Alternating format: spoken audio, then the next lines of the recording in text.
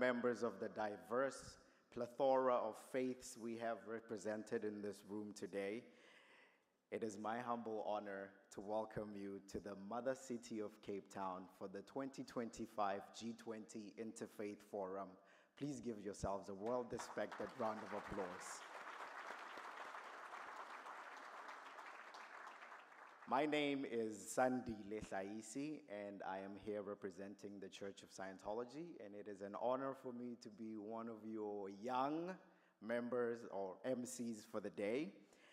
Today, in the spirit of Ubuntu, an African philosophy that has guided us for centuries, it is an honor for all of us to unite under this banner of Ubuntu in action.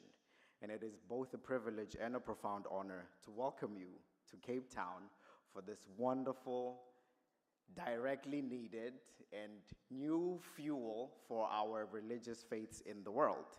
As a young person standing here in front of religious leaders that I look up to and aspire to be in the future, men and women whose work and wisdom I deeply admire, I thank you very much. We would like to extend our heartfelt appreciation to our sponsors whose works have made it possible for all of us to be gathered here today. I am not alone on this journey. Today I have my co-pilot besides me, a fellow South African youth. So ladies and gentlemen, it's going to be a wonderful day. Please welcome Ms. Judith Mahlangu. Good morning, everyone. It is indeed a pleasure and a privilege to gather with all of you here today. Please take note of the following announcements. We encourage you to take as many pictures and videos as you want, but we ask that you please tag us on our social media that you can find on the screen. Please use the QR code on your name tags at the back to access the updated program. Additionally, we ask that you please wear your name tag at all times to be able to access all the breakout rooms today and throughout the week so that security can identify that you are invited to the event. If you have any questions, we ask that you please go to the registration desk or refer to any individual that's wearing a blue name tag. You can also, we have allocated an interview room across the hall that you can use as a place during prayer times from 12:50 to 1:20, 3:50 to 4:20, 6:10 to 6:40. Thank you very much, and we look forward to a lovely session with you all.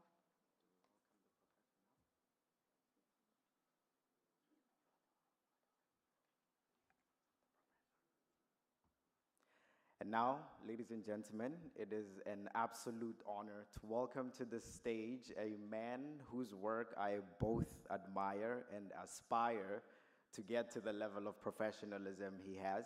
Please welcome a very learned mentor, Professor Musoma, a man who needs no introduction.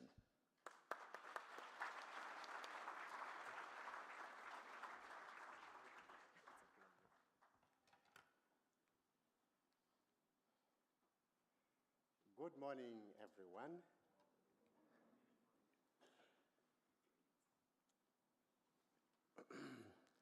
Your Excellencies, kings and queens, esteemed and distinguished guests of interfaith religious leaders and traditional leaders, fellow local and global delegates. We are honored indeed to have your presence and the presence of the following distinguished guests among us. We have Professor Cole Durham, Jr., President of the Interfaith Forum, who will be joining us through the video. Professor Catherine Marshall, the Deputy President of the G20 Interfaith Forum, present among us. Archbishop Makgoba, Anglican Bishop of Cape Town, present here.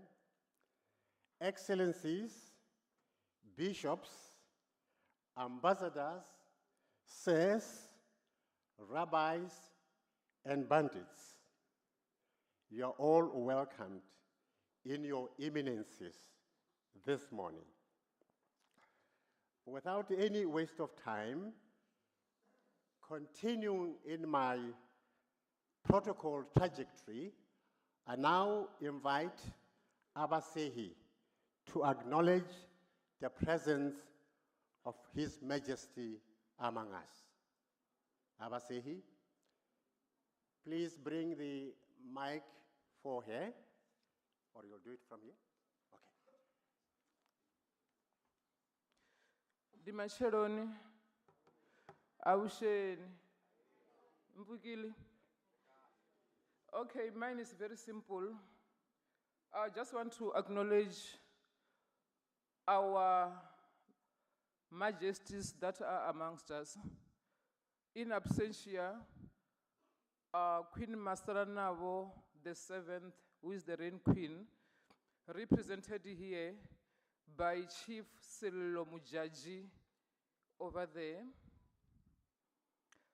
and also Prince Mabukela, who is over there. They are representing the Balobedu nation, the reign queen. Pula, Pula, Midupi.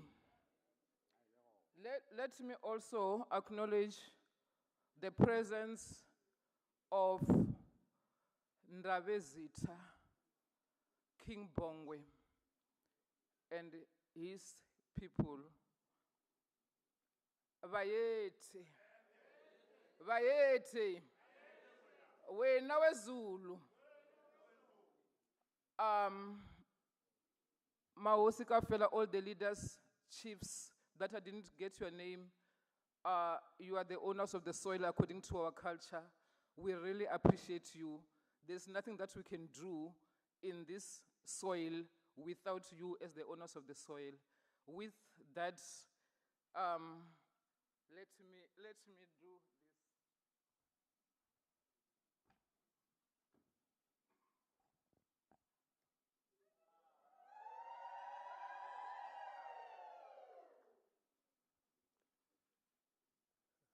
Thank you so much, Abasehi.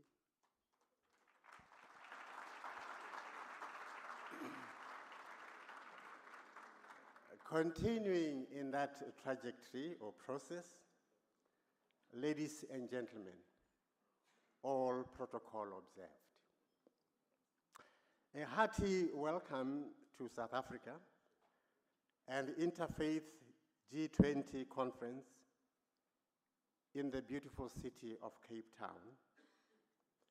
Ladies and gentlemen, the work of interfaith has been more urgent than ever before as the world faces intractable challenges of equality, marginalization, exploitation, gender-based violence, war, land hunger, corruption, child and human trafficking, climate change, poverty, and hunger.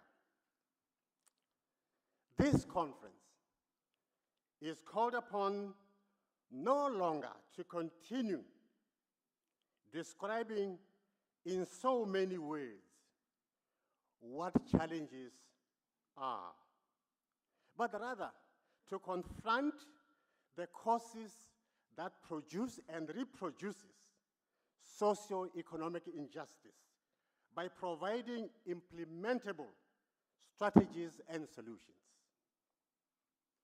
In hosting the G20 conference this year, South Africa, my country, has provided an important theme, namely solidarity, equality, and sustainability. The significance of the theme does not lie in the concepts, but their invitation to think, explore what the world would look like where solidarity, equality are inextricably connected or woven and practiced sustainably. In the sessions of the conference, the delegates are encouraged to use solidarity, equality, and sustainability as diagnostic tools of analysis to dig deep into the root cause or causes of the challenges, thereby providing or prescribing transformative UBUNTU action as a remedial solution. As we gather from the tapestry of diverse faiths, traditions, values, and spiritual wisdom, we are asked, how can your tenets of faith be a catalyst for providing solutions rather than merely describing the challenges we face? This question serves as both a test and a grasp and mastery of the problem and strategies for setting the process in motion aimed at confronting the systems and structures of injustice. As we navigate the complexities of local and global existential contexts, we recognize the immense significance of the interfaith as a power force for change in the hands of the interfaith leaders. Therefore, let us work together to focus, foster, embrace interfaith vision of society upon which unity, partnership, collaboration, and mutual respect can be achieved. Ladies and gentlemen, welcome to a decade of UBUNTU action as a game changer and a departure from years of sanctimonious platitudes, while invariably allowing the system of injustice to continue unchallenged and radically transformed. The local organizing committee will be pleased if the outcome of our engagement, reflections, and dialogue is encapsulated in a single page with a recommendation stating clearly what needs to be done. Once done, the causes and challenges we face will be solved. And this is a big challenge. One single denominator. History, ladies and gentlemen, will not judge us by the volume of words we say or write, but by the quality, impact, and effectiveness of our activities and solution we provide. It is this that will make us create a mark in the annals of history. I welcome you. Thank you.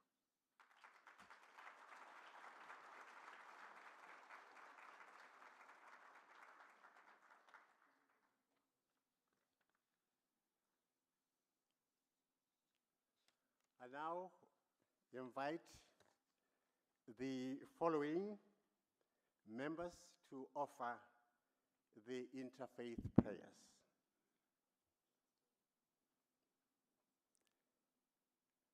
First, President Derek Sibisi, African Religious Spirituality. Please come forward.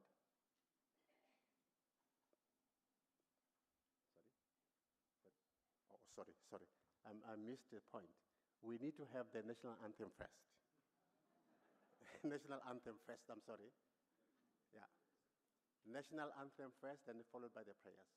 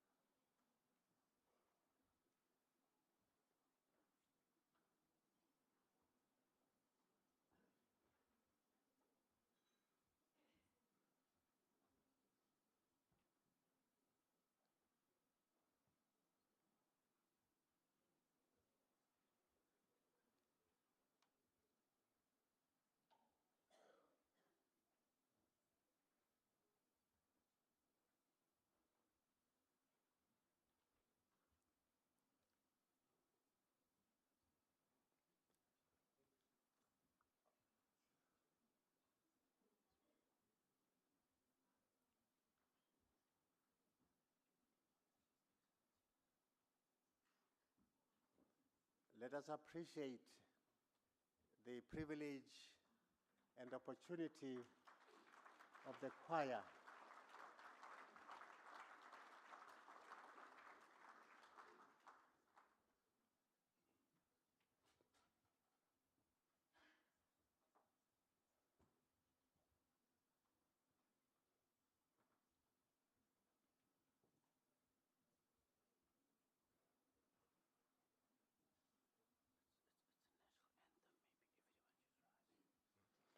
Shall we rise as we sing the national anthem?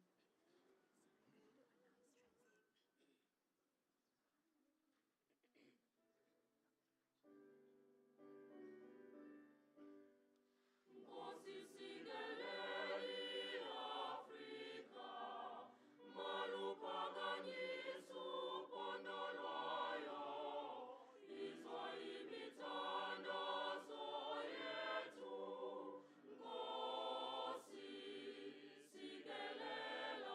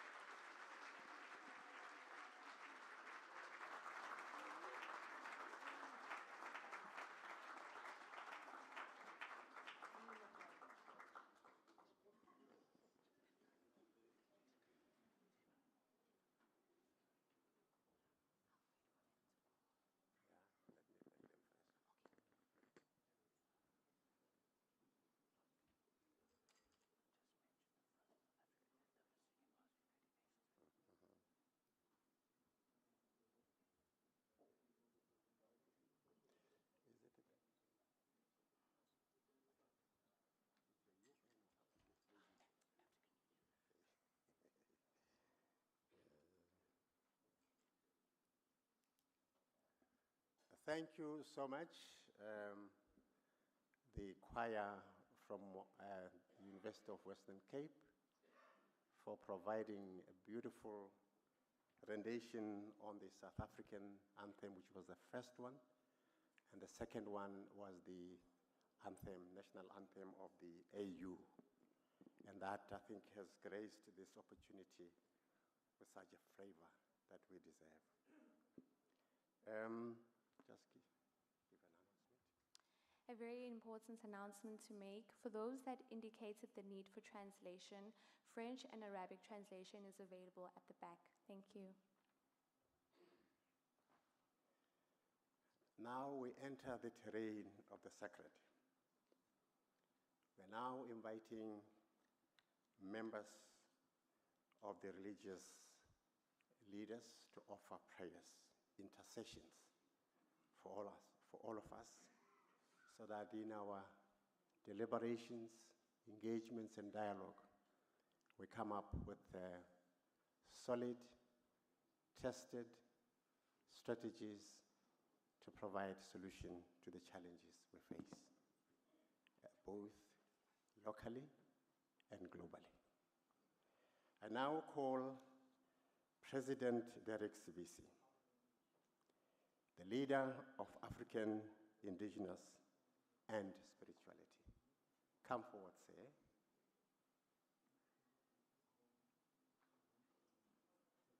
President Dieng. Okay, there he is. The second one is Mokoena Masha, representing the Bahai faith, in that order. And Masha is the National Spiritual Assembly of the Bahai, South Africa. Mr. Cecil Plaiki, representing the Buddhists. It's a Soka Kagai International.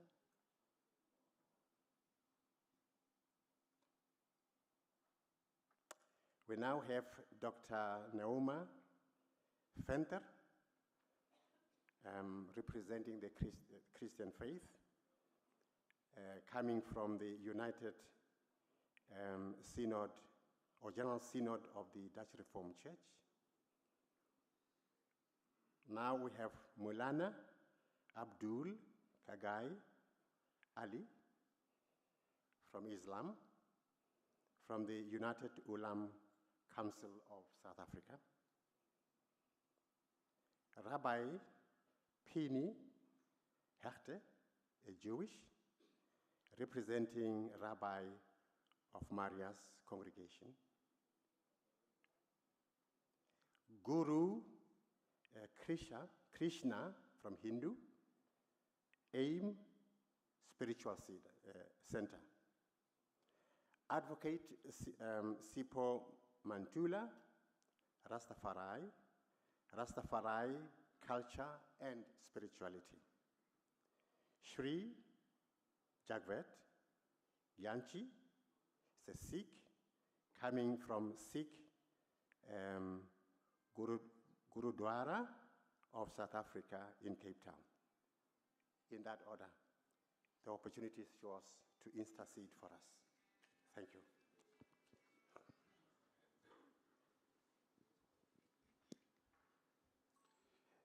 Greetings to all G20 leaders. Greeting to all the interfaith leaders. They have introduced me already. Derek Begintlanhla Sibisi of the Revelation Spiritual Home under Dr. Uzuleze Hadebe leadership. I would like us just to bow down our heads, please. Siyakhuleka sithunywa esikhulu. Siyazehlisa kuwe ngaphansi kwebhena ye-G20 in South Africa. Siyacela ke sithunywa esikhulu ukuthi ungene nathi kulomhlangano esizoba nayo. Imhlangano iyahlukahlukene. Kule 4 days esobe sihlangene sidingida isubject ebalulekile kakhulu, ubuntu. Ubuntu is subject ebalulekile kakhulu ku-spirituality because iyona esiphila ngayo ubuntu.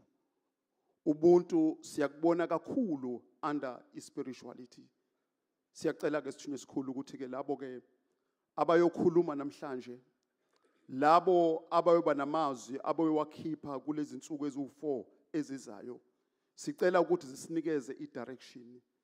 Kube khona i-direction, kungabi umhlangano ofana neminye imihlangano. Sithunywa esikhulu siyanimema ukuthi nani nibe khona, nibe kanye nathi. Please join me to say these words as I end the prayer. Zulu. Thank you.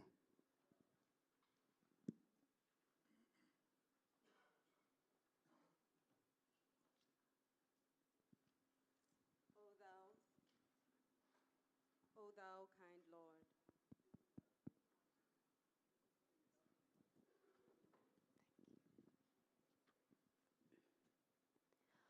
O thou kind Lord, thou hast created all humanity from the same stock.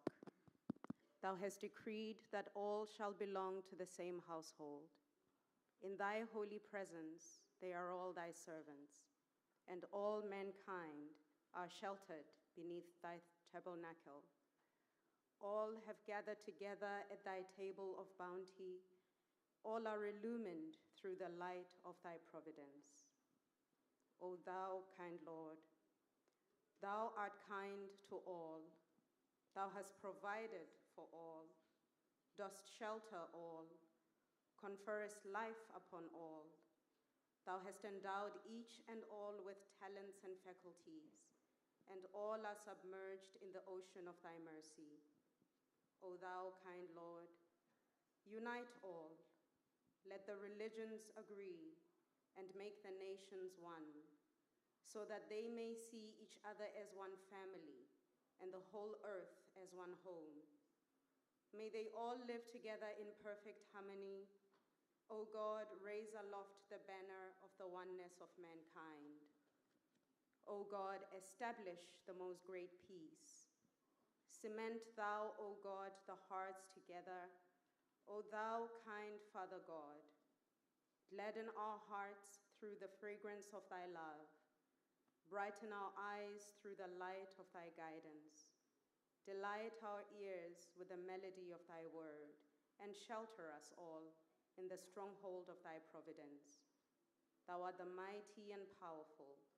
Thou art the forgiving, and thou art the one who overlooketh the shortcomings of all mankind. Adama. Let us pray in the name of the Father, the Son, and the Holy Spirit, God of all compassion, creator of every people and nation. We gather today mindful of the many in our world who are vulnerable, the hungry, the displaced, the marginalized, the forgotten. In this place of dialogue, may our hearts be open to one another. May our differences not divide us, but enrich the solutions we seek. Bless every faith. Bless every person represented here. Inspire us to act with wisdom, with humility, with courage, so that together we may bring healing where there is pain, hope where there is despair, justice where there is oppression. May the work we begin here today bear fruit for generations to come. In your name we pray this. Amen. بسم الله الرحمن الرحيم الحمد لله رب العالمين الرحمن الرحيم مالك يوم الدين إياك نعبد وإياك نستعين اهدنا الصراط المستقيم صراط الذين أنعمت عليهم غير المغضوب عليهم ولا الضالين الحمد لله الذي هدانا لهذا يا رب البيت العتيق أطعمهم من جوع وآمنهم من خوف. O Allah, we thank you and we praise you, O Allah, the Allah of the entire universe and the sole creator, for gathering us here at the southernmost tip of Africa, in one of the most beautiful cities in the world, with one of the wonders of the world watching over us. We gather here only through your grace and your mercy. As we come together, make our path easy for us, guide us in all our deliberations, and grant us success in achieving our objectives and our goals. O Allah, make our hearts and ears to hear those who are starving and those who are being starved. O Allah, you who provides them with food against hunger and with security against fear of all dangers, let us be the voice for the voiceless, for the vulnerable communities, those living around our corners and afar, in poverty, in hardship, in starvation, and in difficulty. Make the outcomes of this conference a means of betterment for the entire world. O Allah, when the leaders of nations gather in November, let the words of the faith leaders be their compass and be the chains you wish. And in conclusion, we thank Allah subhanahu wa ta'ala by saying, Walhamdulillahi Rabbil Alameen. Wassalamu alaikum wa rahmatullahi wa barakatuh. Stand on behalf of the Chief Rabbi of South Africa, Rabbi Dr. Warren Goldstein, representing Jewish community of our country. Ribbon Shalom, Almighty God, Master of the universe, we stand before you today at this gathering of the G20 Interfaith Forum, a place where leaders in faith, government, business, media, and education meet to explore the links between economic development and religious freedom, to build bridges of dialogue between traditions, to share ideas and best practices for peace, and to affirm the common values and virtues that unite us. Our Holy Torah in the book of Genesis and its sacred commentaries teach that you bound humanity through the instruction of giving to Noah, and later reiterated at Sinai in the form of 7 universal laws, a divine moral covenant affirming reverence for God, the sanctity of life, the family, property, justice, and compassion for all living beings. These values form the foundation of a just and ethical society and remain as vital today as when they were first entrusted to humanity. May the work of this forum be guided by these timeless principles so that its decisions bring light instead of darkness, harmony instead of strife, and dignity to every human being. As the deliberations of this forum commence, I offer you the words of the Birkat Kohanim, the priestly blessing recorded in our Holy Torah in the book of Numbers, a blessing that was pronounced each day in the Holy Temple in Jerusalem and is still recited today in synagogues around the world, words of blessing, light, and peace for all people. Yivarechecha Adonai v'yishmerecha. May the Lord bless you and protect you.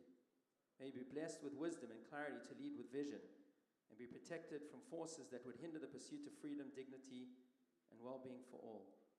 Ya'er Adonai panav elecha v'chuneka. May the Lord cause his face to shine upon you and be gracious to you. May divine light illuminate your discussions, so that you may meet each other with grace, generosity, and a willingness to learn from one another. Yisa Adonai panav elecha v'yasem lecha shalom. May the Lord lift his countenance towards you and grant you peace. May the efforts here strengthen the bonds of trust among the nations, so that peace becomes not only a shared aspiration, but a lived reality for the peoples of the world.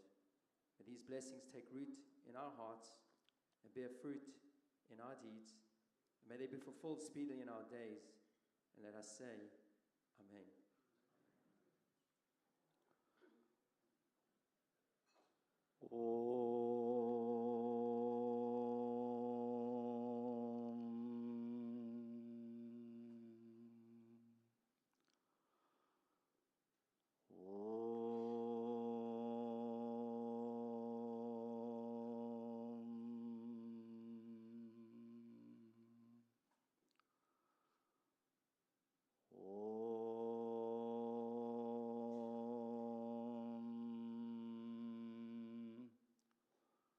श्रीगुरुभ्यो नमः हरिः ओम् वक्रतुण्डमहाकाय सूर्यकोटिसमप्रभ निर्विघ्नं कुरु मे देव सर्वकार्येषु सर्वदा ॐ भूर्भुवस्सुवः तत्सवितुर्वरेण्यं भर्गो देवस्य धीमहि धियो यो नः प्रचोदयात्. Salutations and adorations to the lotus feet of Sachidananda Parabrahman, to seek thy blessings upon this blessed gathering of G20 Interfaith Forum. We seek the blessings of the God Almighty to grant wisdom, knowledge, courage, and direction, and to bless all interfaith leaders and participants, and grant them the wisdom and the blessing, and seek the blessings of God Almighty to bless this earth with food grains, quality vegetables. So may we bring the challenge of food and security and to elevate the poverty. We seek the blessings of Paramatma to bless this earth with plenty of resources, material wealth, to overcome the economic and financial challenges so they can able to make good progress in everyone's life. May the interfaith leaders, blessed by God Almighty, to address all the challenges and to create an understanding amongst the faith leaders to work together for peace and prosperity.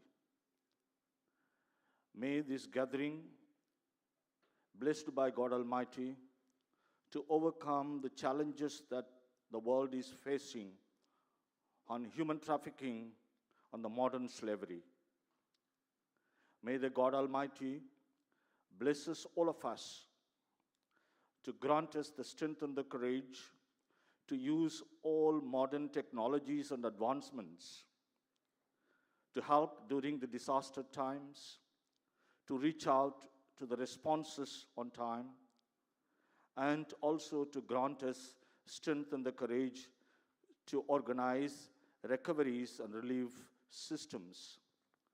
On this very blessed day, we seek the blessings of God Almighty to bless all of us.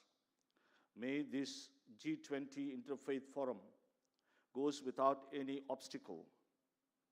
And may we chant and together in these sacred verses, Bhumi Mangalam, Udaga Mangalam, Agni Mangalam, Vayu Mangalam, Gagana Mangalam, Surya Mangalam, Chandra Mangalam, Jagat Mangalam, Jiva Mangalam, Deha Mangalam, Mano Mangalam, Atma Mangalam, Sarva Mangalam, Bhavadu, Sarva Mangalam, Bhavadu, Sarva Mangalam, Bhavadu.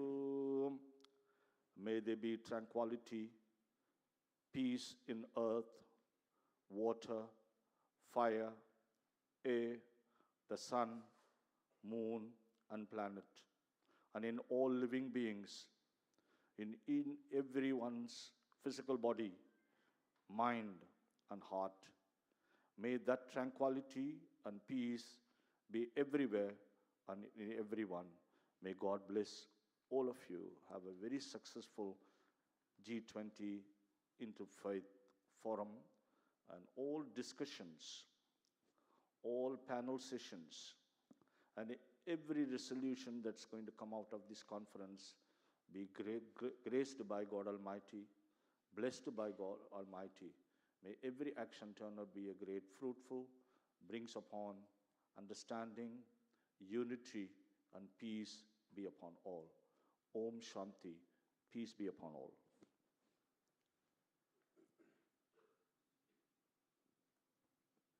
Good morning.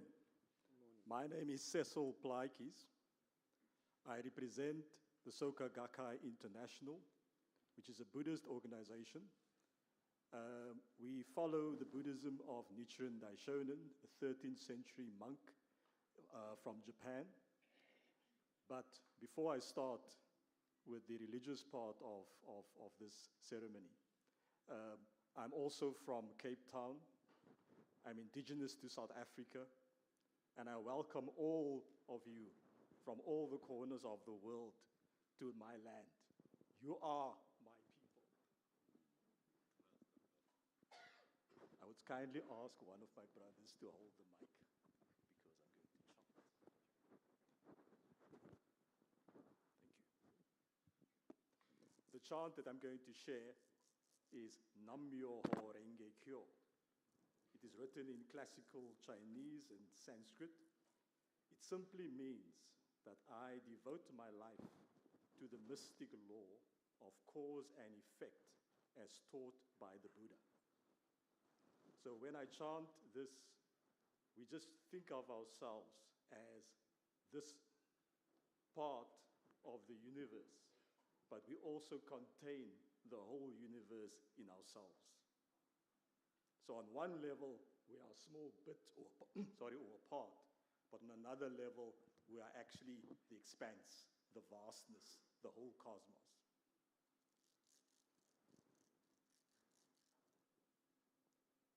Nam-myoho Renge Kyo, Nam-myoho Renge Kyo, Nam-myoho Nam-myoho Renge Kyo, Nam-myoho Renge Kyo, Nam-myoho Renge Kyo, Nam-myoho Renge Kyo, Nam-myoho Renge Kyo, Nam-myoho Renge Kyo, Nam-myoho Renge Kyo, Nam-myoho Renge Kyo, Nam-myoho Renge Kyo, Nam-myoho Renge Kyo, Nam-myoho Renge Kyo, Nam-myoho Renge Kyo, Nam-myoho Renge Kyo, Nam-myoho Renge Kyo, Nam-myoho Renge Kyo,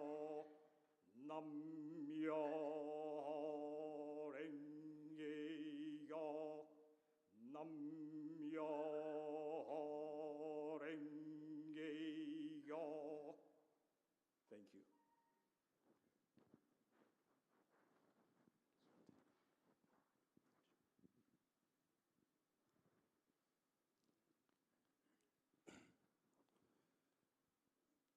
I greet everyone in the name of Emperor Haile Selassie, in the name of Rastafari Jah. As I stand before you, may the words of our mouth and the meditation be humble, acceptable in the sight of the Most High Jah Rastafari, our God and King, defender of the human faith. I'm bringing the message coming from Emperor Haile Selassie, the one who have called many churches for many years ago on the same question of equality, justice, the rule of law, ethics, morality, religious justice that he has been calling upon. It is also important for us as the Rastafari community, as we are even standing here, that we are here to come and acknowledge and to come and testify about the role of the Rastafari communities and movement all over, to share with you that one of the ways that Emperor Haile Selassie said was that when African righteous people come together, the whole world and the globe descend. It is also important that Emperor Haile Selassie reminds us that all men stand equal before the law. Everyone, no matter whether rich or poor, great or small, we are all standing equal before the law. The only stable state is the one which all men are equal before the law. It is also important that we know that we are all born equal, regardless of the position in life, that no man is no more or less than any man. Freedom belongs to every man, and no man should not have the right to be free. We are bringing this message as we know that we are looking at Ubuntu, motho ke motho ka batho, umuntu umuntu ngabantu. I am because we are. We are here to come and call for equal rights and justice for all humanity.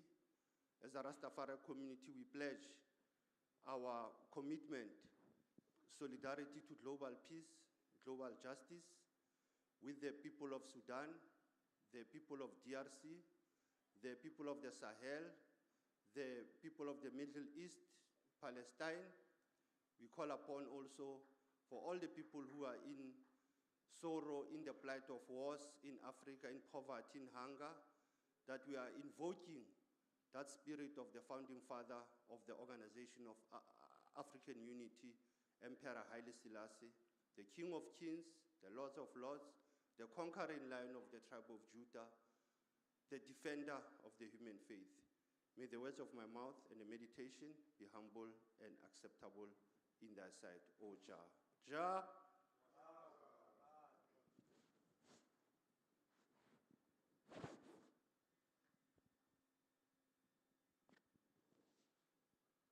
Vaheguru Ji Ka Khalsa, Vaheguru Ji Ki Fateh. I am here from Sikh community, greeting to all. I am just going to share a sacred mantra by Guru Nanak Dev Ji. He told us, Ik Oankar Satnam Karta Purkh Nirpaho Nirvair Akal Murat Ajuni Saibhang Gur Prasad. Ik Oankar, there's one God, one reality, the origin and the source of everything. Everything in the universe, He is the creator. Ik Oankar. My religious book is starting with number 1. It's showing that we all are belongs to number 1, and we are all talking about number 1. Even we are thinking different, but the source of intelligence is coming from God. Satnam, His name is truth. He is coming from truth, and truth is coming from Him. Karta Purkh, He is the creator. He is the sustainer, and He is destroyer. Everything is created by God. Nirpaho, He is fearless. Nirvair, He is without hate. He is in pure form. Akal Murat, He is immortal. He neither takes birth or nor die. Ajuni, He is not coming in birth and dying circle. Saibhang, He is self-existent, created by itself. Gur Prasad, we can be felt and know Him with the grace of Guru. In my religion, we are saying we should get true knowledge about God. Until we are not getting the true knowledge, we are suffering. Until we are not being together and treating equal to everyone, we can't reach to the destination. In my religion, we are saying destination is God. All religions like paths. All paths are going to the destination, but we must know that how to walk on the path of religion. So this is the lesson given us by Guru Nanak Dev Ji. So thank you all. Thank you.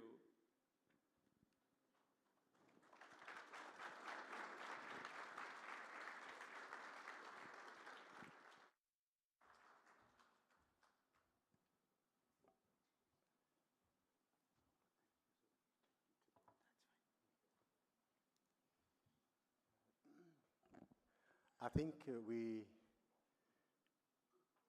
have to thank the leaders who offered intercessory prayers for the G20 engagement, conference, and reflections.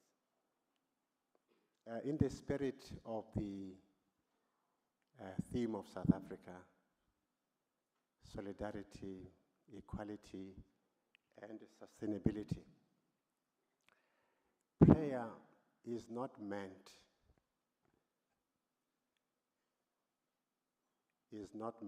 to influence God. Prayer is not meant to influence God, but is meant to transform the character of the one who prays as an act of commitment to the aspirations for which one prays. It is this which must shape our thinking and outcome today for these 3 days. Thank you.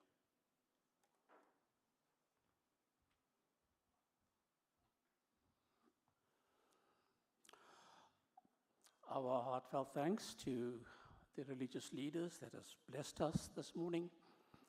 And we are so grateful that we could have had so many of them here today. Thank you, Professor Musoma.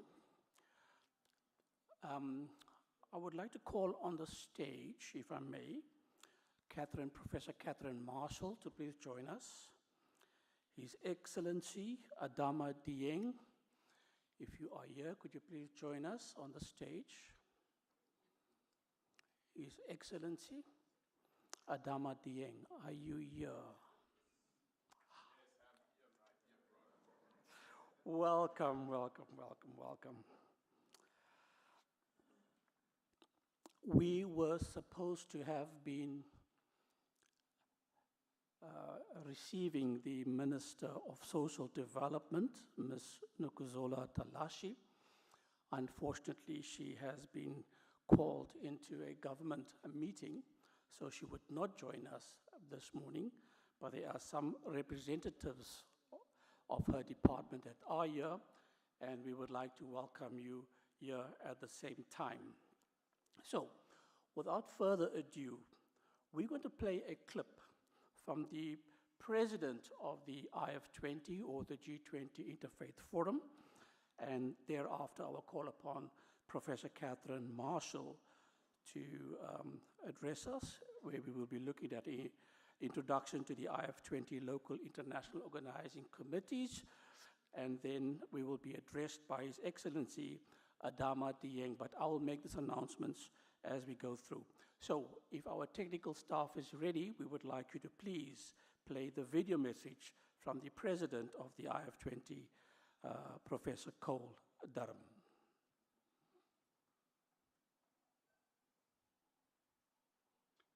It's with mixed feelings that I welcome participants to the G20 Interfaith Forum this year, since a recent back operation prevents me from traveling and attending in person.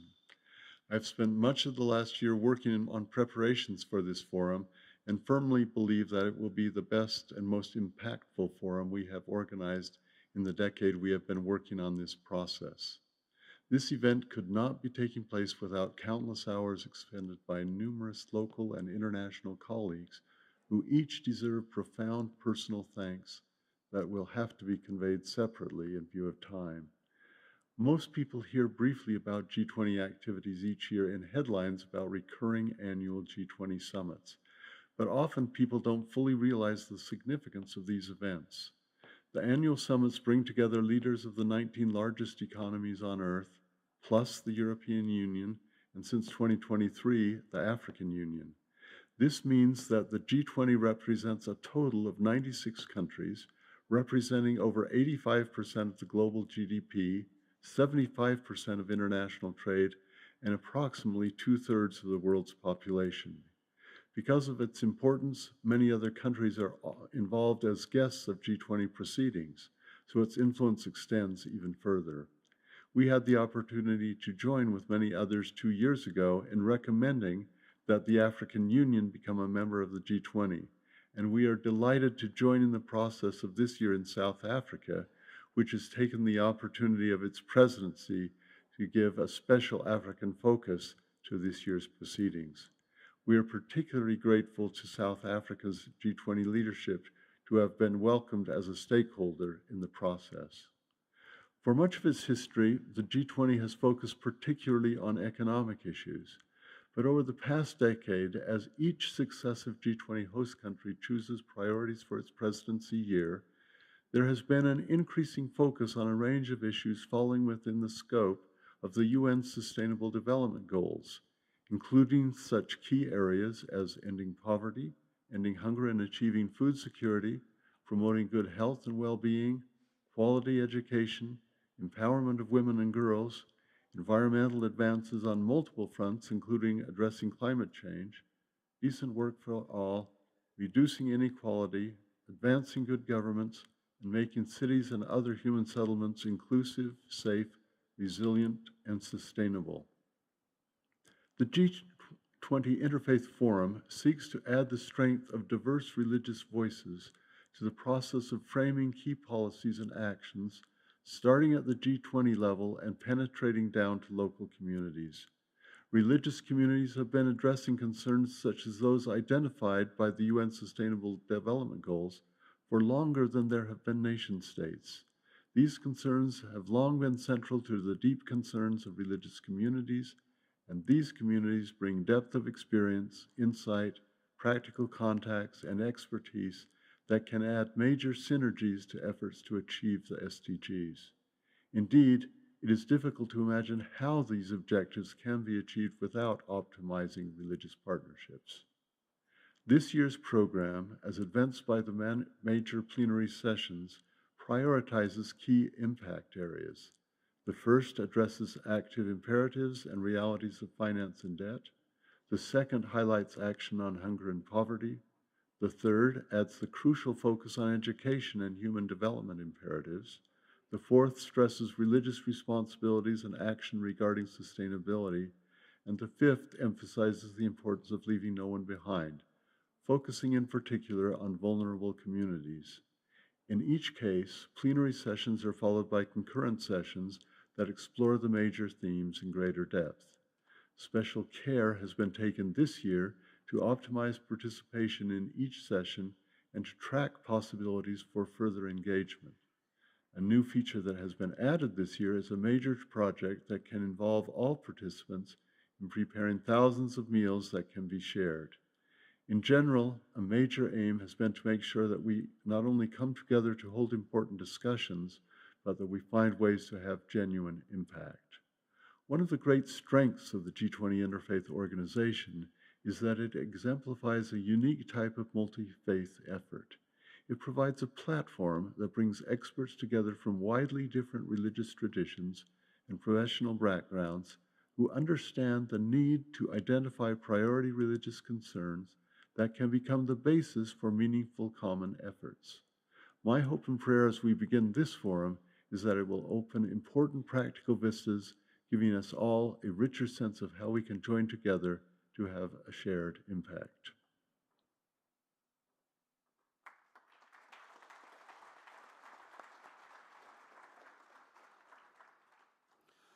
That was Professor Cole Durham, the president of the G20 Interfaith Forum.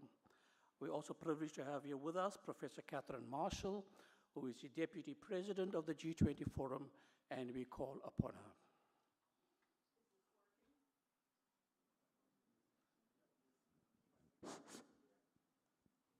Working. Great. Well, the job now is to extend a welcome, but also to thank Cole for his lucid comments. We miss him greatly. His leadership has been very important. It was very painful to him that he could not be with us, but he is very much with us in spirit. So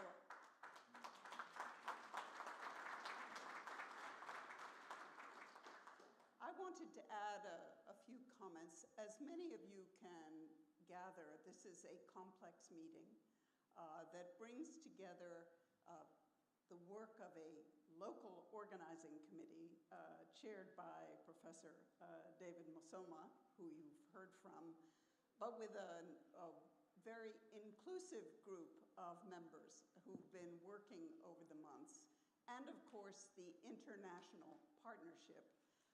And we have had countless Zoom calls, meetings, discussions, etc., over the entire year, as Cole has emphasized. So this is a special partnership. But I want to pay particular tribute to the local organizing group, which has fought to make this meeting inclusive, to reflect the priorities of South Africa, the complex situation South Africa faces, but also to integrate that into the global agendas. So we will be hearing more from Maniraj, from David, from Sandile, from others who have worked over the months. On the international side, what we're looking at is what we call a network of networks, or an alliance of networks, because the work of this group builds on the global interfaith organizations, Religions for Peace, United Religions Initiative, the Parliament of Religions, work at the United Nations. It also draws on the major NGOs, World Vision, Islamic Relief,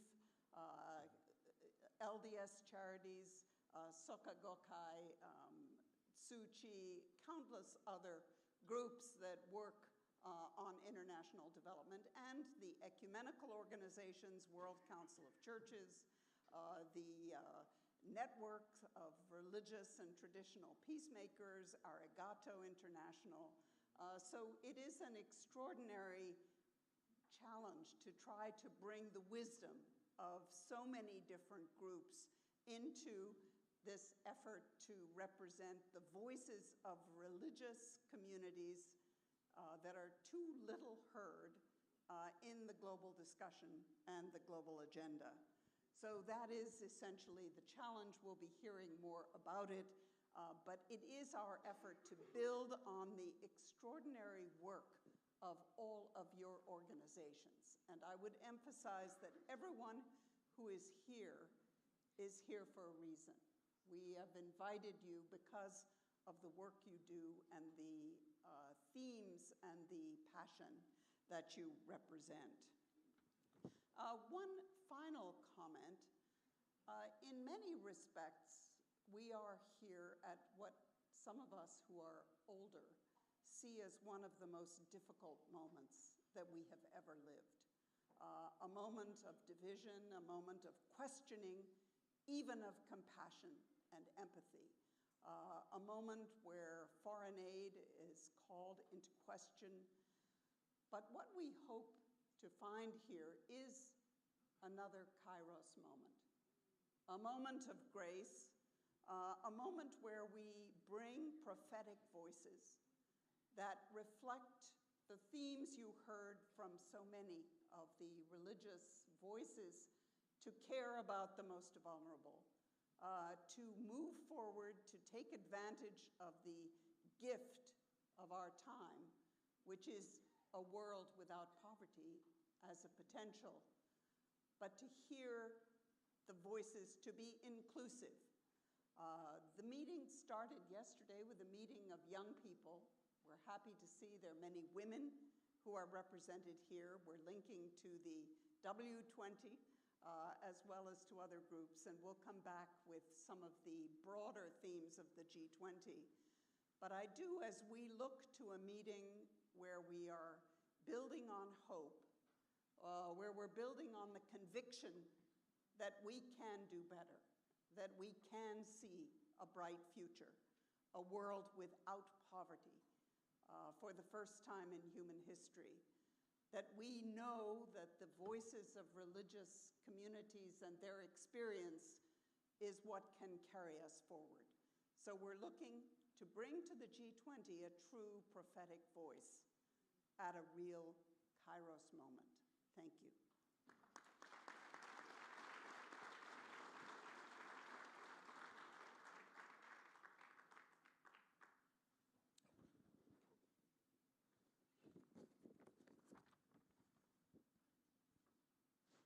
Can I get this mic? There we go. Thank you. Thank you, Catherine, for those wonderful words. We will now be addressed by His Excellency Adama Dieng, who's the Special Advisor, and he is representing His Excellency Judge Mohammed Abdel Salam, the General Secretary of the Muslim Council of Elders. And we therefore heartily welcome His Excellency to address us. Thank you very much, Honorable Minister MC. Assalamu alaikum, brothers and sisters in humanity.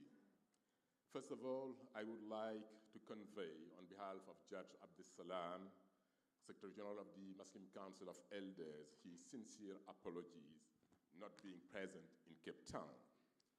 As a co-organizer of the G20 Interfaith Forum, the Muslim Council of Elders shares a deep alignment with the G20 Interfaith Forum, IF20, 2025 priorities, and particularly in the context of South Africa's theme of solidarity, equality, and sustainability. The Muslim Council of Elders, for those who don't know, is an independent international organization committed to promoting peace, fostering interfaith and intrafaith dialogue, and advancing ethical leadership grounded in Islamic principles.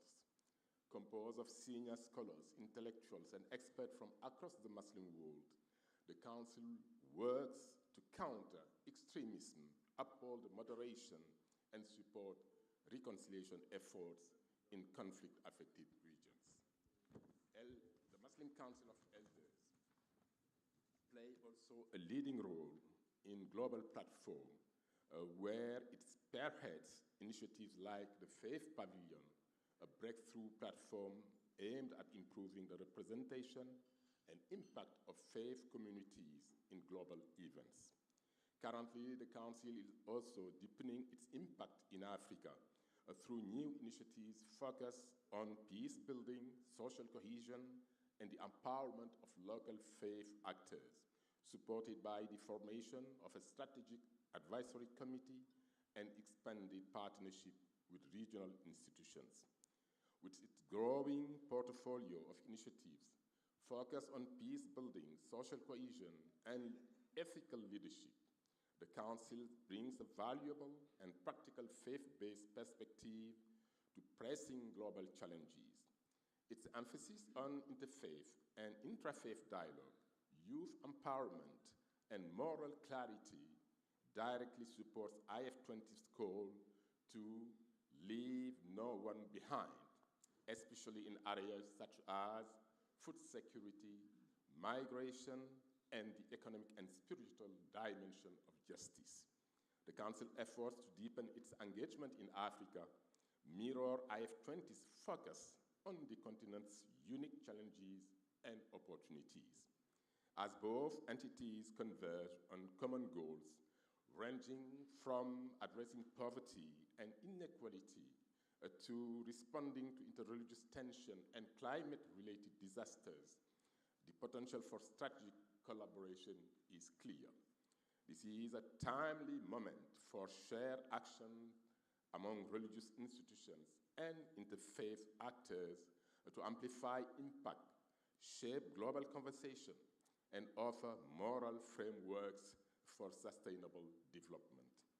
The Council's voice, rooted in tradition, yet responsive to contemporary crisis, is a vital contribution to this collective journey.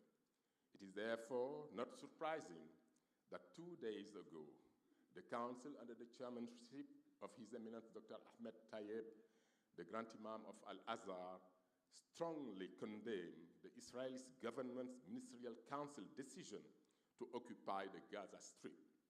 The Muslim Council of Elders renewed its urgent appeal to the global conscience to act swiftly to stop the aggression on the Gaza Strip and protect innocent civilians.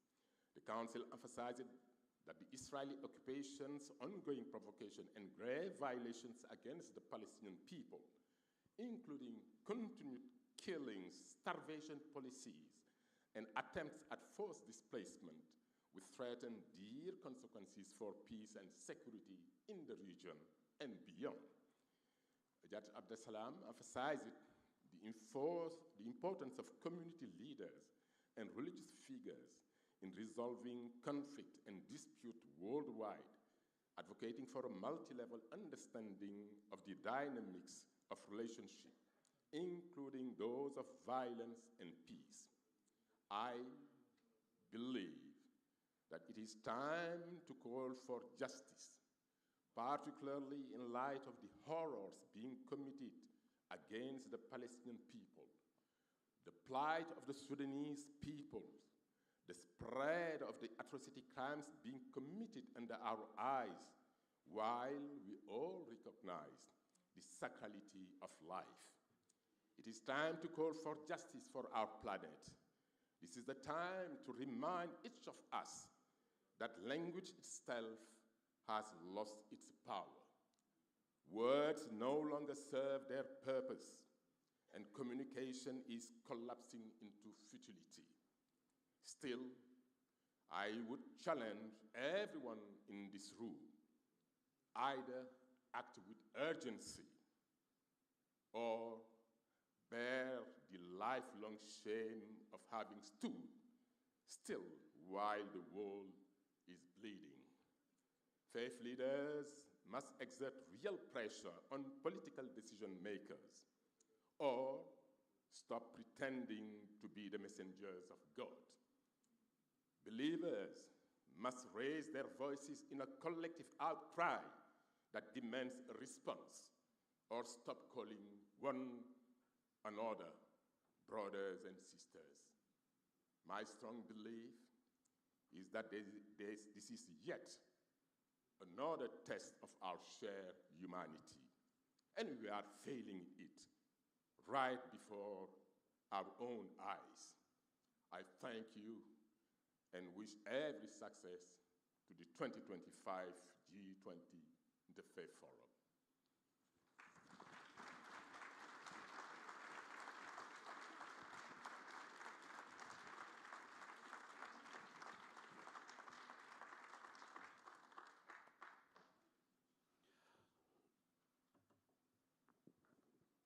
Your Excellency, Adama Dieng, thank you very much for those kind words on behalf of His Excellency Judge Mohammed Abdel Salem.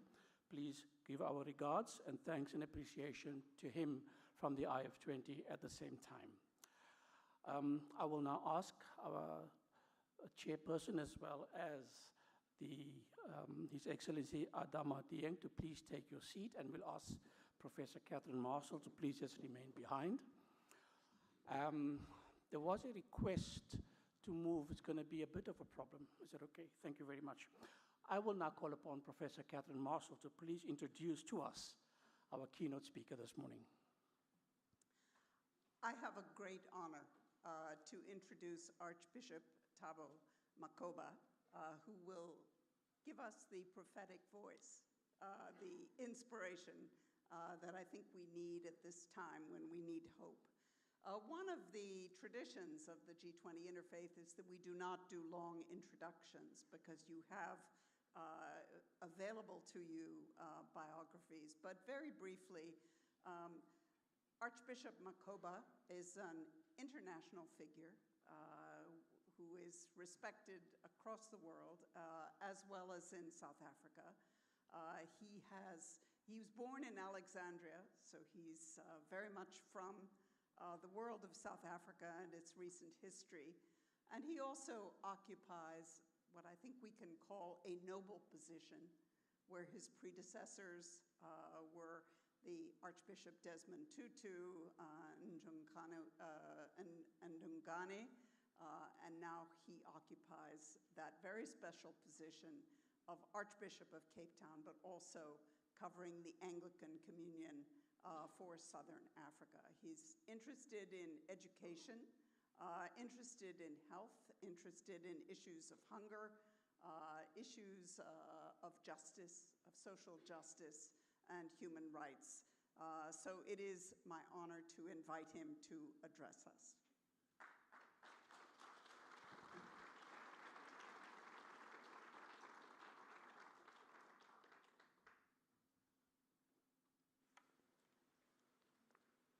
Thank you very much, Catherine. I am not sure whether it's because of my age or because of something. I've been given two mics, this one and this one. So can I take one off? You want me to use both? Okay, they say I must use both.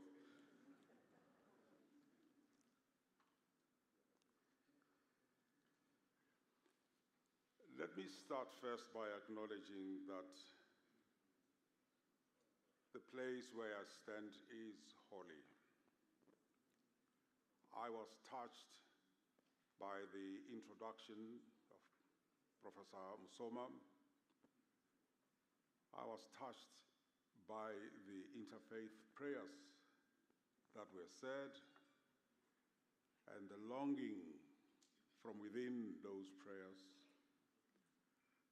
I was also touched by the inputs that we have heard, the cry and longing of God's people, particularly in the place that three Abrahamic faiths call holy. And I want us to pause and pray for peace within and for peace in those places that have been mentioned, especially in Gaza.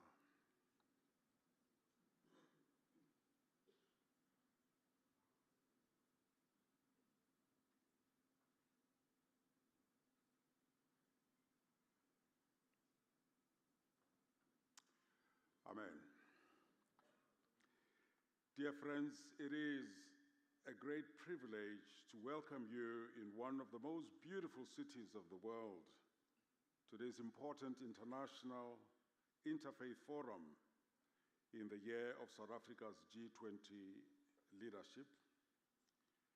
The importance of the G20 summit as a global forum has been underlined by their responses to the G20 global financial crisis, the COVID-19 pandemic, and the broadening of the agenda to include the United Nations 2030 Sustainable Development Goals.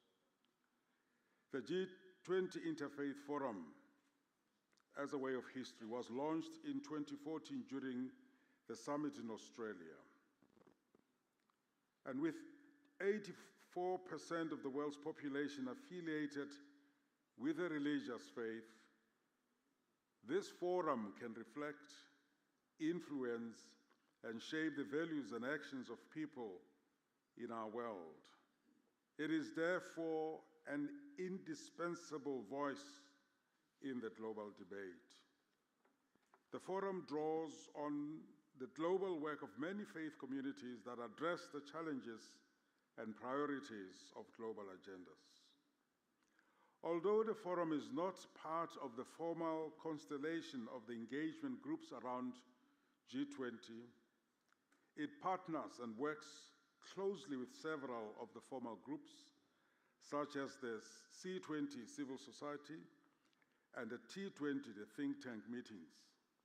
And I want to also invite this forum to consider working closely with what is now known as the V20, the Values Forum. However, the distinctive contribution of the religious sector of faith communities is not based on our numbers, but rather on our core values, which shape our focus and actions. In South Africa, in continuity with last year's theme of leaving no one behind, we focus on the needs of the most vulnerable in society. And from my sacred texts as a Christian, we rely on the passage in John 10:10, where the teacher we follow says, "I have come that you may have life and have it abundantly." That means we aspire to an abundant life really for all, not for those with powerful connections in politics or in business. It is our shared responsibility to remind a world which is in war and turmoil that regardless of geopolitical alliances or the divides between North and South, between the rich and the poor, between the powerful and the powerless, we have a shared origin and a common destiny. We are all part of God's creation and created by God to love and serve one another. We live in a world that we have not created, and for a very short time, we are only God's stewards and stewards of God's creation. The global climate crisis and the AIDS and COVID-19 pandemics underlined our fundamental connectedness and highlighted the imperative that we must seek global solutions to health challenges, poverty, and food insecurity, and promote economic development for all. The South African government, as you heard, has located its presidency of the G20 this year in a world that, and I quote, "a world that is facing a series of overlapping and mutually reinforcing crises, including climate change, underdevelopment, inequality, poverty, hunger, unemployment, technological changes, and geopolitical instability," I close quote. And this is at a time when there are only 5 years to go before the deadline to reach the United Nations Sustainable Development Goals. Although our faith is always fundamentally about more than any developmental agenda, more than any current political or economic ideology, we support the SDGs because we are convinced that they can be in line with God's vision for us and our world. For example, the United Nations Secretary General Antonio Guterres has highlighted that only 12% of the SDGs targets are currently on track to being met. About half of the goals call for more substantial progress if they are to be reached, and more than 30% have either stalled or been reversed.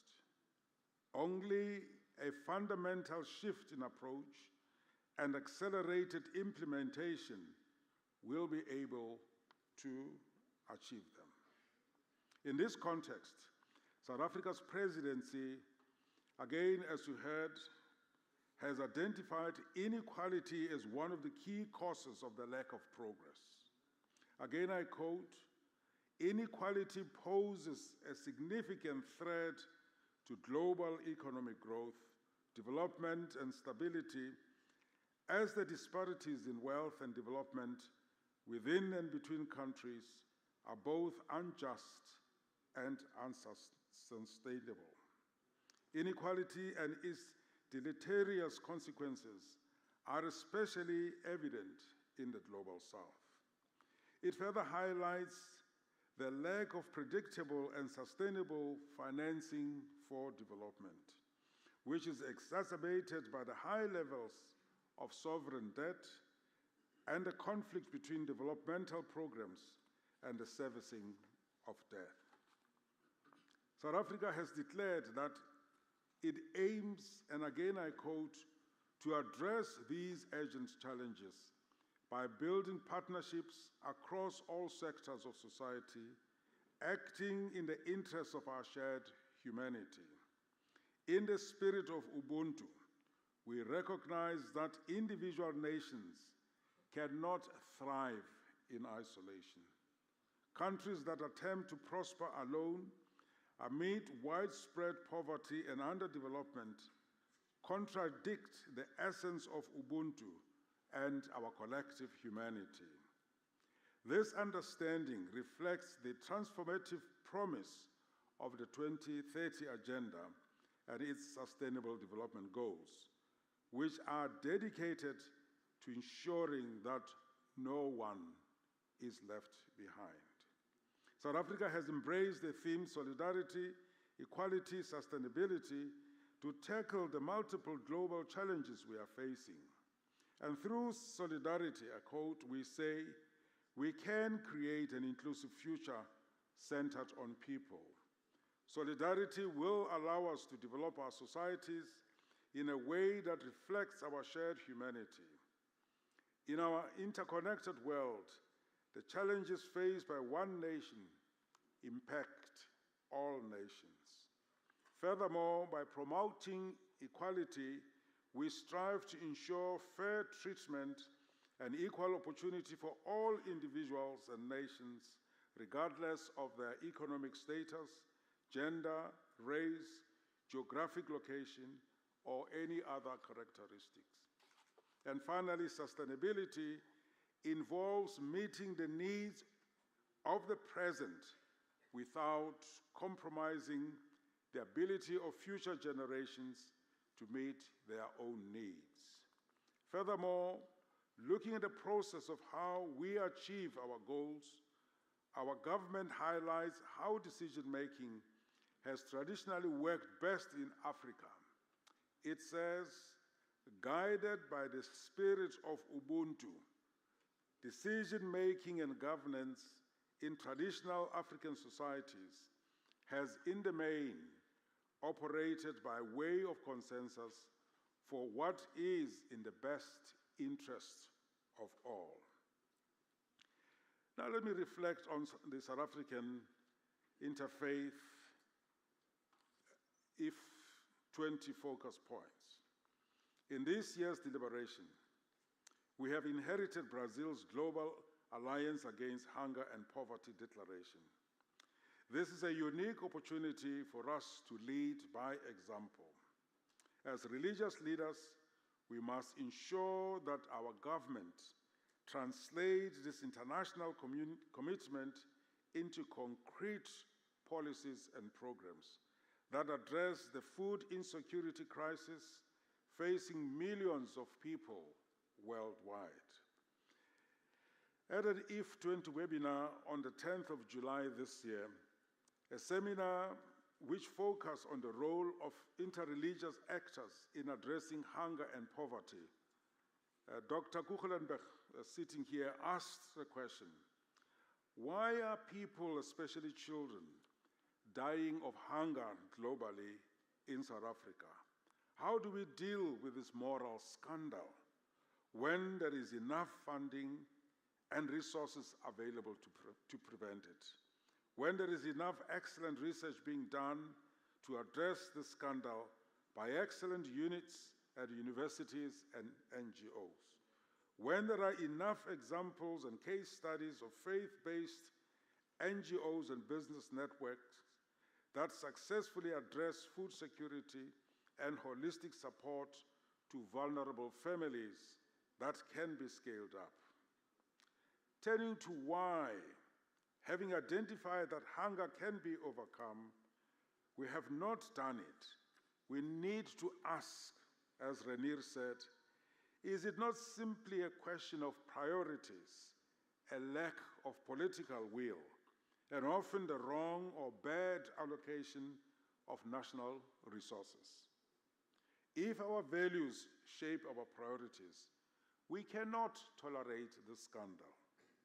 In a world focused on wealth creation and wealth management, mostly for a selected few, we as faith leaders must focus on our common humanity and abundant life for all. At a recent colloquium I co-hosted in Cape Town, Catherine Marshall summarized the priority areas of focus as follows.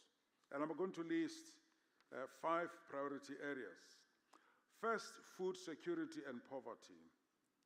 Food security, with its strong links to addressing poverty and inequality, is a leading issue, driving global alliance launched by the G20 in Brazil and inspiring both South Africa and the African Union. The topic extends from the very local to the very global. If 20 builds on global faith-inspired efforts to address hunger, and some of the examples may include, as Catherine said, the programs by the World Council of Churches, Caritas Organization, International Partnership for Religion and Sustainable Development, World Vision, and countless of other interfaith interventions. In some of the If20 publications available, there are numerous examples of international, regional, and local projects initiated by faith leaders and faith communities, for which we are grateful. The second focus area is economic and financial action. Fiscal and debt crises confront many countries, particularly in Africa, and hinder poverty alleviation and climate action, as well as government capacities to provide basic services like education, healthcare, water supply, disaster response, and job creation. Religious communities link economic and financial issues to equity and striving, notably through their focus on the 2025 as year of Jubilee. The third focus point is addressing interreligious tensions. The prayer this morning shows that it can be done, and many religious groups do work to address gender-based violence and action to support women, children, and families as an example. Their physical and mental health and inequalities and fair, equitable treatment remains core at some of these interreligious interventions.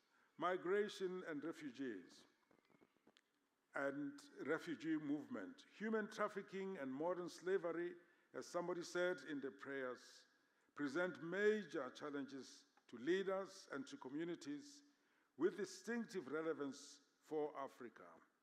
If20's continuing work highlights extensive religious teaching and practices supporting policies and action to support those on the move, especially those who are most vulnerable. Fear of migrants and refugees affects politics in many settings and calls for religious advocacy for compassion and care. If20's long-standing focus on the urgent need for multinational action on human trafficking will underpin 2025 advocacy. The last focus area outlined by Marshall is disaster prevention, response, and recovery. Active religious involvement as first responders at regional and global levels and through policy and programmatic analysis, play vital roles.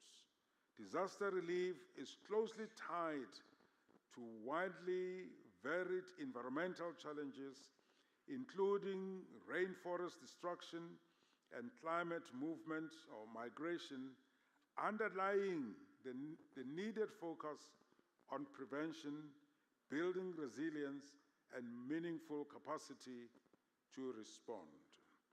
As South Africans, our appeal to our own president, Mr. Cyril Ramaphosa, and other government leaders is to prioritize these agenda points.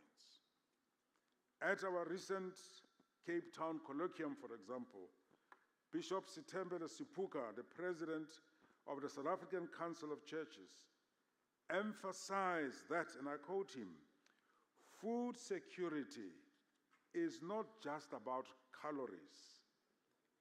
It is about Ubuntu and our interconnected humanity.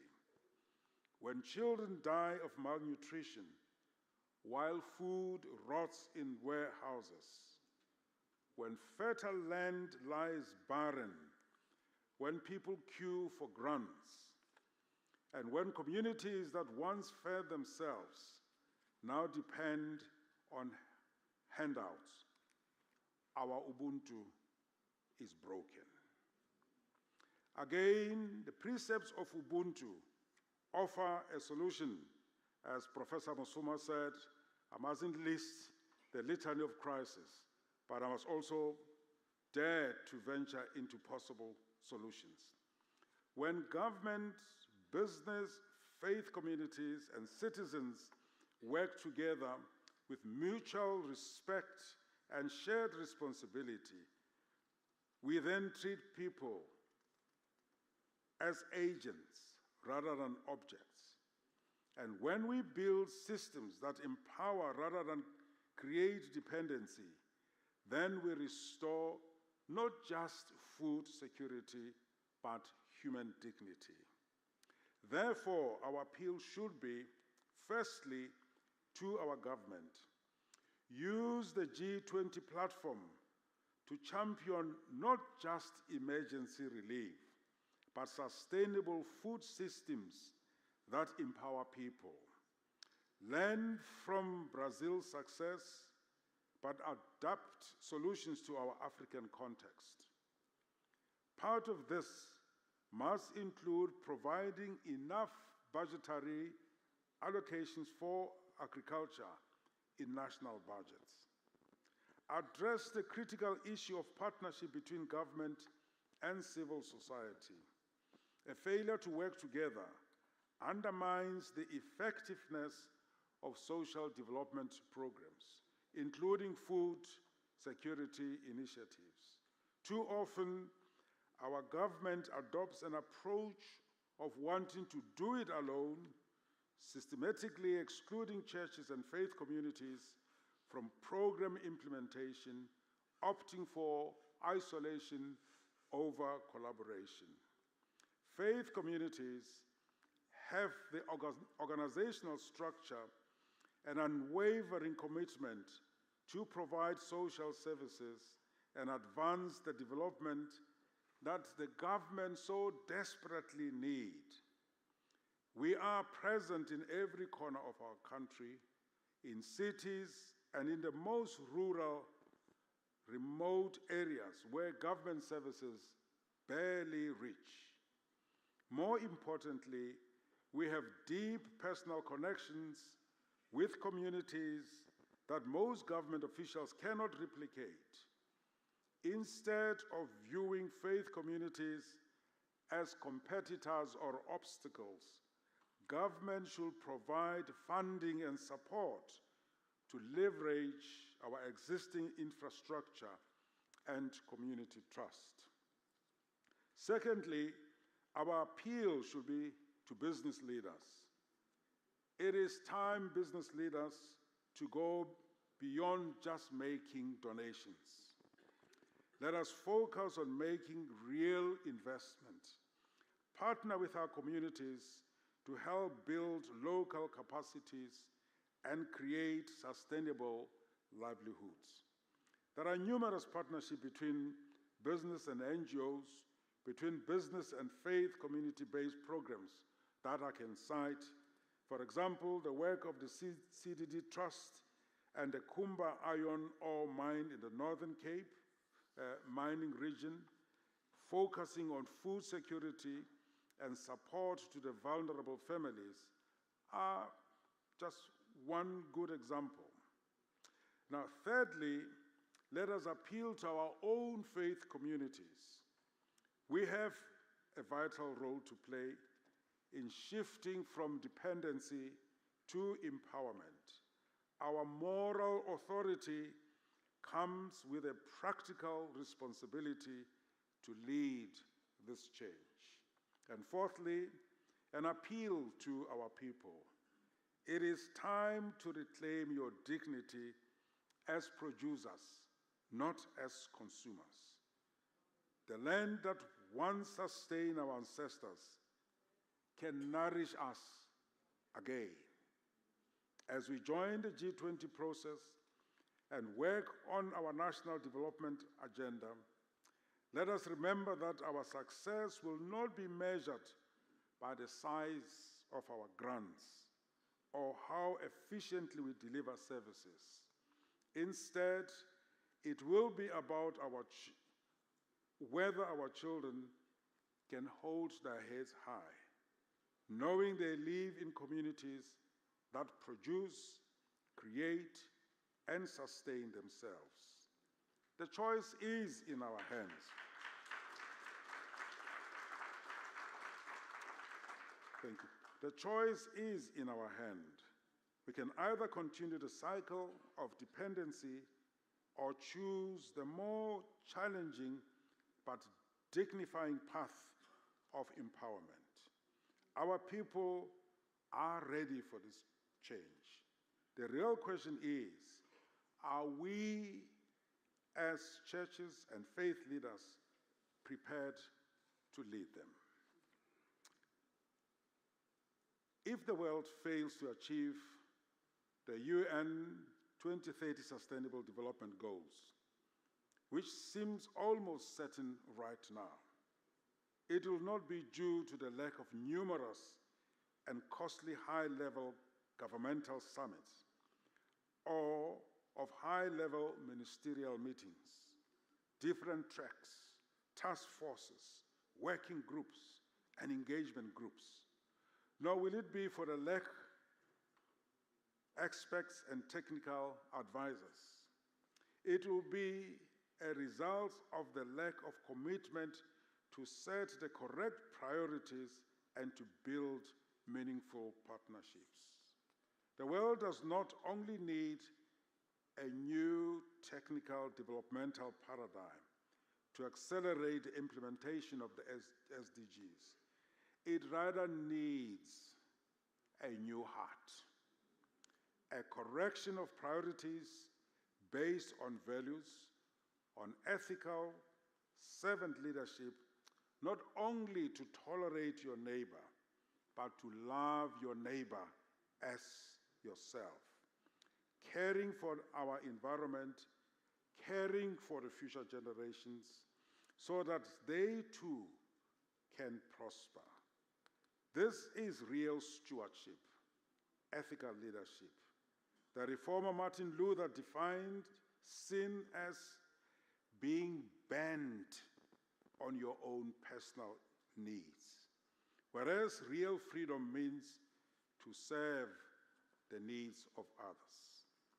As the first country in the Global South to host G20, bringing North and South, East and West agendas together, we are challenged to transcend historic ideological differences and legacies to advance real democracy and human dignity. Especially in the Global South, we should not be hypocritical. We cannot expect change only from the rich Global North. We need to be self-critical about conditions and priorities within our own countries and regions. Our political elites and those close to power live in luxury bubble of affluence, absorbing national resources, while most of their people, especially children and women, struggle to survive, to feed themselves, or to find jobs. It is our moral duty to speak against this, to speak against hate, racism, and the instrumentalization of different faiths for political reasons and nationalist ideology that exclude others, and the channel of our energy and wisdom to life-giving programs that foster dignity and abundant life is urgent and very important.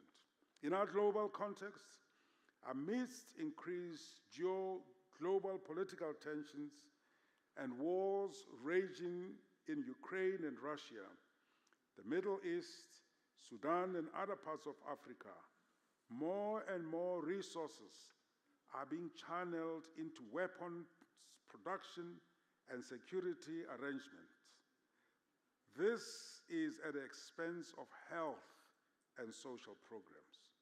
Therefore, our plea as faith leaders to global leaders is to put people first, pump resources into the life-enhancing programs, and strengthen peacemaking efforts to stop violent conflicts.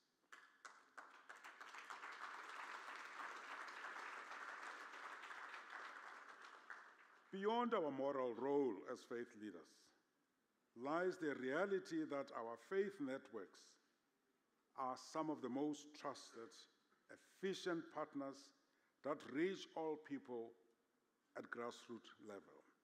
That is why we appeal to political and business leaders to work and partner with us. After all, we are all instruments of God's hands. Our mission, as Catherine Marshall told us, is to highlight the common themes and above all to keep a laser focus on the problems of the most vulnerable, particularly children, women, refugees, the hungry, and too many other groups. Our faith, therefore, demands of us that worship should drive us from our knees and send us out from our churches, our mosques, our temples to engage the world and ensure that our Creator's intentions are fulfilled. May our Creator bless this gathering and all those gathered here. And once again, thank you for inviting me and for the opportunity to share these words. God loves you, and so do I.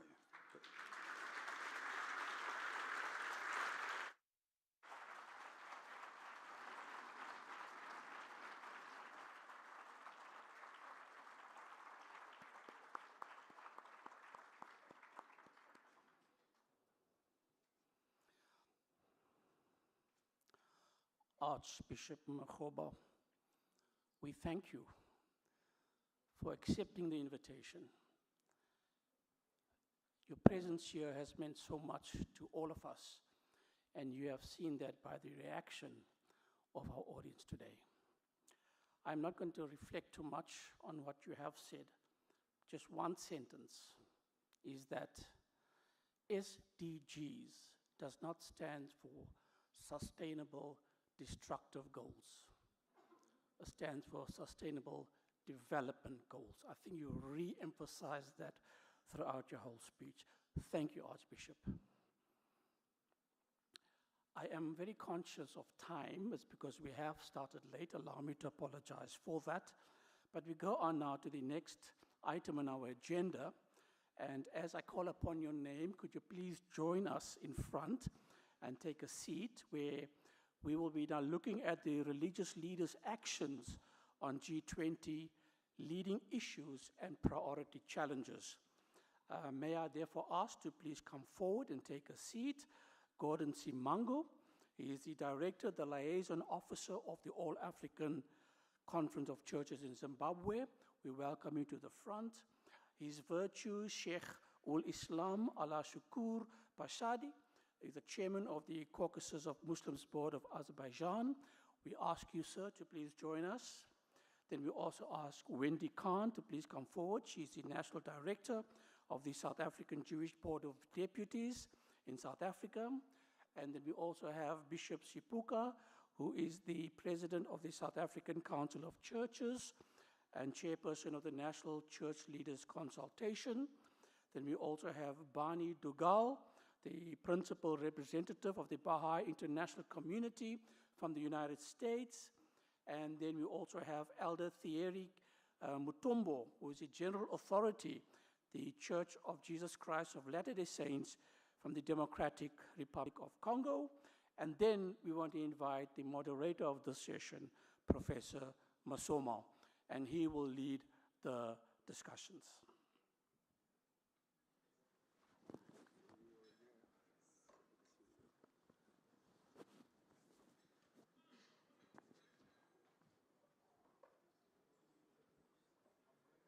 I think we are on the right track. This will be for the first time that we emerge from a conference without long reports describing the problem or the effects of the problem. We will be solving the problem today, okay? Now, first, let's acknowledge the first presentation will come from his virtue.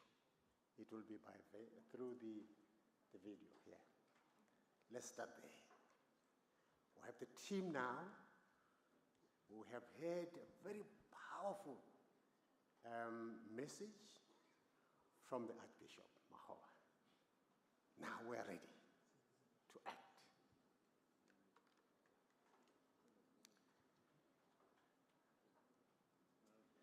And what we expect is not much of the same. What we expect are pointed, strategic ways in which we can identify tools of solving the problems.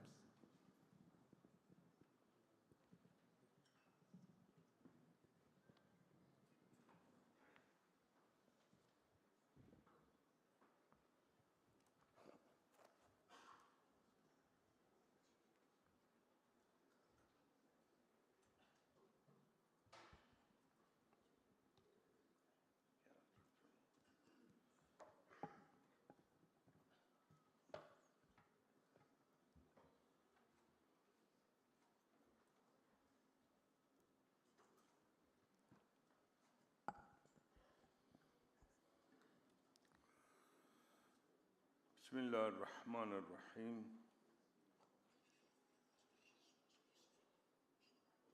Hürmetli sadaret, değerli devlet, din, ilim, içtimaiyet xadimləri, möhtərəm forum iştirakçıları. İlk növbədə Cənubi Afrika Respublikasının G20-də sədrliyi çərçivəsində dinlərarası foruma dəvətə görə minnətdarlığımı ifadə edirəm.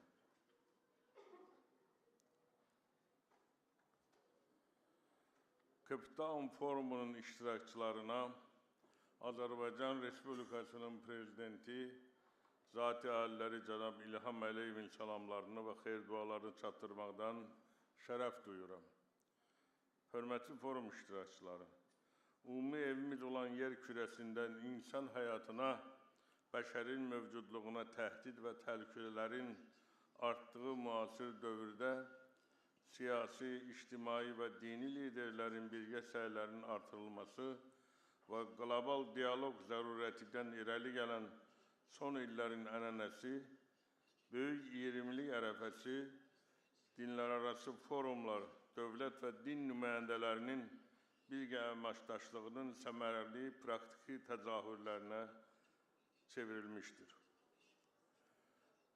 Beynəlxalq sabitliğe təhdid olan ksenofobiya təzahürləri, etnik, dini, irqi ayrıseçkiliyə təhrik edən nifrət çağırışları, sivilizasiyaların toqquşdurulması cəhətləri, süni intellektin fəsadları, sürətlə silahlanma, real nüvə təhlükəsi bütün bəşəriyyət üçün ən böyük təhlükədir. Qida və su çatışmamazlığı bəşəriyyəti təhdid edən problemlərin ən ön cərgəsindədir. Kapitan Forumun mövzusunun iman fəaliyyətdə olaraq seçilməsi böyük əhmiyyət kəsb edir. Müqəddəs Quran-ı Kərimdə buyurulur ki, Əuzu billahi minəşşeytanirracim, Bismillahirrahmanirrahim və ətəsimu bihablillahi cəmiən və la təfərrəqu. Sadaqallah. Hamılıqla Allahın nuruna möhkəm yapışın və parçalanmayın. Həqiqətən dinlərin, imanın potensialı, ümumbəşəri dəyərlər və insan qardaşlığı çağırışları bütün problemlərin həllinə yardımcı ola bilər. Qürur duyuram ki, təmsil etdiyim Azərbaycan tolerantlıq, multikulturalizm diyarı olaraq qlobal müstəvidə dinlər, sivilizasiyalar arasında diyalog prosesində aparıcı rol oynayır. İqlim dəyişikliyinin fəsadlarının aradan qaldırılması, ötən ilin noyabrında Bakıda COP29 BMT tədbirində müzakirə edildi və həmin forum çərçivəsində iqlim problemlərinin mənəvi dəyərləndirilməsində dini liderlər yaxından iştirak etdilər. Azərbaycanın ardıcıl 3 il sədrliyi müddətində qoşulmama hərəkatı müstəvisində bütün irqlərin və xalqların bərabərliyinin tanınması, müstəmləkçiliklə mübarizə istiqamətində mühüm əməli addımlar atılmışdır. Azərbaycan Respublikası beynəlxalq hüquq normalar çərçivəsində BMT-nin məlum qatnamalarını yerinə yetirərək işğala son qoyaraq Dünya Birliyi tərəfindən tanınan arazi bütövlüyünü və suverenliyini tam bərpa etmişdir. Bugün Azərbaycan dövləti işğaldan azad olunmuş Qarabağda dinc quruculuq işləri və əhalinin qayıdış layihələrini həyata keçirir, ekosid və irbisid nəticələrini aradan qaldırır. Bölgəmizdə sülh və tərəqqi yönündə səy göstərir. Hörmətli forum iştirakçıları, Uca Rəbbin yaratdığı ən böyük dəyər olan insan həyatının xilası naminə bugünkü forumun cəmiyyəti, bəşəri amallar ətrafında iman işığında birləşməyə çağırması təqdirə layiq haldır və bu məqsədlə təşəbbüs və əməllərə dəstək verməyə hazırıq. Fürsətdən istifadə edərək mənimlə bərabər bu mühüm konferansda iştirak edən Azərbaycan Respublikasının təmsil edən millət vəkilləri Fazil Mustafa, Cavanşir Paşazadə və Multikulturalizm Mərkəzinin adından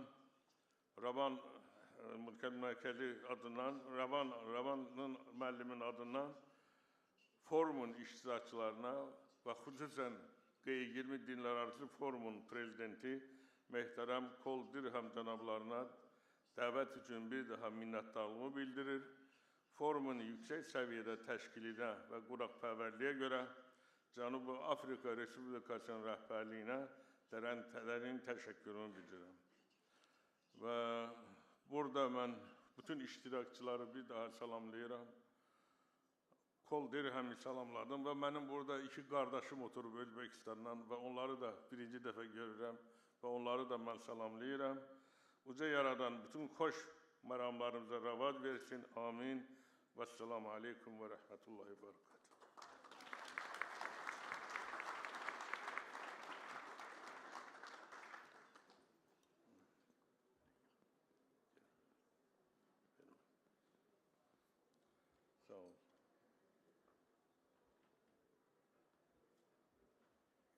Thank you very much. Let's then get the next speaker. The response from the next speaker.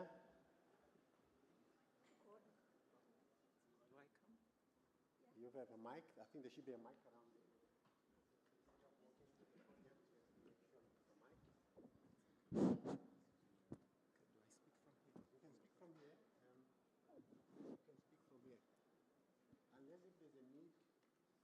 they need for all of them to speak from there? No. No. You can speak from where you are. Thank you.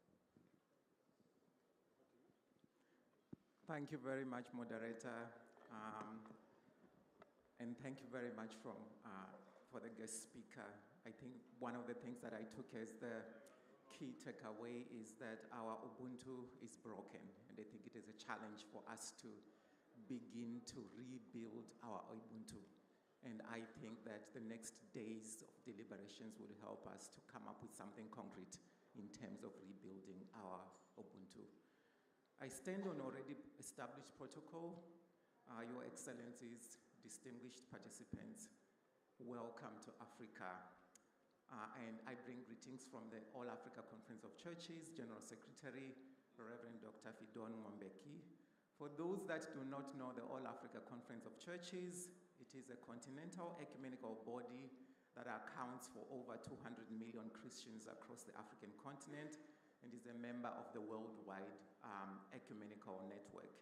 It is the largest association of Protestant, Anglican, Orthodox, and indigenous churches in Africa, with 215 members comprising churches, national councils of churches, theological and lay training institutions, and other Christian organizations located in 43 countries in Africa. And our vision is Churches in Africa, together for life, peace, justice, and dignity. Your Excellencies, distinguished participants, the concept note for this G20 Interfaith Forum contains a valuable phrase. For faith communities, the absolute priority is to give practical meaning to leaving no one behind. We have a shared humanity. This calls us to a moral imperative for global cooperation. The inherent dignity and interconnectedness of all people transcends national boundaries. Therefore, our actions must reflect a commitment to the common good, not just national interests. The African concept of Ubuntu, I am because we are, exemplifies this. Certainly, a bird flies on two wings, and also African wisdom says one thump does not crush lies. You certainly need a pair. There is no doubt that our actions anchored in Ubuntu propels us to demonstrate practical solidarity, equality, and sustainability. Leaving no one behind also means a transformational approach with how we deal and handle conflicts, with hate and hate speech. We need to tame our tongues. Your Excellencies, distinguished participants, let us desist from tongues that sets evil, that sets incitement. Let us be exemplary in our deeds. Let communities be wooed by our actions, not just by our mere words. I'm calling for action. In the Sermon on the Mount, Jesus said, "You have heard that it was said, love your neighbor and hate your enemy, but I tell you, love your enemies and pray for those who persecute you, that you may be children of your Father in heaven. He causes his sun to rise on the evil and the good, and sends rain on the righteous and the unrighteous. If you love those who love you, what reward will you get? And if you greet only people of your own, don't pagans do this as well?" I quote from Matthew 5, verses 43 to 48. The message to this forum is love your neighbor regardless, and I say again, regardless. Ubuntu must be our compass.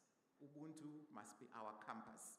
And the love of God compels us to love one another.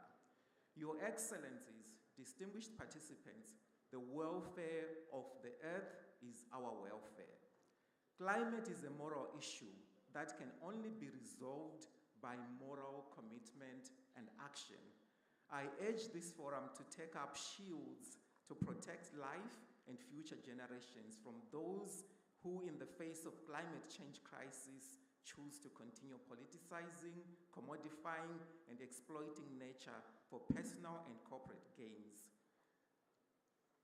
The All Africa Conference of Churches is running a campaign we call The Welfare of the Earth is Our Welfare, to emphasize the interconnectedness of our human and well-being and the health of the planet.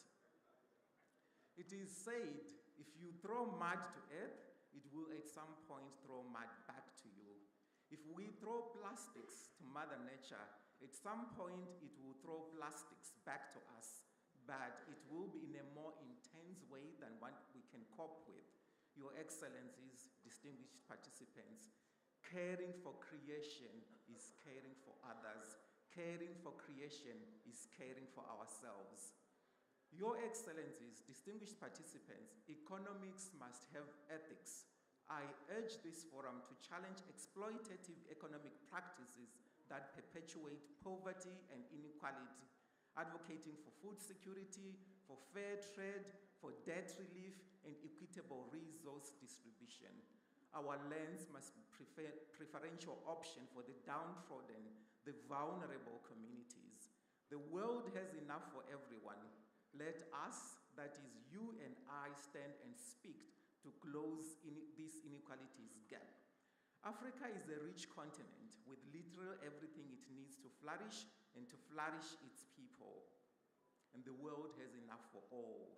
Your Excellencies, it is our role as faith to challenge economic systems that are non-life-giving. Participants, this gathering must call for reformation of the world financial economic institutions, for it to focus on the vulnerable communities, those that are pushed to the margins, to the periphery, and most of these could be African countries and those that are in the third world. And on migration and refugee movements, human trafficking and modern slavery, migration is an integral part of humanity, yet it remains an area fraught with injustices. In light of this reality, and united by our shared commitment to human rights, dignity, and sustainable development, we must be steadfast in opposing criminalization and weaponization of migration and resisting migration management policies that disregard human dignity and human safety. Your Excellencies, distinguished participants, this conference must call for the protection of people more than the protection of borders. We must be concerned about the increasing normalization and legitimization of externalization of border control by countries beyond our borders and the complicity of some of our own countries. The rise in negative narratives surrounding migration, even as the demand for migration labor continues to increase. We must be concerned about the imbalance of bargaining power and lack of transparency and accountability in bilateral labor agreements, which in turn perpetuate modern slavery and other human rights abuses on migration. Lastly, Your Excellencies and distinguished participants, I am calling for reparative justice. In alignment with the African Union's theme of 2025, Justice for Africans and People of African Descent through Reparations, the AACC, or All Africa Conference of Churches, acknowledges that for centuries, Africans and people of African descent have endured consequences of historical injustices, including economic exploitation, social marginalization, and psychological trauma. The legacies of slavery, of colonialization, apartheid, and genocide continue to impact communities to this very day. Your Excellencies, distinguished participants, this consultation must find space to affirm and call justice for Africans and peoples of African descent. I thank you.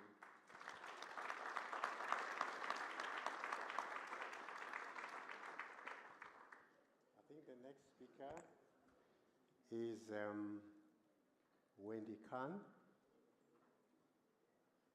Wendy Khan, the next speaker. But what I want to advise, if we call, who is going to do it? It presupposes that somebody has the power to do it other than ourselves. We call this, we call for this, who's going to do it? And I think each time we make statements, reflect back into our own action. Are we complicit so that somebody is going to do it for us? The next speaker, Wendika. Thank you.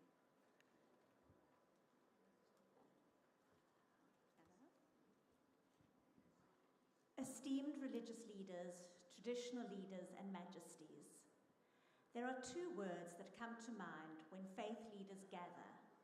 The one is the Jewish word of shalom, and the other is the South African concept of UBUNTU. Shalom is rooted in the word shlemut, meaning wholeness, which is not merely the absence of conflict, but rather the embodiment of togetherness. Unity, solidarity. Similarly, the South African concept of Ubuntu speaks to interconnectedness and harmony, emphasizing that our humanity is bound together. Both concepts lose their depth when narrowly translated into English, but they share a vision, peace that arises from embracing our collective wholeness. Our South African national crest bears the motto, "Diverse people unite." This is a call to forge a whole from many parts, yet our Constitution's preamble offers a slightly different nuance, speaking of being united in diversity. This isn't a call to erase our differences, but a recognition that true togetherness comes from respecting and understanding them.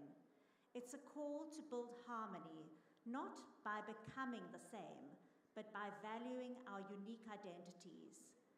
The phrase united in diversity is about shalom and Ubuntu.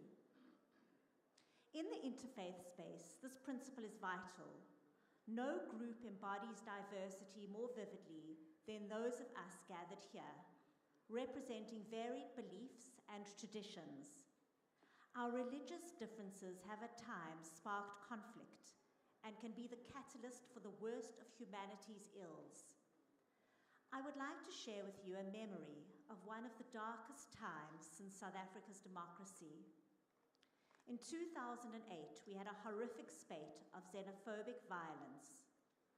Foreign nationals in our country were targeted and forced to flee their homes, some experiencing violence, and they were made to take shelter in makeshift encampments. The Jewish community joined other South Africans in assisting those subjected to this hatred. A glimmer of hope emerged as fellow religious communities joined together to provide meals and relief for displaced people taking refuge in these shelters. Our differences were put aside and we worked together in this common objective. I remember creating meal schedules with a Muslim community, taking into account their prayer times and our Sabbath observances. Together, we became the best version of what South Africa aspires to be. Our differences were not obstacles. In fact, they became strengths. By respecting and leveraging them, we created solutions no single group could achieve alone. In Bereshit, Genesis, God says, Vayomer Elokim na'aseh Adam b'tzelmenu kidmatenu. Let us make man in our image according to our likeness. If we believe that, then the greatest religious challenge is, can I see God's image in someone who is not in my image? Whose color, whose class, whose religion, whose dress code, whose language is not mine? God makes us all in the same mold, that being the image of God, yet we all come out differently. Today we face a great challenge because there is not a nation in the world that is not becoming less tolerant of diversity. In too many countries, we see different religions and ethnic minorities that were once friends and today experience conflict. We are in danger of forgetting a major fundamental religious truth that the rabbis said, Ezer hu gibor, who is a hero, not one who defeats his enemies, but but one who turns his enemies into a friend. Interfaith requires a concerted level of respect for difference. We come together from different backgrounds, values, and beliefs. While we may not share another faith's practices or principles, for interfaith to function, there needs to be a basic level of respect for the tenets and principles of others. Each faith partner needs to uphold the right for each religion to have their beliefs. This is fundamental to the success of interfaith engagement.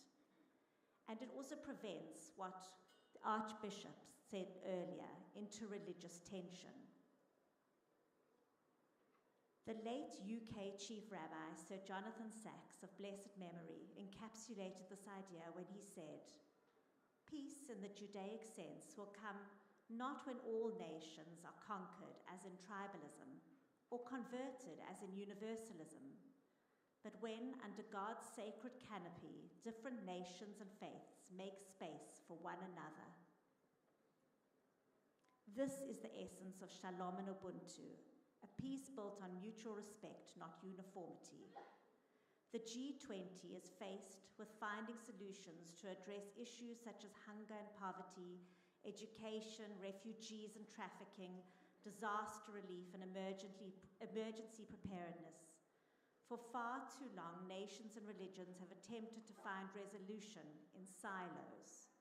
As we begin the G20 Interfaith Forum, we have the opportunity to tackle these challenges together through harnessing our differences to bring about change. As Rabbi Sacks said, God has given us many faiths, but only one world in which to coexist. May this forum help all of us to cherish our commonalities and be enlarged by our differences.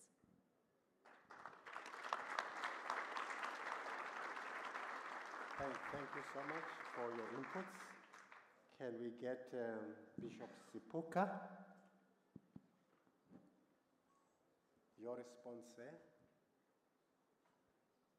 Thank you, Program Director, distinguished guests, brothers and sisters. Pope Francis of happy memory, when he commented about the situation in Gaza, said, "Non parlo perché voglio schiararmi, ma parlo perché tocca il cuore." I'm not speaking because I want to take sides, but I speak because what is happening there touches the heart. And so I cannot but speak when you see children and elderly women dying every day. This same principle is what is moving us as religious to gather here today and call for food security. It is not because we want to be political. It is not because we want to take sides, but it is because of the indignity that goes with hunger. Something that we see on our television screen again in Gaza, where the dignity of the people through hunger is really lowered. You see them queuing with their pots, just scouring for a drop of food. I have also seen this in the Eastern Cape as well, where people are almost scavenging. That when a truck rolls that is carrying food for supermarkets, you see people going there and taking things and running away with them. And when a cow is hit by a car and is immobilized, before it dies, many parts of it are gone because people come and scavenge and they cut and they go away with whatever piece that they can get. And so I would like to emphasize the point that was made by the Archbishop in his opening address here, that food security is about a dignity. It's not really a political thing. And for us, as my sister has said here next to me, that we are created in the image and likeness of God. And as in the prayers, as it was said here, that there is no one who is lacking this image, whether the person is rich or the person is low. We all have this dignity. And this dignity, when we cannot have food, is diminished. And so, my brothers and sisters, we have been asked here not so much to repeat the problems, but to suggest way forward. And also not to be pointing and calling on others, to do something, but also us to do as well. I think it is in the Gospel of Mark where the apostles come to Jesus after Jesus has been teaching the people. They say, Lord, it's getting late, send them away, to go and buy food. And Jesus says, no, you give them something to eat. You do something, because God is not working alone in solving the problems of the world. He is working with us and through us. And so, as the Archbishop has said, we cannot be kneeling down and praying without wanting to be the prayer, the answer to the prayer that we are praying. And so I think the call in this by the director is very apt, that we should not be just talking to other people, we should also be talking to ourselves as well. And so, my brothers and sisters, I would like to finish off this intervention by making calls to all stakeholders. First of all, to the governments. Somebody told me that if you can just invest 10% of the GDP or of the budget to agriculture, the problem of food security would be solved. I regret that the minister is not here, but I hope there are some who will go and share this information. I hear these beautiful words that our government has made about this G20, sustainability, equality. And my hope is that this is going to be put into practice. Because I know my government, how well it speaks. We have the best policies, but no implementation. We have the best constitution, but we are the most frightful and insecure country that will put these into practice. And so I would like to send this message that let us invest more on agriculture so that everybody can eat, to the government. And secondly, as the Archbishop has said in his speech, what I would like to call for from the business people is that we should cease to be dishing out, donations, and making people objects of charity. But we must work and assist them in such a way that they themselves will be the agents of the production of food. So business people, please invest, in rural communities. We live in a country where development occurs only in Gauteng and Cape Town. In the rural areas, people are scrambling for something to eat because business people are not investing there. The most they do is to give donations that are used and they get finished. Contrary, I wish they would take the wisdom of, I forget the name of this man who said that, give the man a fish and then he eats today, but teach him how to fish, he will also eat tomorrow as well. And this is what we want really from the business. So, but as churches as well, somebody commented that the Catholic Church alone in the whole world own the size of France. You know, the whole size, you know, we have that land as the Catholic Church, even in this country. And so let us use the land, let us empower the people to produce food for themselves. And lastly, the people themselves, the citizens themselves, have gotten used to handouts. They have gotten used to depending on grants. Even when they can do something, you know, they won't do it because the government, you know, will provide them. So with those words, my brothers and sisters, as the Archbishop said towards the end of his speech, you know, our people are there, the land is there, but we as religious leaders, what are we going to do?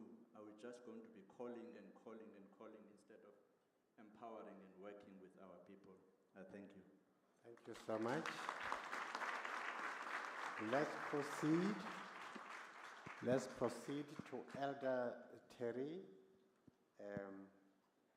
Tambo. Thank you. Thanks, Archbishop Makgoba, for inviting us all to stand for the vulnerable people who are struggling in the world. We have been inspired by your message today, and I'm sure that we'll leave this place today, all of us being committed to do better and to be better. Your Excellencies, Mr. Chairman, and distinguished guests and brothers and sisters, thank you for honoring the Church of Jesus Christ of Latter-day Saints, which I represent, by allowing us to participate in this G20 Interfaith Forum here in Cape Town, South Africa. The selected theme for this conference this year, which is focused on Ubuntu in action, focusing on vulnerable communities, is an invitation into action. Ubuntu is a call to love, to lift, and build each other, a call for humanity, dignity, and equality, as the Bishop reminded us today. A call to practical compassion in serving vulnerable communities. By living Ubuntu, we build stronger and more just societies where no one is left behind. As a disciple of Jesus Christ and servant of the Lord, and particularly as a son of this continent, I've had the opportunities to visit several countries in Africa. My learnings and experiences have changed my perspective of the problems and challenges of this continent. African people are kind, loving, and share naturally. They need to be given the opportunities to work together, to produce together, and to live together in peace. This forum is an opportunity, a God-given one, to determine how we can continue to collectively make a difference for good in the lives of others. Our coming together does not put in jeopardy our uniqueness as individual faith. We can retain our doctrine, our faith, and our rituals because we take our strength from them. And as we unite with that strength, we are better placed to lift mankind. My beloved brothers and sisters, the time has come for us to stop looking for reason to divide and instead see the opportunities to be one and serve others as one. Collectively, we have and can continue to play a vital role in being agent of change. In fact, our role is vital, and our greatest joys comes as we help and serve our brothers and sisters. In 1842, Joseph Smith, the first prophet of the Church of Jesus Christ of Latter-day Saints, made the plea of members of the church to feed the hungry, clothe the naked, provide food for the widow, dry up the tear of the orphans, comfort the afflicted, whether in this church or in any other, or in no church at all, wherever we find them. Like so many of you, we are doing our best to find them and assist them.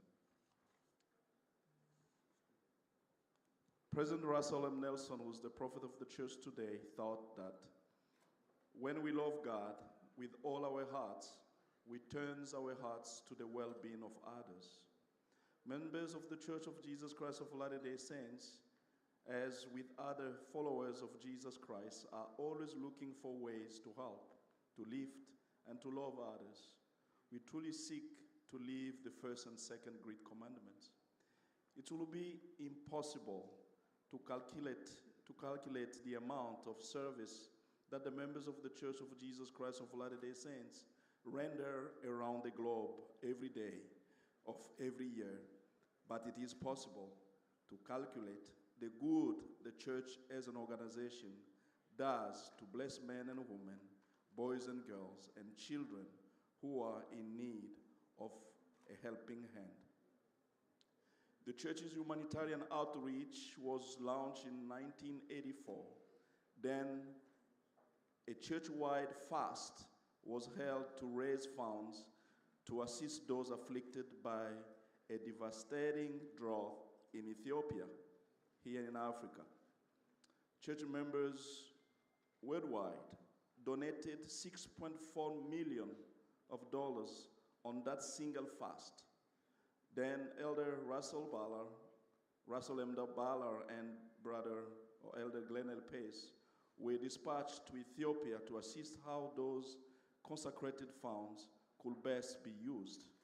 This effort proved to be the beginning of what will later be known as Latter-day Saints Charities. Much welfare and humanitarian service to our fellow beings is thought and practiced by the Church of Jesus Christ of Latter-day Saints and by us as its members. For example, we fast at the first of each month, at the first Sunday of each month, and contribute at least the equivalent of the uneaten meals to help those in need in our own congregations. The church also makes enormous contribution for humanitarian and other services throughout the world. Despite all that our church does directly, most humanitarian service to the children of God worldwide is carried out by persons and organizations having no formal connection with our church. As one of our apostles observes, God is using more than one people for the accomplishment of his great and marvelous work. It is too vast, too arduous for any one people. As members of the Restored Church, we are aware and more appreciative of the services of others. The Church of Jesus Christ of Latter-day Saints collaborates with other organizations such as Catholic Relief Services, ADRA, UNICEF, World Food Programs, Water Aid, Shelter Box, Project Hope, Red Cross, Red Crescent, and today we work closely with many interfaith councils in the different parts of Africa to assist in our humanitarian efforts in feeding the hungry, providing clean water, building classrooms, improving quality of education, and providing hospitals, wards, and medical equipment, and assisting displaced people in many regions of the world. And our members put hours as volunteers in communities project. Globally, our church spent $1.45 billion in 2024 to care for those in need through humanitarian efforts, outreach, relief, food, and commodities. The church supported in 2024 732 healthcare projects, 710 emergency relief projects, 591 food security project, 267 clean water, hygiene, and sanitation project, 71 mobility project, in addition to the 6.6 million hours volunteered by church members in welfare, self-reliance, and humanitarian activities. Thousands of projects were fulfilled through the Just Serve platform, a free website and app connecting charitable and non-profit organizations with volunteers. As members of the Church of Jesus Christ of Latter-day Saints, we feel a kinship to those who suffer in any way. As sons and daughters of God, we are all brothers and sisters. We heed an Old Testament admonition, thou shalt open thy hand wide unto thy brother, to the poor and to the needy. Deuteronomy chapter 15, verse 11. All of the humanitarian efforts of the Church of Jesus Christ of Latter-day Saints seek to follow the example of the righteous people described in the Book of Mormon. And as in their prosperous circumstances, they did not send away any who were naked, or that were hungry, or that were athirst, or that were sick. And they were liberal to all, both old and young, both bound and free, both male and female, whether out of the church or in the church. We also strive to live the teachings of the Lord Jesus Christ, recorded in Matthew chapter 25, who said, I was hungry, and you gave me meat. I was thirsty, and you gave me drink. I was a stranger, and you took me in. Naked, and you clothed me. I was sick, and you visited me. Inasmuch as you have done it unto one of the least of these my brethren, you have done it unto me. The time has come, dear brothers and sisters, that we literally stand with the Ubuntu spirit to change the world. Yes, we can do it. But we may ask, how? How can we do it? We can do it by rethinking our approaches on building people capacities and helping them become agents to change their own conditions. And the bishop said it. We can do it by acting in unity as we deal with specifics and not generalities. We can do it as we focus less on the output, but more in the outcomes. In what we do not focus only on what people have received or given, but what they have become as agent. Let us as people become a true light on the hill, a light that cannot be hid. Let us show that there is a peaceful and respectful way to resolve complex issues and enlighten a way to work out disagreement. As we demonstrate the charity that true followers of Jesus Christ manifest, the Lord will magnify our efforts beyond our loftiest imagination. Ubuntu in action to support and bring relief to the vulnerable communities is possible if we can work together, commit to lift the poor, heal the broken hearts, clothe the naked, feed the hungry, take care of the orphans and widows, and foster peace. So I express my unwavering gratitude and our commitment as a church, as disciples of Jesus Christ, to serve arm in arm and shoulders to shoulders, and to strive to lift up others everywhere, in every way we can. This world, particularly the African continent, will never be the same. In the name of Jesus Christ, amen.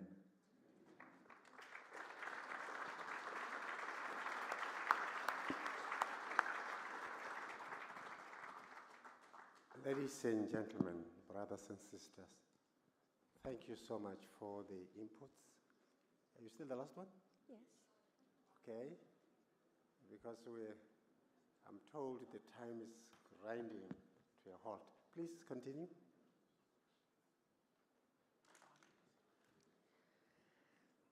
Eminences, Excellencies, friends.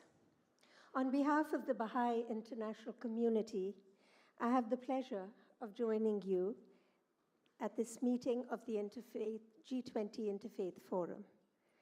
The theme of the G20 this year, Ubuntu in Action, Focus on Vulnerable Communities, affirms the value and the interconnectedness of all forms of life. I am because we are.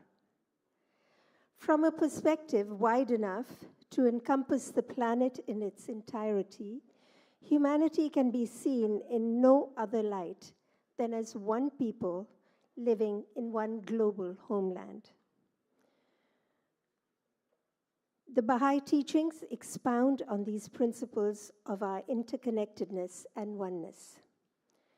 The earth is one country, and mankind its citizens, said Baha'u'llah. Friends, as long as one part is hurting, is suffering, the whole cannot flourish. The central challenge facing all people today, whether their nation, religion, or ethnic origin, is that of laying the foundations of a global society that can reflect this oneness of human nature. This is neither a remote, utopian vision, nor ultimately a matter of choice. It constitutes the next inescapable stage in the process of social evolution, a stage toward which all the experience of the past and present is compelling us. It is a stage where growing numbers acknowledge the need for both material, the 5 areas mentioned by Archbishop Makgoba and Catherine Marshall, and of the spiritual dimensions of human existence to advance together. Until these issues are fully acknowledged and addressed, none of the ills afflicting our planet, the countless conflicts, inequalities, sufferings, growing mistrust, will find solutions, because all the essential challenges of the age we have entered are global and universal. It also seems important that we consider these topics not in the abstract, but rather in full awareness of the upheaval unfolding almost daily on the international stage. Today, the feeling amongst many has been that of a world growing progressively more chaotic, conflict-ridden, and ungovernable by the day. These realities are indeed disheartening, but they also offer us unique opportunities for enduring transformation.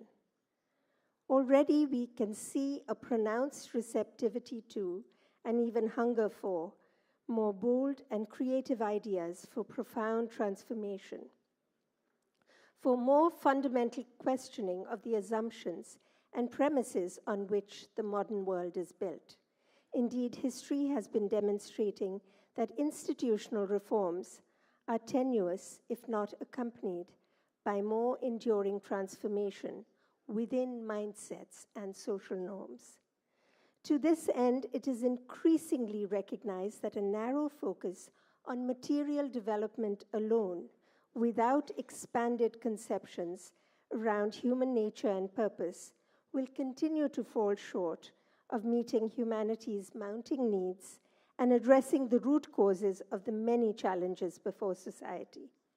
It is fitting then that we come together here in this physical space whose purpose for existence is to harmonize both the material and the spiritual aspects of life, service to humanity and faith.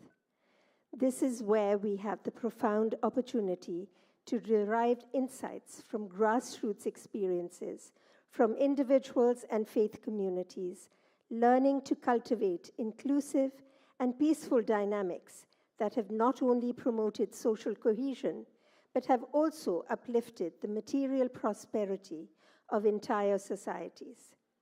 We are seeing more and more that strengthening relationships at all levels, including those among people of different faiths, must be at the heart of any sustainable and successful development effort.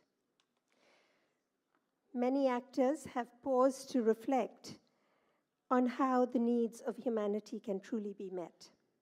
This occasion signals an opportunity to reconsider what structures and approaches can best respond to the exigencies of the time.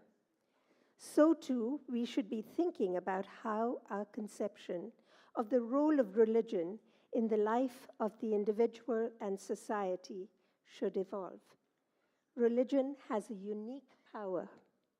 Indeed, it has a potential to awaken in whole populations capacities to love, to forgive, to create, to dare, greatly to overcome prejudice and sacrifice for the human good.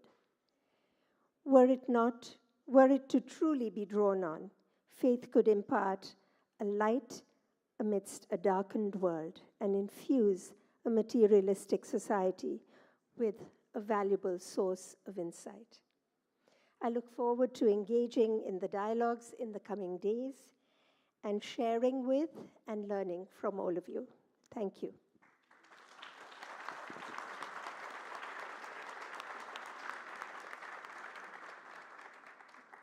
Thank you so much, brothers and sisters. Now I've come to understand why we need conferences and dialogues. Because majority of the things that have been said, I knew some of them, but some of them we know, even before coming to this conference. I think the real challenge is the distinction or interplay between knowing and doing.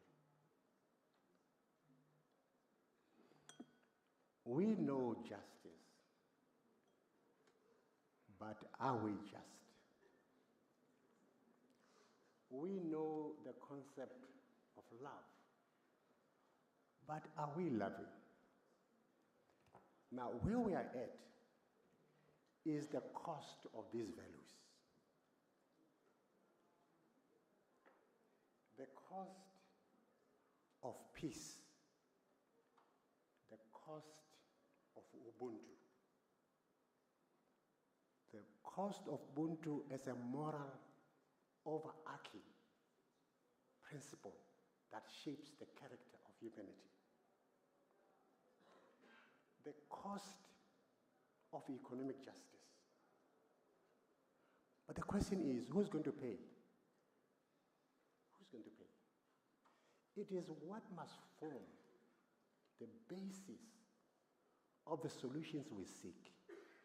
Who must pay? I really appreciate the inputs sparked by the profound address of the Archbishop Makgoba. But as we go to our different sessions, let's not harp too much about what we know. What is it? I said in my opening address, when you throw a stone on a pond of water, what you see is that the water recedes in different directions. Why? It's because of the impact of that stone. What is it that when done, all of the things that we're talking about, all of the challenges we're talking about, will recede into the background and allow that which we seek to achieve to emerge.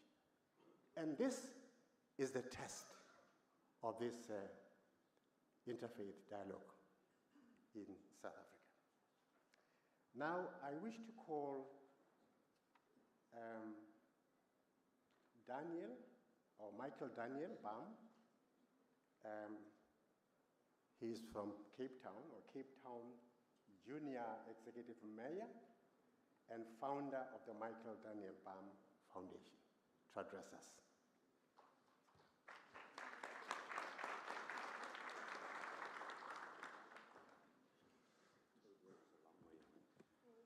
we're going to ask Michael to maybe just take a seat in front. It's fine. Thank you very, very much. Michael, thank you for joining us as well. What I'm going to do is I'll ask all our guests if you could take your seats. Thank you very much for your contribution and discussion and challenging us.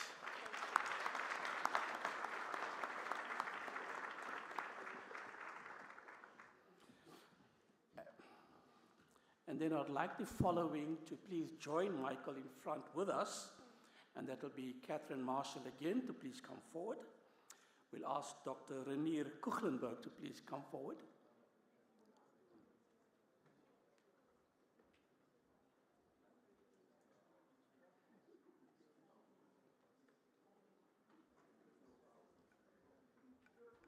Okay, I think there's been a change in the program, and it seems to me it's only Michael that's going to speak. So,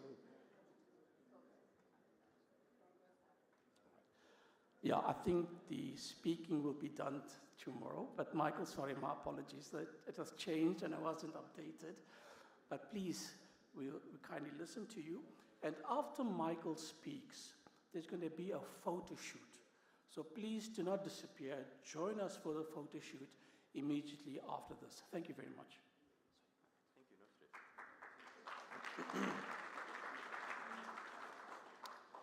Honorable and respected religious and political leaders, distinguished professors, honored guests, and fellow chain makers, good morning, assalamu alaikum, shalom, namaste, peace be with you all.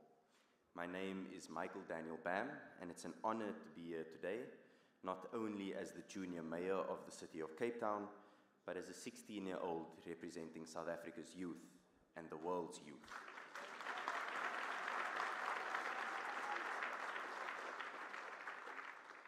We meet here today because we believe that a better world is possible, a world where faith becomes a bridge, not a barrier, a world where difference is met with curiosity, not hostility, a world where peace is more than the absence of war, but it is the presence of justice, dignity, and understanding.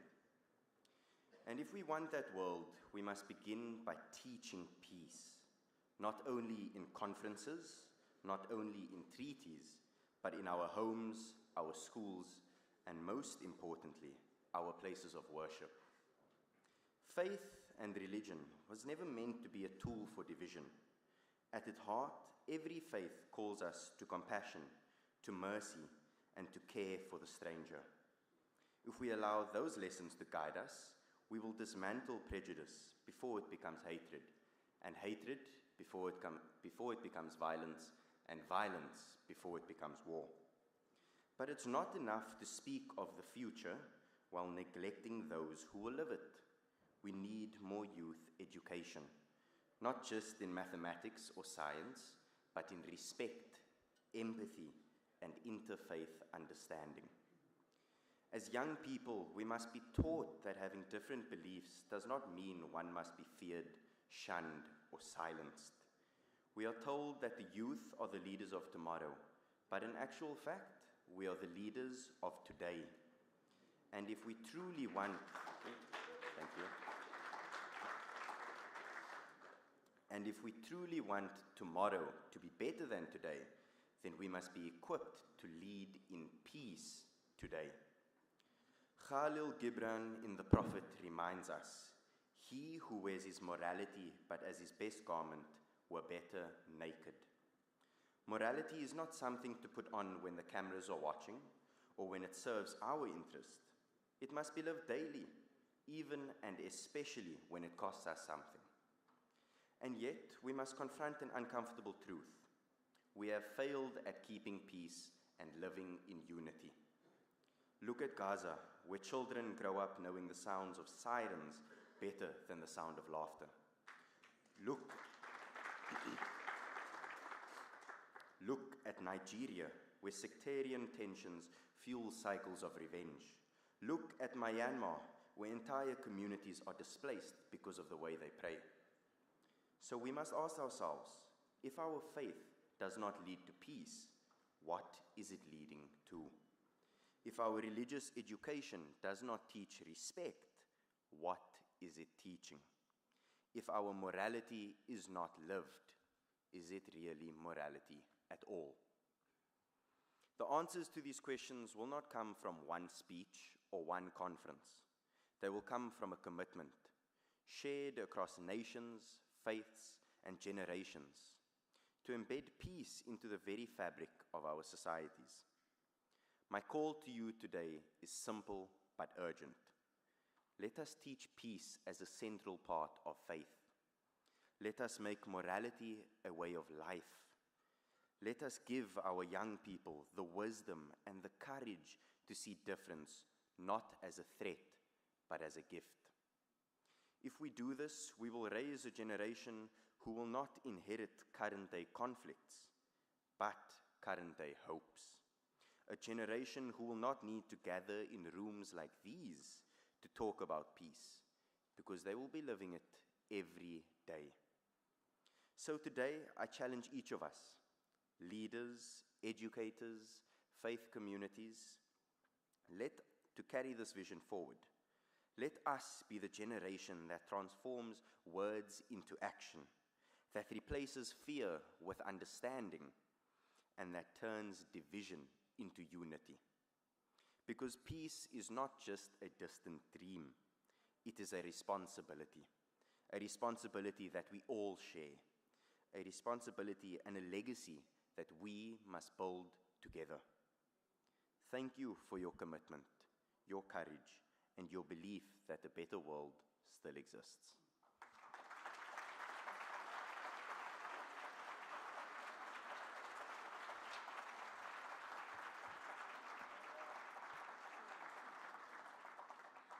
I concur with the words of a fellow youth, and I'm grateful that he spoke so well. We are going to commence with a brief break that will be about half an hour. But at the beginning of the break, we would like to gather at the stairs for a group photo. Can we please promptly get there so that we can capture the collaborative force that is present today?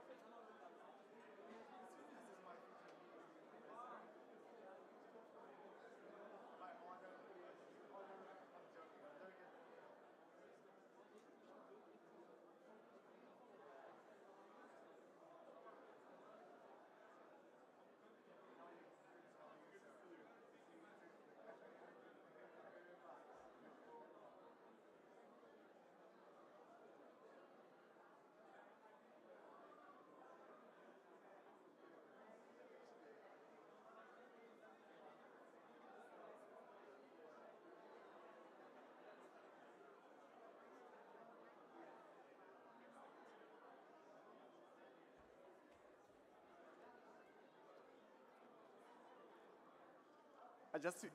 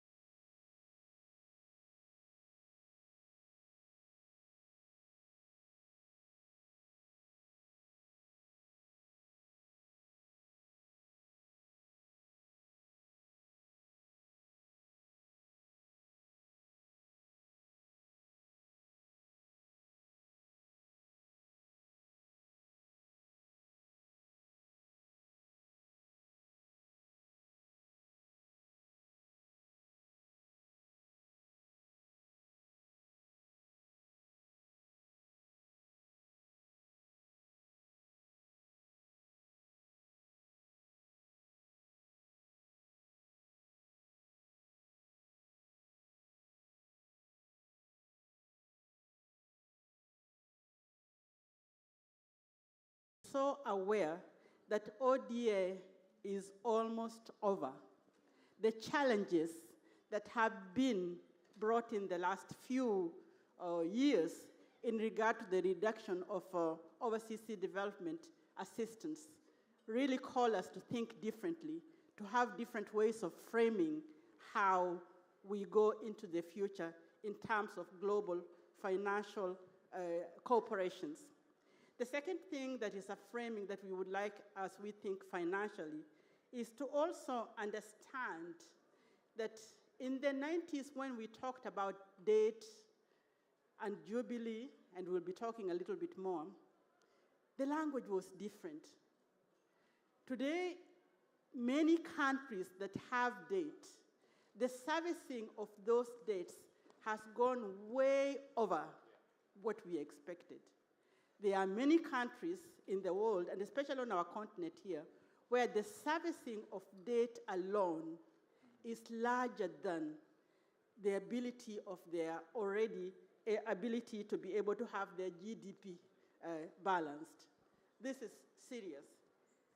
Another thing that we want to bear in mind is that if we look at a continent like the African continent, the young people or the demographies, the countries are not producing enough simply to keep their young people employed with jobs, access to the education and health, etc. So this panel really understands that when we say leave no one behind, it's not a joke. It is something that is real. And then I want to mention a couple of other things that are really important that frame this panel. We are aware that when we come to things like green financing, when we come to climate financing, we are also a continent that needs to give that a different interpretation. Africa has one of the largest mineral investments, but we don't benefit from them. So maybe we'll be asking, what does this mean?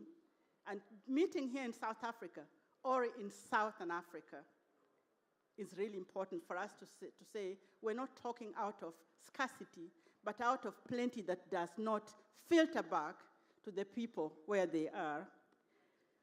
We want to be able to look at the issues of biodiversity, renewable energy, when we know that, for example, 65% of solar system would come from this continent. Why do we not actually benefit from all of these things? 65% of land in Africa is arable land. We want to be able to look at these practical things that are impacting our continent. And so I have the privilege of bringing to you a group of very experienced, qualified people, both on international systems as well as local systems. And I'm going to ask, as they open up, that they will say something about themselves so that we can save on the time of my going around the circle and introducing everyone else. So we'll begin with our leader on this topic. Would you kindly, Eric, introduce yourself and say something? Get us going. Thank you very much. My name is Eric LeCompte. I am a member of the Global Jubilee Movement. And it's such a gift to be with you here today, and really want to thank our moderator as well as the amazing organizers of this event for bringing us together.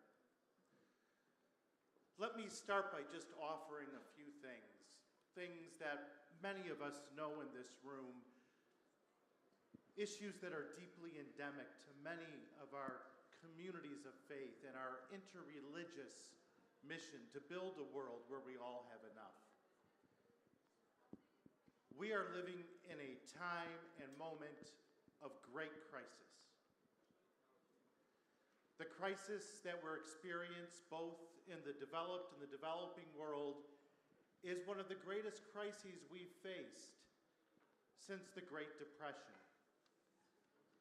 Around the world right now, we have lost decades of development, and the Sustainable Development Goals at this moment are completely out of reach to us. The majority of our world is dealing with a growing food and fuel crisis, with tariffs and cuts from aid from Europe and the United States. We know we're dealing with a global health crisis, a growing global poverty crisis. And amidst all of these particular issues, we're still dealing with the reality that 1 out of 5 kids dies in sub-Saharan Africa under the age of 5 years old because of preventable diseases. And at the same time, this current moment that we are all in,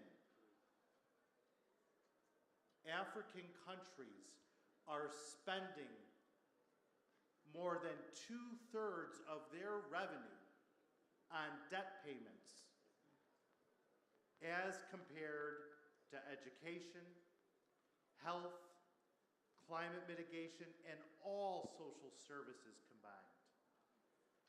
We are dealing in a moment of great crisis, and as we are in this moment of great crisis, many of us know that our loving Creator, the Source, has already offered us a solution, one that many of us came together in the mid-1990s and practiced.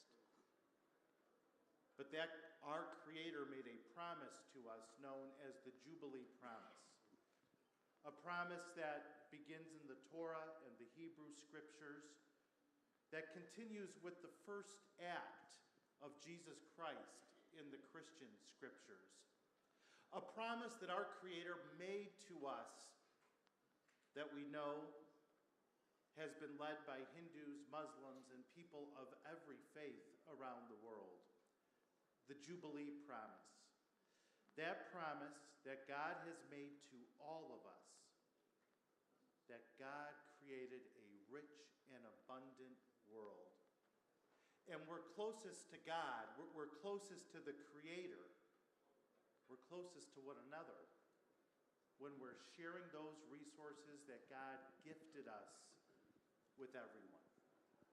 The promise that our Creator made that we are to live in a world where we are all protected from having too little or too much. That particular promise actually laid out very specifically every 7 years debts should be forgiven. Every 7 years slaves should be set free. Every 7 years the land should be allowed to rest and go fallow so the environment can regenerate and God can give directly to us. And that promise, again, we're living out in the Jubilee year of Jubilee 2025. We all came together ahead of Jubilee 2000 when major religious institutions and Pope John Paul II declared during this holy year for Christians, also grabbed hold of by other religious institutions around the world, the first major interreligious act of the Catholic Church in modern history.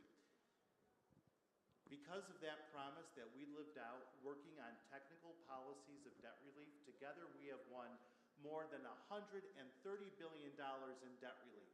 And in Africa, what does that mean alone?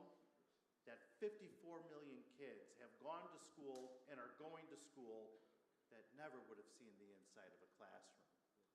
Again, for Christian churches embraced by the Jewish community, Muslims and Hindus, and it was Muslims and Hindus here in South Africa that led much of the Jubilee movement in 2000. That particular promise that we're grabbing on again, Pope Francis declared on Christmas Eve, and we joined him as an interfaith movement on December 23rd and 24th, where Pope Francis at Christmas Eve Mass said we must finish the work of the Jubilee 2000 movement. Yes, we won debt relief, but we did not make the changes to the international financial system so that we can all be protected from having too much or too little. Pope Francis, when we were with him in June of last year, laid out in an interfaith way the 3 goals of the Jubilee year as we've launched 5 years of campaigns with every major religious body in the world and every major development institution in the world. And those goals are threefold, and our panelists are going to discuss them today. That right now, in this current moment of Jubilee 2025, and 5 years of campaigns in 160 countries to build a world where we all have enough. Number 1, we need debt relief. There's no way to get on the other side of the current global financial crisis, of the growing poverty crisis, without debt relief for countries in the developing world and many countries in the developed world. Number 2, we need innovative, creative sources of economic aid. And those innovative, creative sources of economic aid must address poverty, health, jobs, and protecting our planet home. And number 3, perhaps the most important issue that Pope Francis embraced, echoing Pope John Paul II and the 30 million petitions we gathered in the late 1990s across our religious institutions, is now it is time for us to have an international bankruptcy process and reforms to the international financial system so that the challenges of debt become a promise and no longer a problem. Thank you, Brother Eric. So let me do some intervention here. This is a clear action, being on a campaign for date for the next 5 years. Let me see by show of hand how many people in this community know that we are in a campaign mode for Jubilee. Just show of hands. Less than 1/3, less than very, very, very few, very, very few. This is an action with 3 goals that we've been told can be helpful. So, Bishop, could you tell us what we should do? We don't even know about it. And continue to give us some more actions that we could take. Thank you for the reasons that have been explained. You know, my heart cries out also for debt relief. But my experience whispers a troubling question. What guarantee do we have that cancelled debt will reach the poor rather than enrich the corrupt? I don't know for your countries, but in my country, the recent Zondo Commission revealed that 1 trillion rand was stolen through corruption. And 75% of the people who want to report corruption are afraid for their lives. And that is how rampant, you know, corruption is. And only 15% of our municipalities in the whole country got a clean audit. Only 15% recently. We were warned not to give a list of lamentations here, but to find a way forward. So while I fully support debt cancellation, I would like also us to make a covenant that will ensure that this debt cancellation benefits the people, not those who are already reached. So I would like to propose an accountability covenant. First of all, that there is transparency that is going to track every dollar of cancelled debt by the international countries. That there is also civil society oversight. That also there are some conditionalities that are put on the debt cancellation. You know, please don't give it to the politicians because we will not see it. We, I would say, as faith leaders, must be part of that monitoring. And we must be part of the projects as well, as it was said in the speech by the Archbishop, that we are in every nook and corner of the country as religious. We are in touch with people. So this money does not end, in the government headquarters, and we don't know where it has gone. And very soon again, after debt release, we'll be in the same situation. And so there must be a lot of civil society oversight and faith-based, oversight. We must implement debt cancellation in phases to demonstrate improvements in governance, transparency, and service delivery.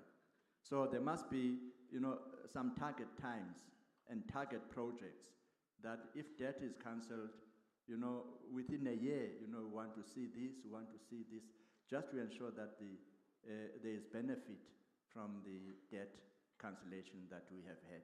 So those are just few practical examples I would like to give. The rest of what is wrong, we all know. Thank you very much. Yes.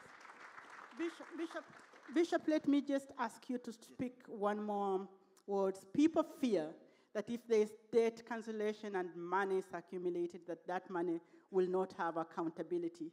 How would you respond to that? Accountability of the resources saved by the cancellation. Well, it's something that we would need to sit around. I don't have a straightforward answer right now, but I foresee a kind of engagement and policies about it. But I don't have a straightforward answer now about that. Okay, thank you. I want to ask a specific question to someone who is a reverend, but at the same time, he is a government official, and that is the Dr. Reverend Brooks. I want to ask you a question about morality and debt. Debt and morality is sometimes seen as a formal way of colonization. And sometimes colonization and oppression is something that people talk about with the governments. What is the moral obligation of faith communities in regards to speaking truth to powers that be, the borrowers and the lenders together? Well, thank you for that question. My name is Russell Rook. I have a sort of a strange mixture of roles. I sit as a member of the House of Lords in Parliament in London, and I'm also an Anglican priest. I am what the Church of England calls a minister in secular employment. That essentially means that my bishop was happy to ordain me, but didn't want to risk me in a church. And so the bishop's theory was that I might do damage in a church, but the world of politics is in a huge mess already, so how much more damage could I do there? But it does mean that I have a strange role because I sit in Parliament, but my job, I'm appointed by the Prime Minister, is to build a really big front door in Parliament so that faith leaders and NGO leaders and civil society leaders all feel that they can come in and have access to Parliament and ask these kind of questions and make this kind of case.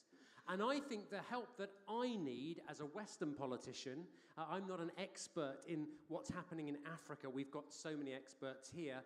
But I am someone who has the opportunity to speak truth to power in a Western parliament, in one of those countries that owns some of this debt, is I need help from you to make that moral case. Because I think there is a huge moral case to be made for debt reform and debt relief, and we need to make it now. 30 years ago, Eric mentioned when Jubilee 2000 first happened, the Chancellor of the Exchequer in the United Kingdom was a gentleman called Gordon Brown.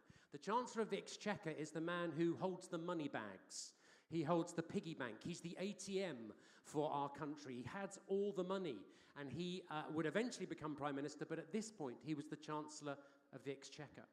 And people of faith spoke to power. They made a huge moral case for us to drop the debt.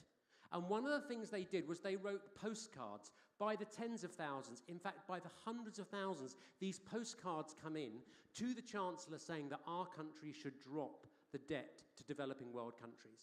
And one day he was working at his desk. This is an absolutely true story told by a friend of mine who worked for him at the time. He was sitting at his desk and one of his staff came in and said, Chancellor, you need to read one of these postcards. And he said, well, why do I need to read one of these postcards? I know we're getting hundreds of thousands of these postcards. They all say the same thing. Why would I need to read another one? And the member of staff said, Chancellor, you need to read the postcard. So he said, okay, show me the postcard. They put the postcard on his desk. And the postcard read, Dear Chancellor, please drop the debt. Love, Mum. Someone in the post room had noticed that out of hundreds of thousands of postcards, Gordon Brown's mother had actually written a postcard and sent it to her son. Now, you tell me there's no God. That story is absolute proof that there is a God.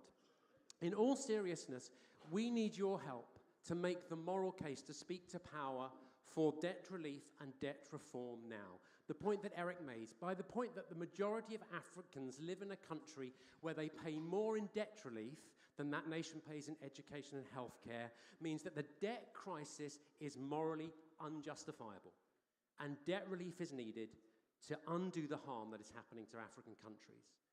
But on a global scale, at a time when the impact of the debt, also in a context where our economies are slowing in their growth, in a context where climate change is accelerating because of these debt payments, where there's reducing international security and increasing conflict, then actually it's in the world's interest, it's in the interest of my country and Western countries to say that the debt crisis is not only morally unjustifiable, but is absolutely economically and politically unnecessary.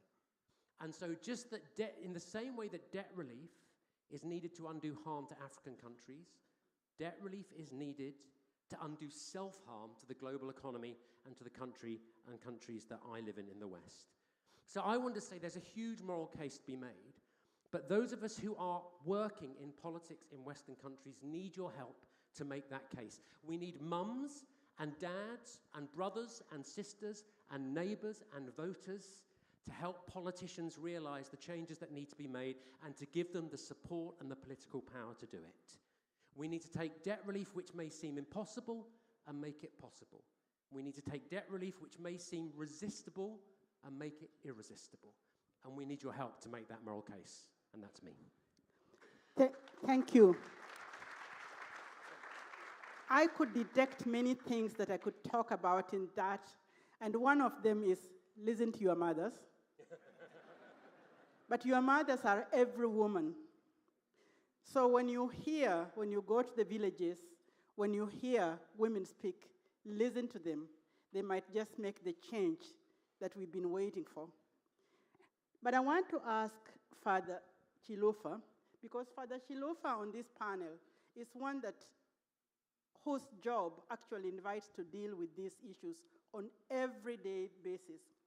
And so I want you to use your radical imagination here and tell us if we were to redesign the financial system so that truly it could serve the people and no one would be left out, what would you bring as something new and what would you actually remove from that system which exists today? Thank you very much. And yeah, you've already introduced me as Father Charles Chilufa. I'm a Jesuit priest, and I've been working in the Social Justice Office of the Jesuit Conference of Africa and Madagascar, coordinating the work of Jesuits on these issues, as well as collaborating with the wider Catholic Church and civil society, but also helping to provide that interface of what is the reality on the ground in Africa with global policy, because that is quite important. That global policy and what is happening on the ground interact. Because the rules that are made in London, the rules that are made in New York and elsewhere, in Beijing, on finance, on climate, impact African and global South populations directly. They are the ones that determine whether a child children have vaccines or not. They determine whether children will have food or not, and several other things. That's why we care about global rules and global policy. And in addressing these rules, there are some that are written, some that are unwritten. So even ourselves, when we propose those rules that are written, we also propose that those that are not written. And I'll start with the unwritten rules, that no country should be forced to transfer dollars out to London, leaving its citizens without medicine. Let me give an example of Kenya, where I've been working the last 8 years. Just 2 months ago, we were in a budget analysis gathering, and the Minister of Finance, our Treasury Minister, told us that he had sent out this year 10 billion US dollars to creditors. What was left for health? 800 million US dollars. 3% of the budget. 10 billion constitutes 67-point-something%, or almost 70% of Kenya's revenue has gone out to pay creditors. And we have only left 3.3% for Kenya to buy medicines, to ensure that mothers don't die when they give birth, to ensure that teachers are paid or health workers are paid. How do you do that? That's a big crisis.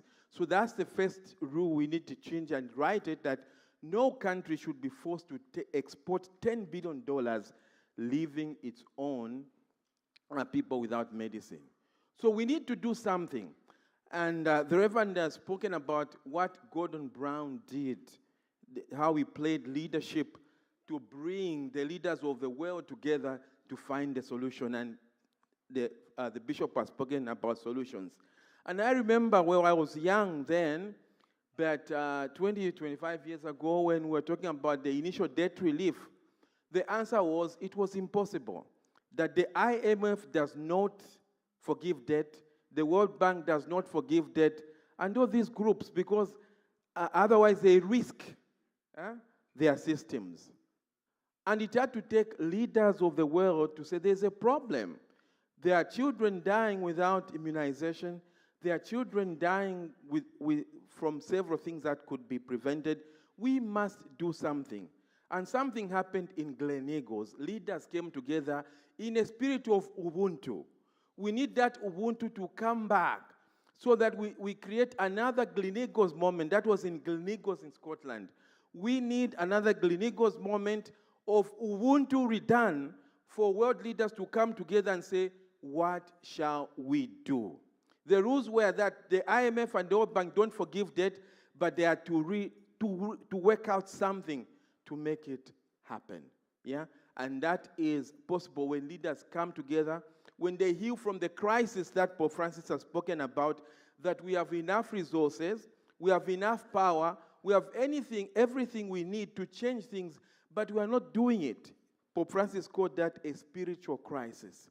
We need to heal from that crisis and do what we gain, and come together again as leaders and play leadership and provide solutions to stop debt injustice. I've spoken about that.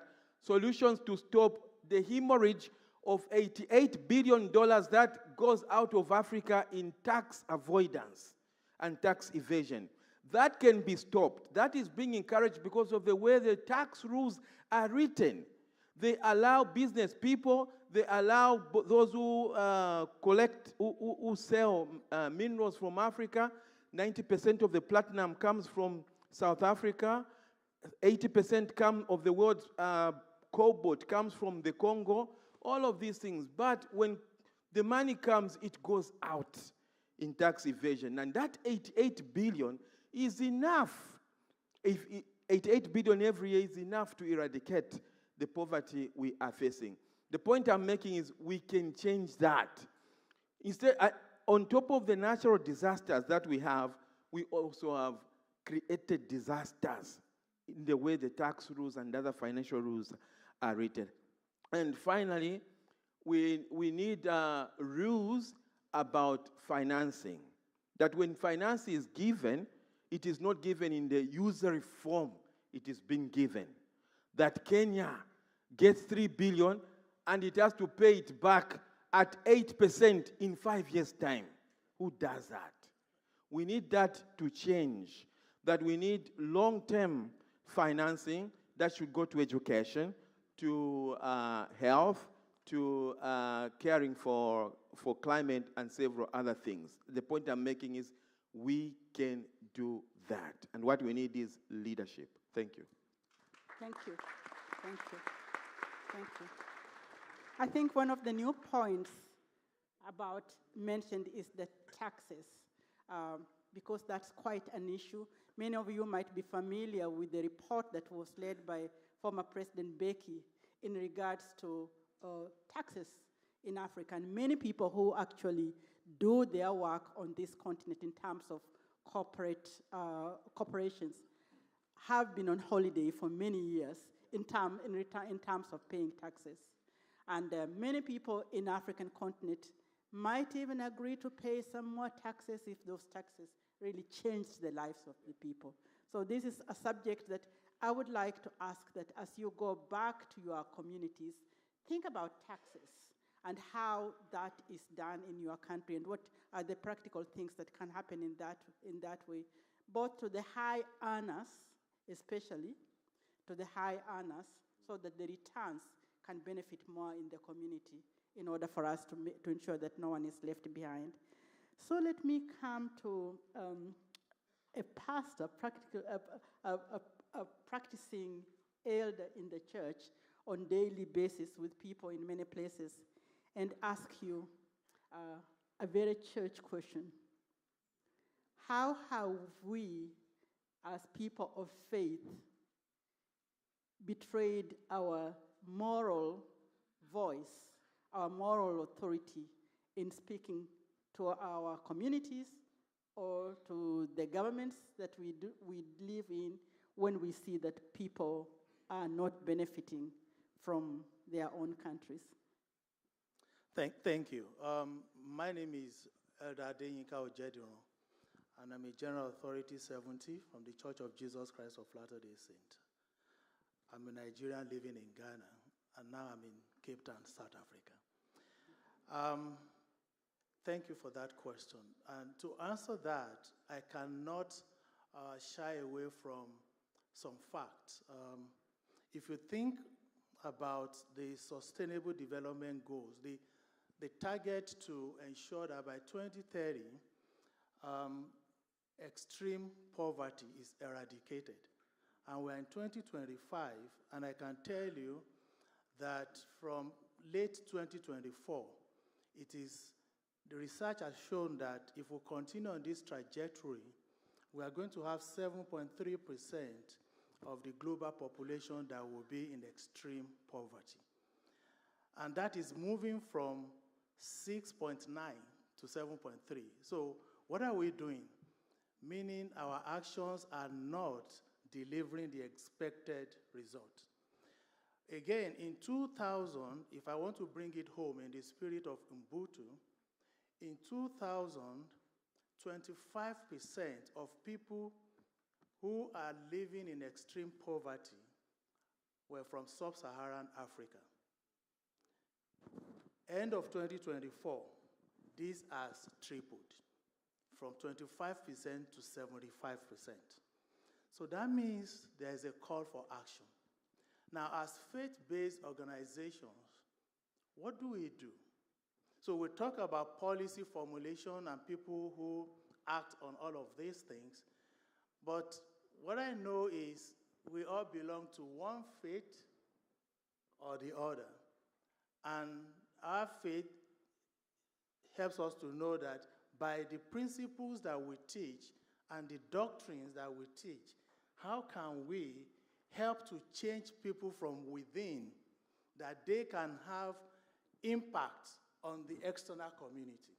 So if our focus is what do we need to do to policy makers, policy formulators, that we can not only appeal to their conscience, but teach them correct principles and doctrines that will help them to see human beings as God sees them, and to see that they need to be accountable to people and be compassionate in their policy formulation and even in the way they deliver on these things, that they can have meaningful impact in the lives of the people. And we've seen multilateral organizations who have done this. And I can give an example because here is in Africa. The African Development Bank in 2023 spent about $10.8 billion to impact people. And in 2024 alone, they ensure that, let me get my statistics right, 29 million people had food security. And also, about 1 million people were able to have electricity. Now, these are meaningful, measurable impact. Now, as faith-based community, what can we do? We've had examples of what some churches and some faith-based organizations have done collaboratively, in the earlier session. Can we do more? Can we ensure that trying to halve national poverty, which before was a big problem, what have they done in East and Southeast Asia that 5 out of 7 countries are on track, that by 2030, they can have national poverty? Unfortunately, if I bring it to Africa, we only have 1 out of 23 countries that are on track. So have we failed as faith communities to get the message on? Not necessarily. I think we need to do more. Yes. We need to say, okay, what do we talk more about and what do we intend to accomplish? So when we think about outcome, then we can know what doctrine will change people. It is said that doctrine well understood will change behavior more than behavioral science would do. So what do we do in our interaction and engagement that we can change people from within, and then their actions can have positive impact externally that will give us the world that God wants us to have? Another way forward, really, that there is a lot of power. This morning it was said that people, communities trust faith leaders. And so when there is a failure, we take some responsibility that we need to do probably more. And I think that that's what Elder is telling us to do. I want to shift a little because time is coming up and there are a couple of things that I want to cover. One is that there are 2 things that we have not dealt with that are really on the current global discussion. One is climate and climate financing, which is a difficult concept to always explain to people. But I do want to ask somebody who comes from the World Bank and is in public places to explain a little bit about the climate financing. And I want to preface that by saying that Africa only receives 0.3% of resources that are attributed to climate financing. So, please. Thank you very much. Good afternoon, everyone. My name is Esben Lunde Larsen, and even though I wear a suit for work at the World Bank, I am a farm boy at heart. So this topic suits me very well. By hand, how many of you have been or are related to farming? Well, good to see my crowd is here. So in Denmark, until the midst of the 20th century, most labor in agriculture was done by hand and by horses. And when my grandfather took over our family farm in 1931, that was the case. But a miracle happened post-Second World War when the World Bank issued mini loans to farmers that could buy a tractor and then eliminate the hard work of hand and horse. And it also liberated a lot of land to be cultivated, not for the fodder of horses, but food for people. When my dad took over the farm in 1972, the interest rate in Denmark was 21%. That was not a problem if you could maintain your debt. And he was very optimistic and invested in technology like my grandfather had done before him. So when I was a kid at the farm in Denmark, a cow gave 20 kilos of milk every day. Today, 40 years later, it gives 80 kilo per cow, but it's the same amount of fodder that we're using. When I was a kid on the farm, a mother sow gave 20 piglets on an annual basis. Today, when my brother runs our farm and we produce around 30,000 pigs, a mother sow gives 40 piglets on an annual basis.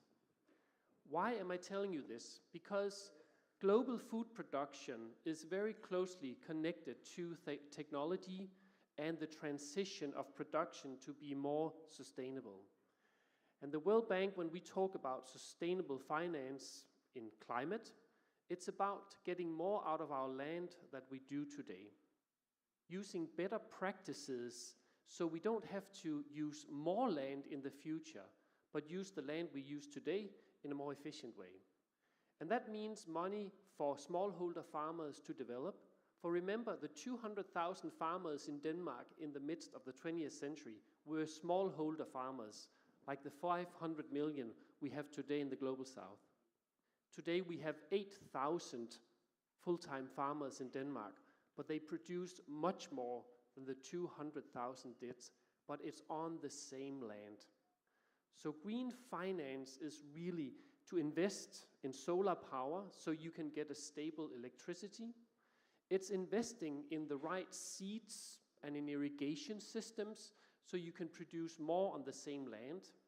In certain parts of the world, it also means investing in pesticides and nitrate because you have to expand in the way you produce. Whereas in the global north, it means that you have to reduce your use of pesticides and nitrates to keep the balance in the environmental system. But most important of it is that we work with governments to make plans for investment so it can benefit the local population and the overall system. But do remember that each of you that votes is government, which means that a country can change when an individual makes a loan from the World Bank to buy a tractor and change his or her trajectory in the way they farm. And if you are a person of faith, each of you are a faith leader.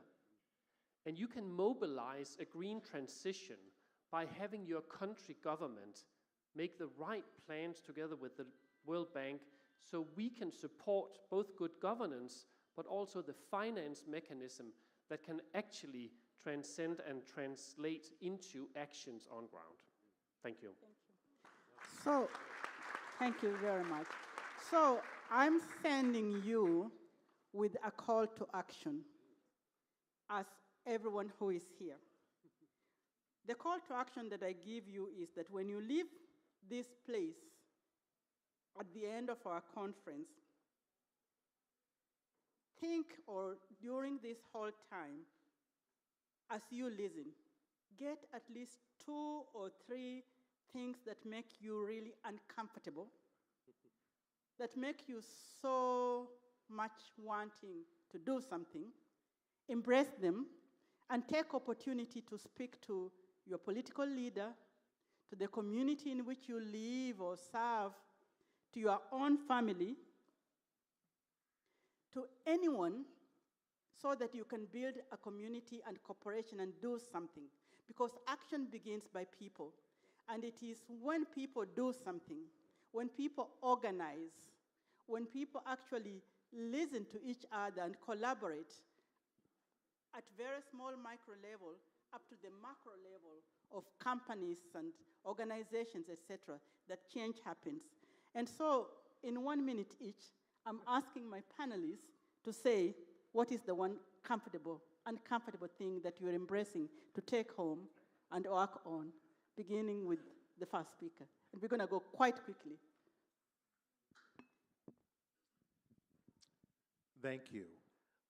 I would just say, I think in this moment, we're called to organize.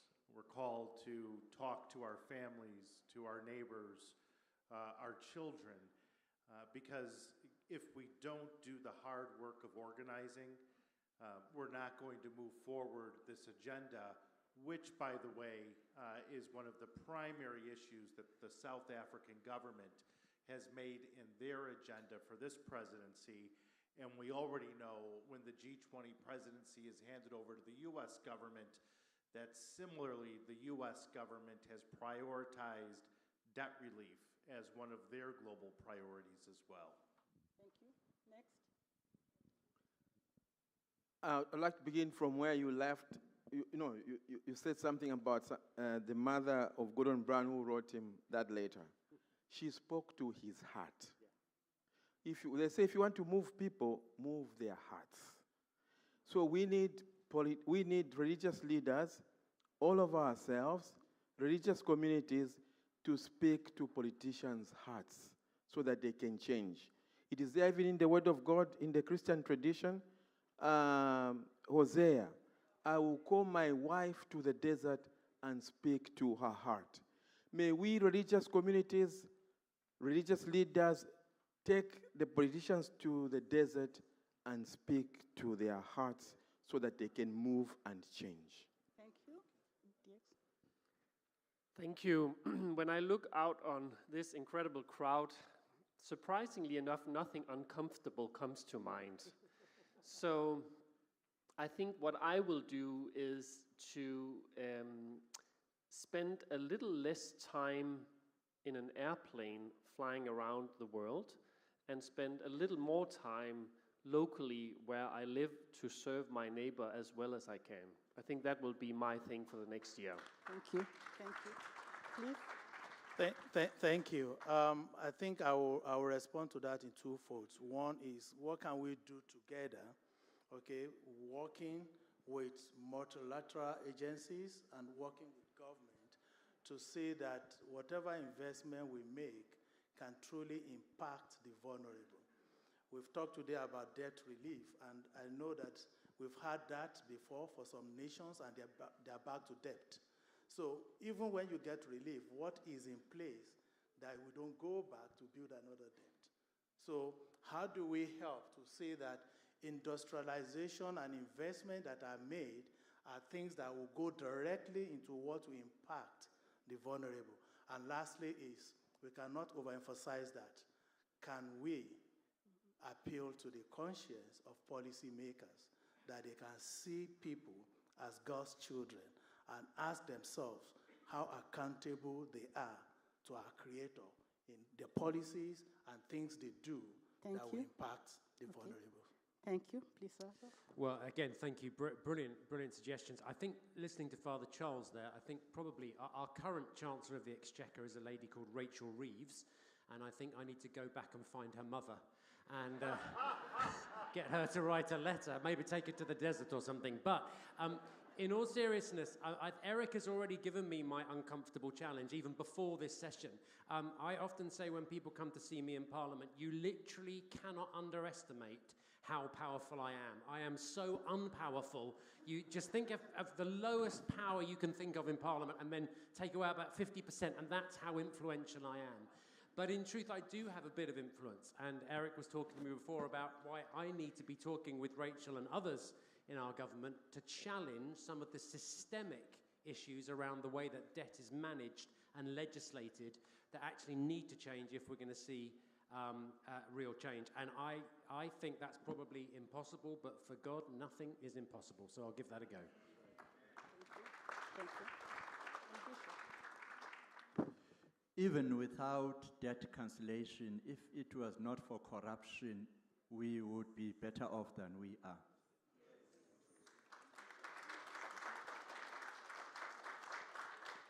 And so from here, really, I want to intensify not only dealing with corruption when it happens, but also educating and forming people against corruption, because it has become endemic, it has become a culture, and so we need to begin from school, you know, to teach against corruption.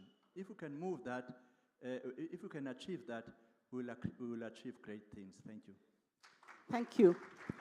Thank you. I'm very grateful to have been with this panel of my brothers, my brothers and me, on this panel. There were many things that we intended to bring up that time has not allowed us. We didn't, for example, talk to you about tariffs. The new language in economics does not exclude a conversation about tariffs, but we can't open up something that we can't finish. So we just want to assure you that there are so much more that needs to be talked about, but we are also quite happy that this is the first panel, and we still have 3 more days in different sessions. And so we will be able to dig deeper in areas both of the concerns that did not come out this particular time, but the concerns that all of you have. And with that, thank you very much for being part of this today. Thank you. Musimbi, we must say a big thank you to Musimbi, who's done a brilliant job as moderator. Would you please give her a round of applause? She took us all for breakfast this morning and organized us like a big sister. She was brilliant, so thank you, Musimbi.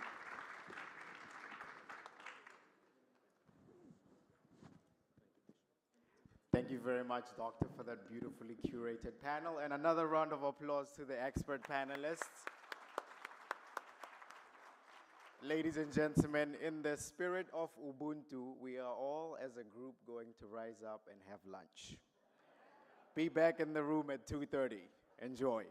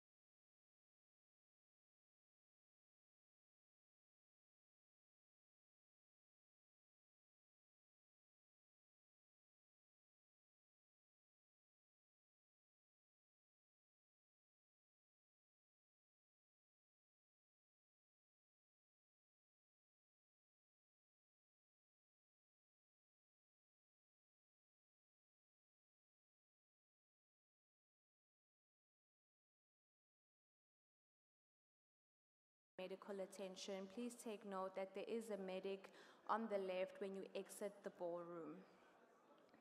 Additionally, we would love you to share your reflections and your favorite moments from this event. So when you do post on social media, please take notes of the hashtags that are on the name tag, namely hashtag G20 Interfaith Forum, hashtag Ubuntu in Action, hashtag IF20 South Africa.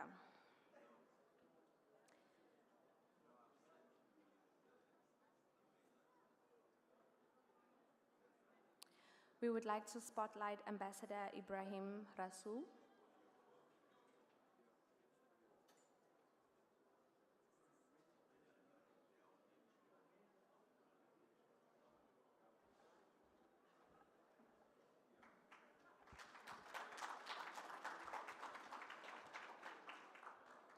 Thank you very much and good afternoon.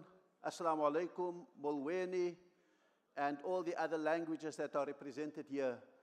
As a resident of Cape Town, to all my friends who have come from all over the globe, most particularly those that I intersected with in the United States and I met last year in Brazil at the IF20, welcome to Cape Town, and I hope you're going to find it everything that we had promised it to be. Last year in Brazil at the IF20, I spoke about how to move from the moral clarity that religions often have to finding the moral courage to do what that clarity demands. And I was asked, how do we deal with the issue of courage? And for me, courage is as Immanuel Kant has understood it. He says, for example, that the opposite of short-sightedness is not perfect sight. The opposite of short-sightedness is long-sightedness, and that perfect sight is the perfect middle between the two. In that same vein, courage is not the opposite of cowardice. The opposite of cowardice is recklessness.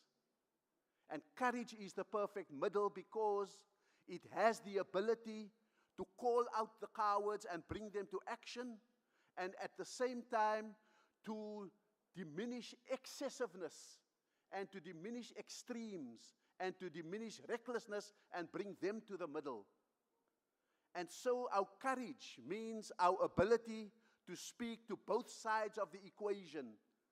Those who are morally coward when they should be standing up, and those who are morally reckless and excessive when they should be measured. And therefore, what we need as moral courage is the ability to speak to both sides of the equation.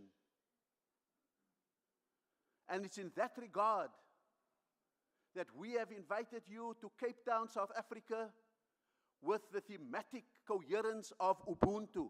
And you've heard all the definitions. I am because you are. We are people through other people. We are interdependent. And so Ubuntu, in a very real way, is the soft power that South Africa presents in a hard world.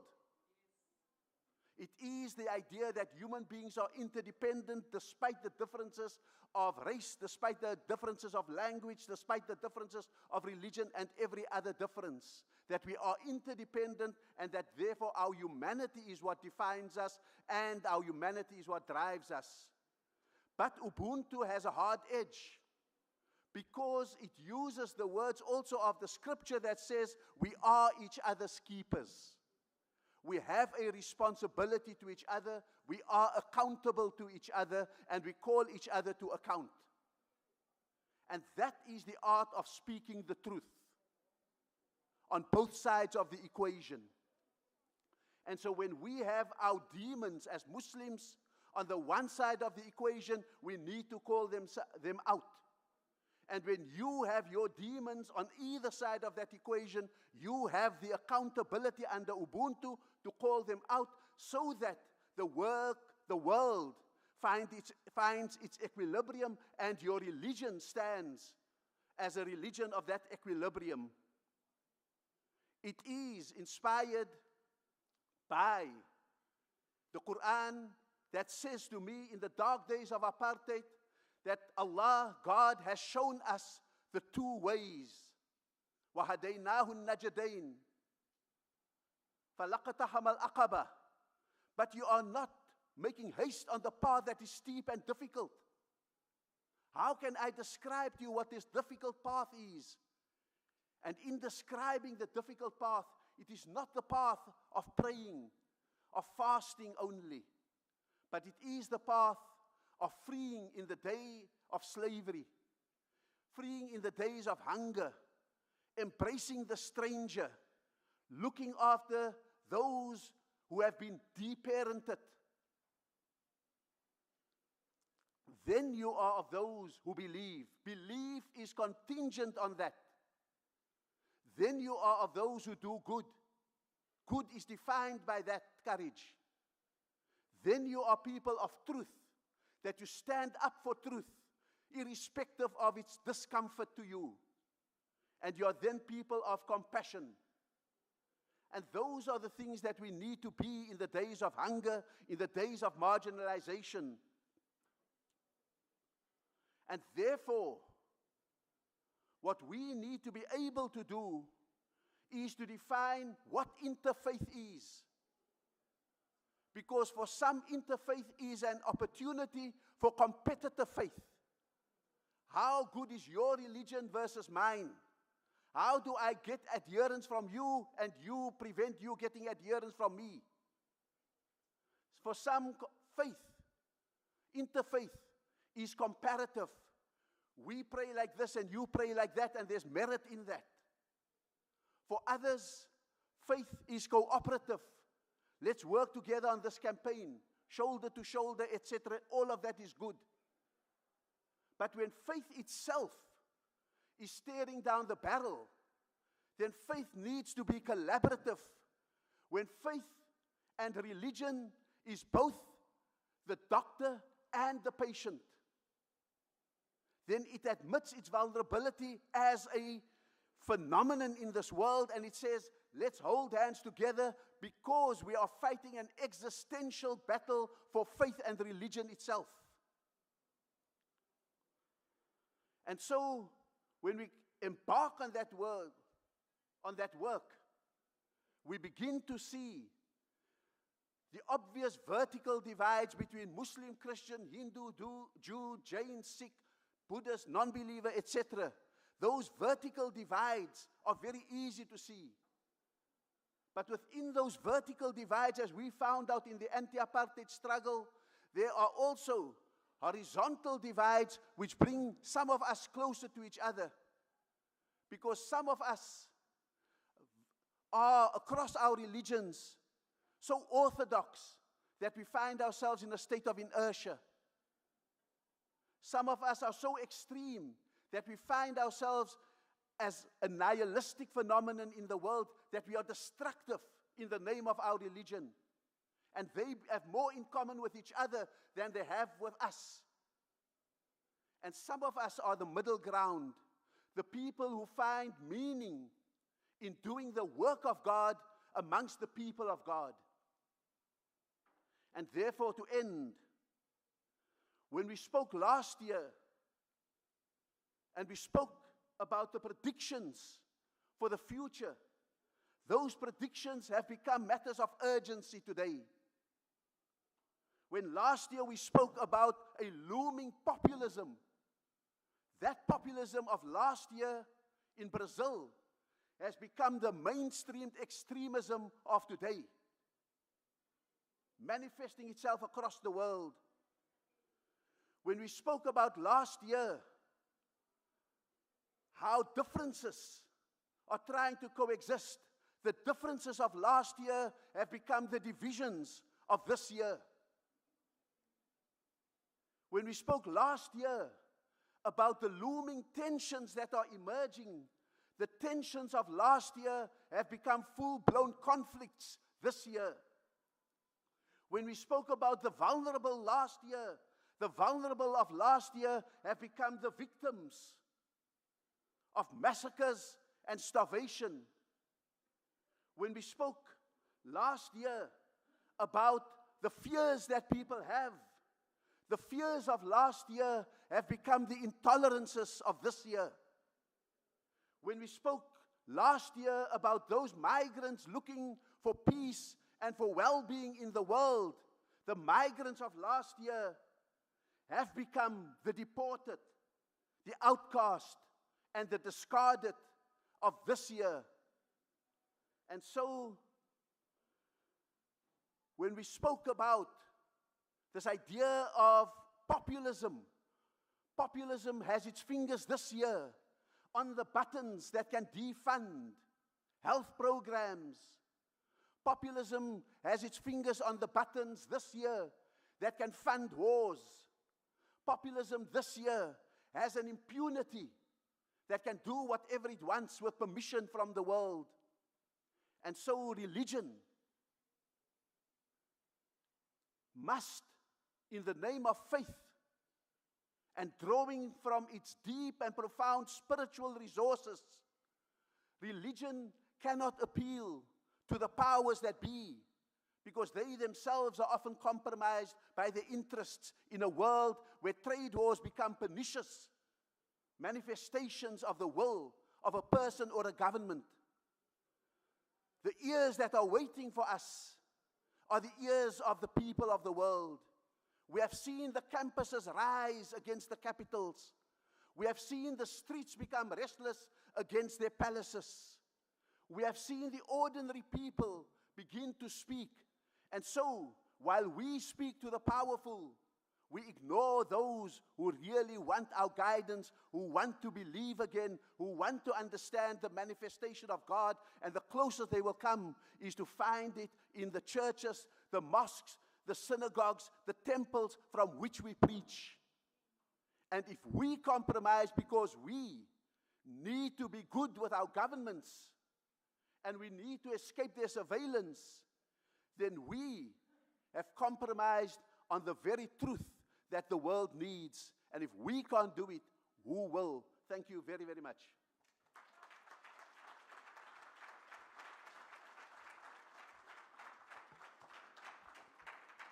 Thank you very much, Ambassador Rasool, for that very strong call for us to reflect and redefine what faith and interfaith work looks like for us as individuals. And I hope that ranks strong in all of our hearts. We will move on now to the second plenary, which is titled Action on Hunger and Poverty, which will be moderated by Amanda Kozi Mukwashi, who is a resident coordinator from the United Nations.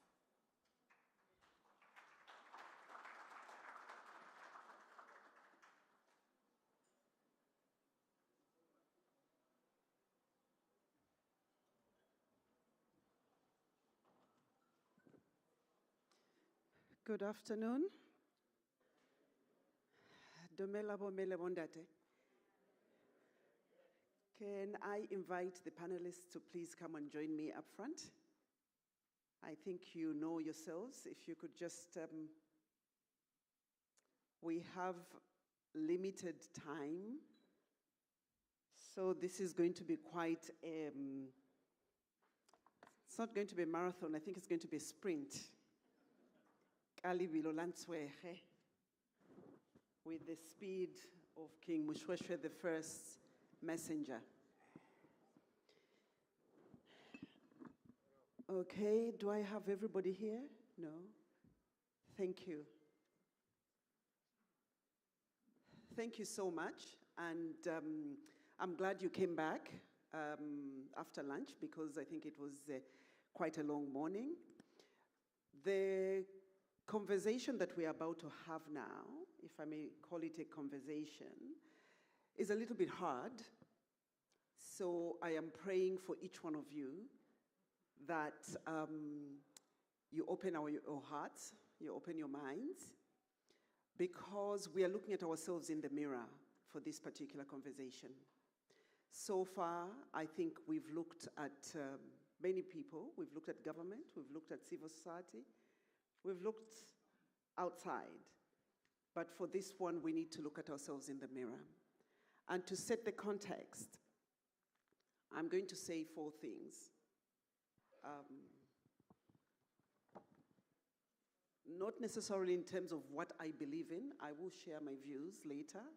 For now, I just want to set the context. We're talking about poverty, and we're talking about hunger. And it can be argued that as people of faith, religious organizations and institutions, we are very, very good at responding to humanitarian needs. So when somebody needs food, we go out. When they need clothes, we go out.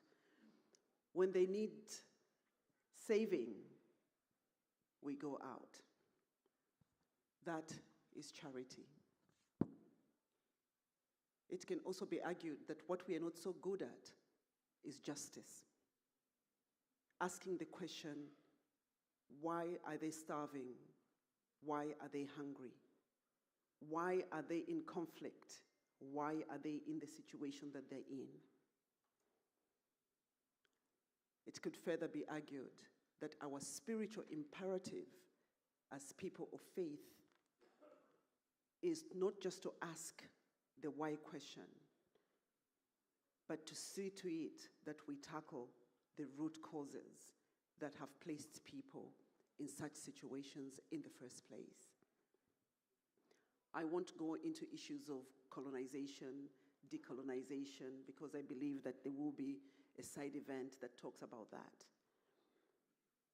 But it is worth considering that actually, perhaps we are now the mirror image of the very politics that is holding many people back. My second point is that there was a study that I read about recently that says that over 50% of all global wealth is held by people of faith, in particular Christians. That if we brought in all other faiths, that percentage would go very high.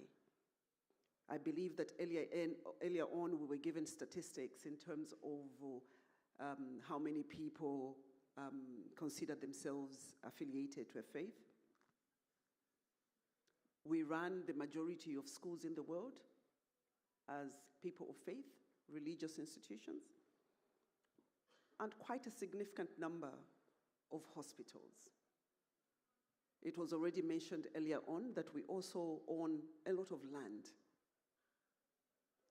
It can be argued that the politicians that we have been talking about this morning as those who make decisions are actually people of faith. Because we are in politics, we are in hospitals, we are in schools, we teach, we are in communities. This year marks 30 years since the Beijing World Conference on Women, and yet women face more violence than ever before. Violence against women has become something that is very normal, not outside, but inside spaces of worship. I just want to repeat that violence against women has become a normal occurrence in places of worship and religious institutions. Climate change, finance, infrastructure, digital technology, these things are all interconnected and form the basis and foundation on how people experience hunger and poverty. My last context setting is that our conversation must now ask ourselves if we are some of the wealthiest people and institutions in the world, if we own over 50, 60% of schools and run them, hospitals, we are in politics. In many countries that I have worked in, politicians always go and pay homage to people of faith because they know that the influence that our religious leaders have over who votes and who doesn't vote and how they vote is significant, then surely we must accept that the state of the world as it is today is an indictment on us as people of faith. If I was to quote the Christian scriptures, I would say, we are instructed and commanded to be the salt of the earth. But the reality is that, are we? Is a question. And with that, I'm now going to invite my panelists. You have very little time, maybe about 3-4 minutes each, for you to start sharing your reflections, remembering that after this, there are going to be side events, and hopefully in those side events, you can actually begin to interrogate some of the issues that are going to be raised here.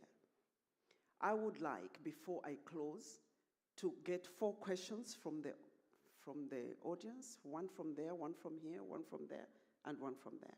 So please think about it as we have a conversation, because I'll come to you before I close with 5 minutes. Who would like to start? Or should I just volunteer you? Please go ahead. Thank you. I'm David Beckman.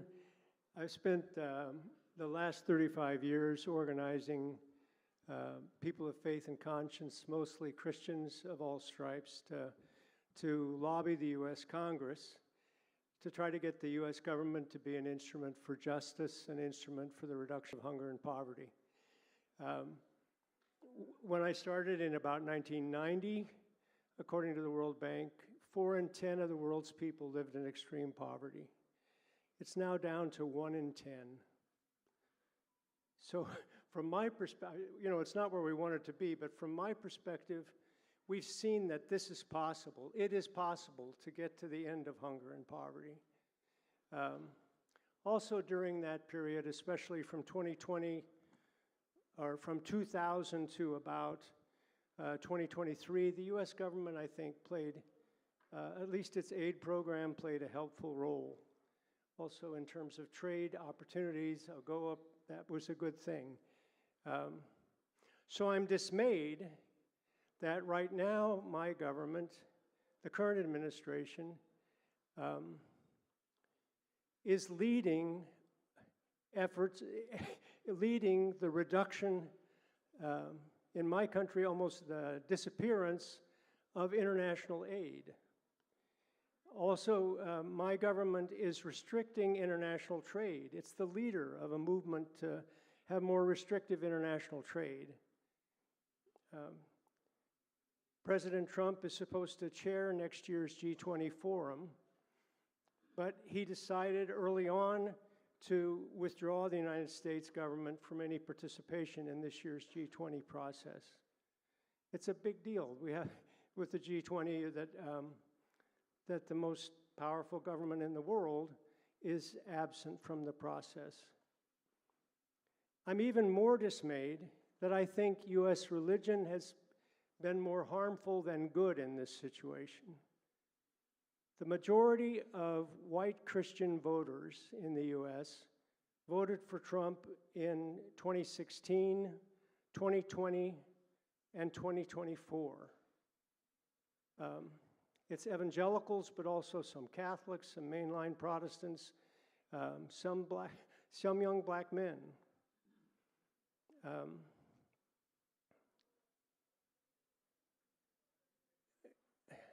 It is true that the leadership of nearly all the church bodies that are organized nationally, the leadership has been working continues to work very actively to resist cuts in international aid, also cuts to programs that help poor and vulnerable people in our own country. Mostly, we didn't win anything, but we did just recently. Congress actually pushed back on funding for PEPFAR, child nutrition, humanitarian assistance. It's the first time they've pushed back all year, so maybe all is not lost. The G20 and the COP30 is a big, those two together, both led by governments of the South, are really big opportunities to try to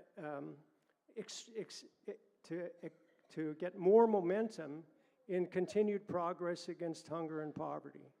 And the issues that we're most likely to push, the continuation of the Global Alliance Against Hunger and Poverty, Jubilee 2025 agenda, maybe something about Gaza. These are things that, if they were adopted by the G20, could move forward in some ways without much help from the US government. But what I want you to know, one more sentence, is that there are a lot of people of faith and conscience in the US who are doing everything we can to get our nation and our government onto a better track. Thank you. Thank you very much. And I'm glad that you brought us back to people of faith, because I think that's where we probably need to focus on for this conversation. And one of the questions that I would like anybody from the panel to actually address is, how can we, as people of faith, hold each other accountable for tackling systemic poverty and injustice? How do we do that? Thank you. Thank you so much. Nick Talubale. I work for the Organization of African Instituted Churches. We are dealing with the whole issue of hunger and the poverty. It seems as if the whole issue of income poverty, we've made some progress. But when you look at Africa in relation to hunger, about 19% of the population of Africa, when the population was just about below 1 billion, in 2005, we are living in a state of chronic hunger. In 2024, according to the latest report, which came out late July, of the Food and Agriculture Organization and the other UN agencies, 20% of 1.5 billion people are living in a state of chronic hunger. So what do? Let me just go to Africa. We know, that 70 to 80% of the food we eat in Africa is produced by smallholder farmers. So, faith communities, can we invest more in the smallholder farmers than a little more in the pajeros and the construction? Can we balance that?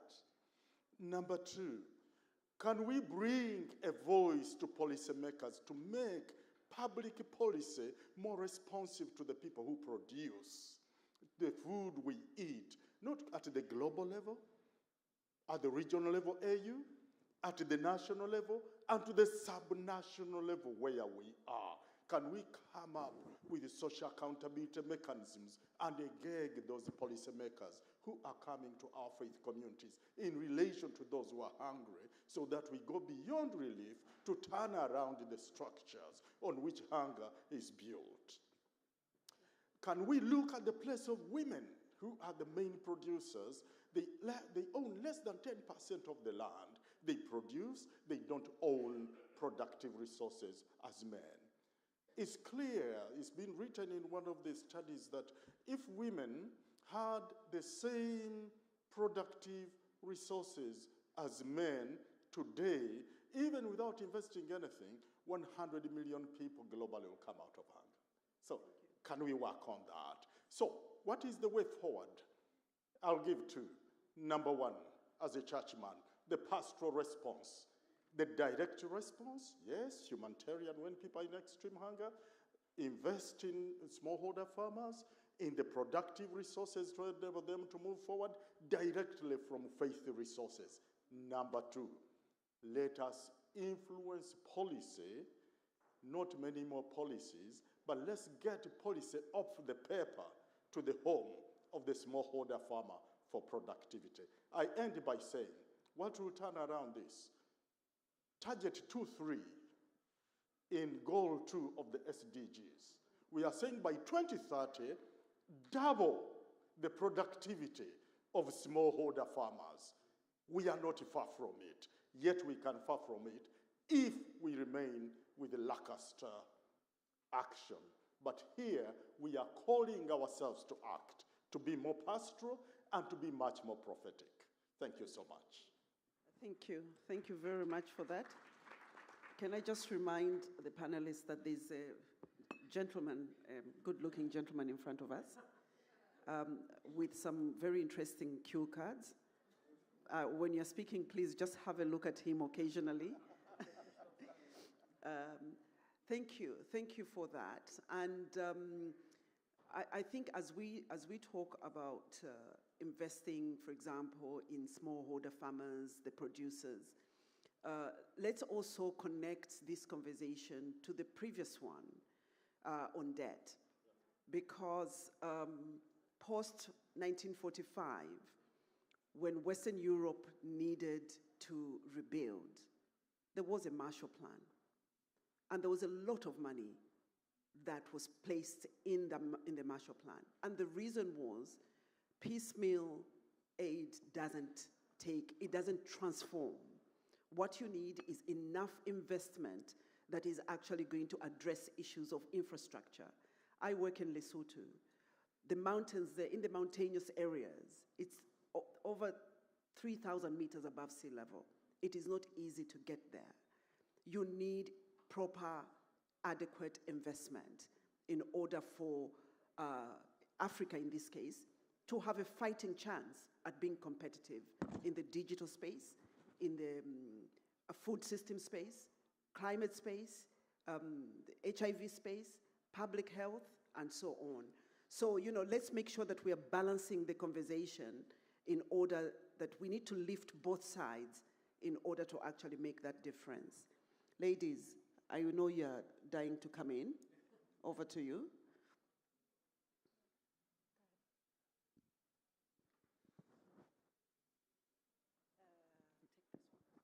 Thank you very much. I observe all protocols. Thank you, Chair. I think before the cue cards begin, let me just say in my 3 minutes, I would like to make 3 points based on what you have asked there. I think the first one has been a resounding point we've heard throughout today, that it is possible to end hunger and poverty in our lifetime. It's a commitment we have to make. It's something we have to stick to, but it's possible to do it. I'm not the oldest person in the room, but I'm also old enough to know the amounts of advancement that humanity has made over the last few decades. In your phone, you carry, and we're often hearing this reference, you're carrying a device in your phone that can do wonders. The whole world in the pocket, and we have done that, but we can't solve hunger and poverty. And I think this is why it comes back to that whole question of commitment and the dedication to stick with that. And if the people with money are people of faith, what is preventing us from solving this problem? The second point I would like to make is hunger is human-made, based on everything that has just been said here today. The questions around what debt is doing to countries that we live in. Hunger is human-made, but so are the solutions, right? Everything that's been said here are things we can do something about, things that our government should do something about.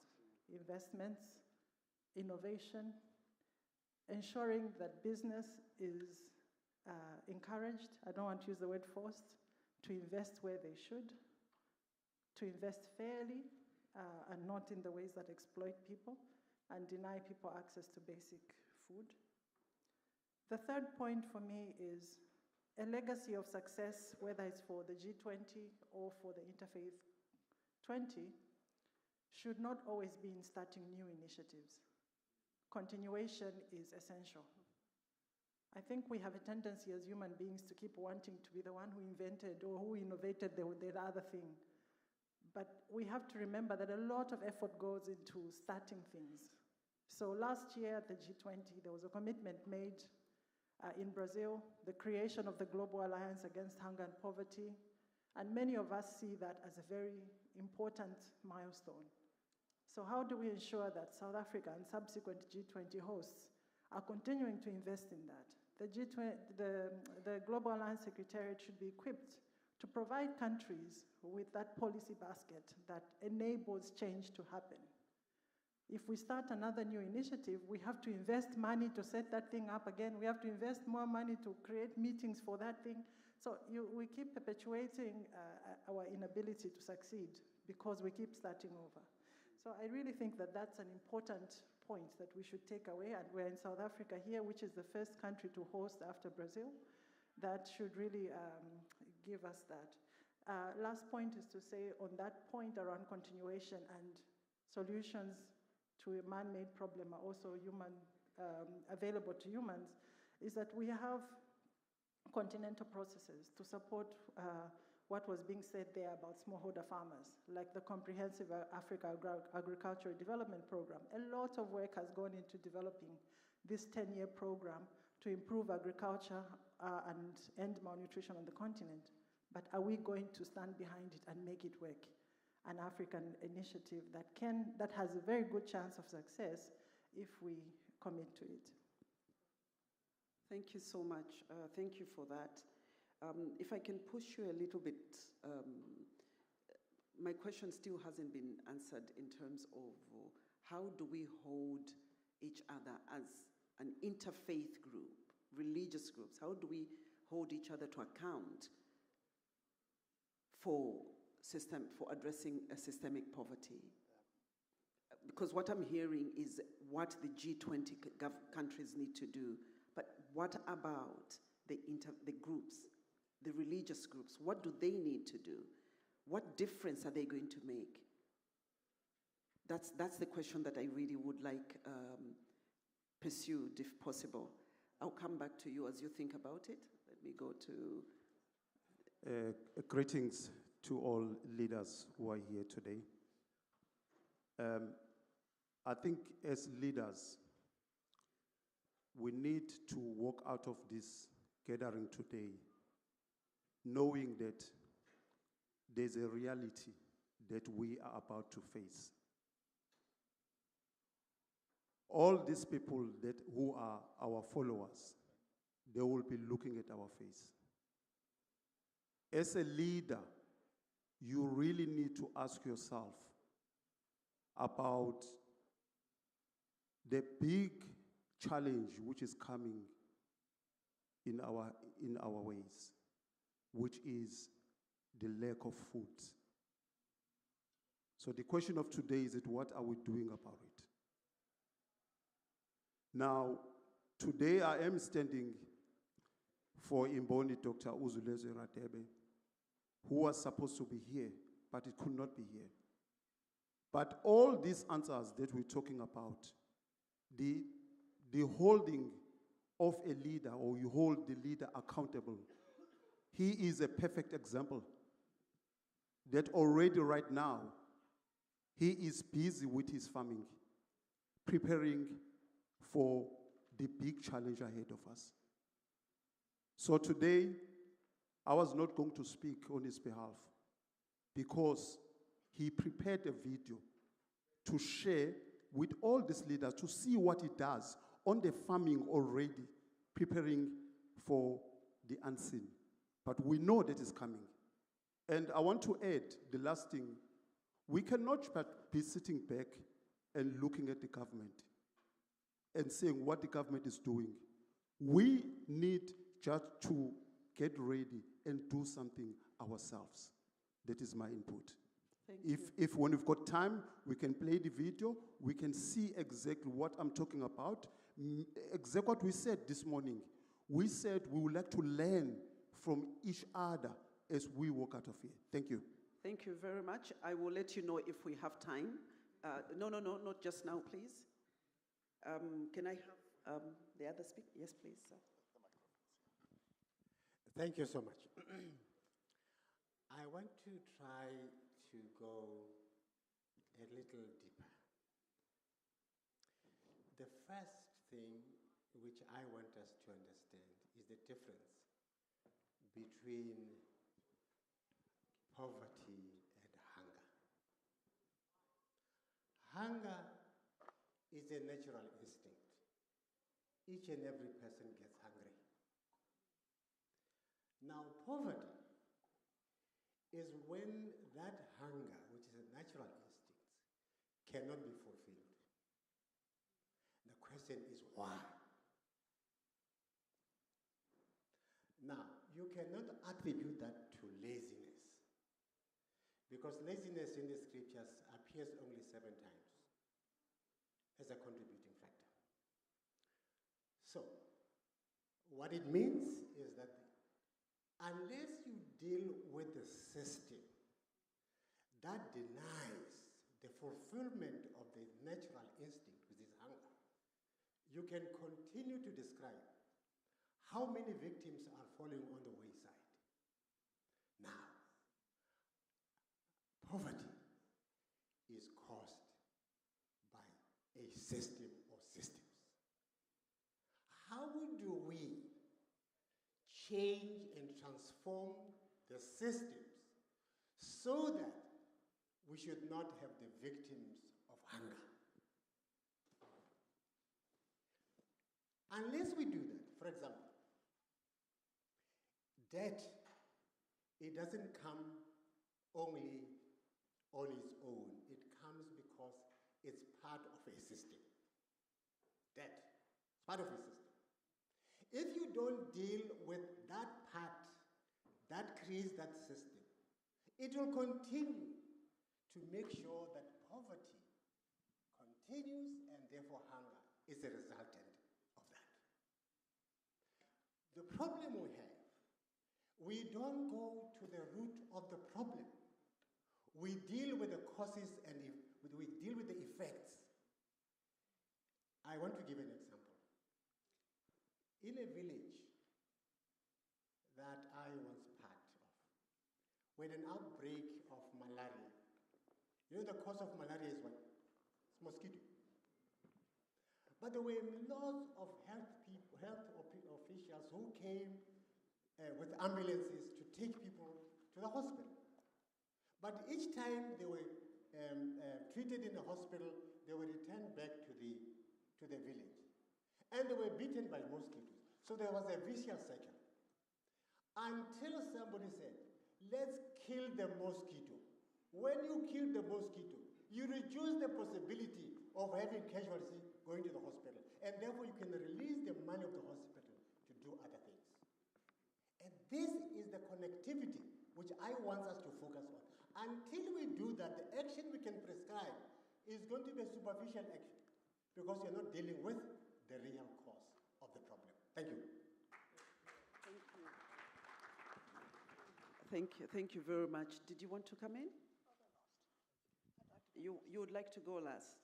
I have somebody else who I've given that slot to, but it's okay. Yeah, we'll take it from this side. Thank you. Thanks a lot, Andrea. Hello. Okay.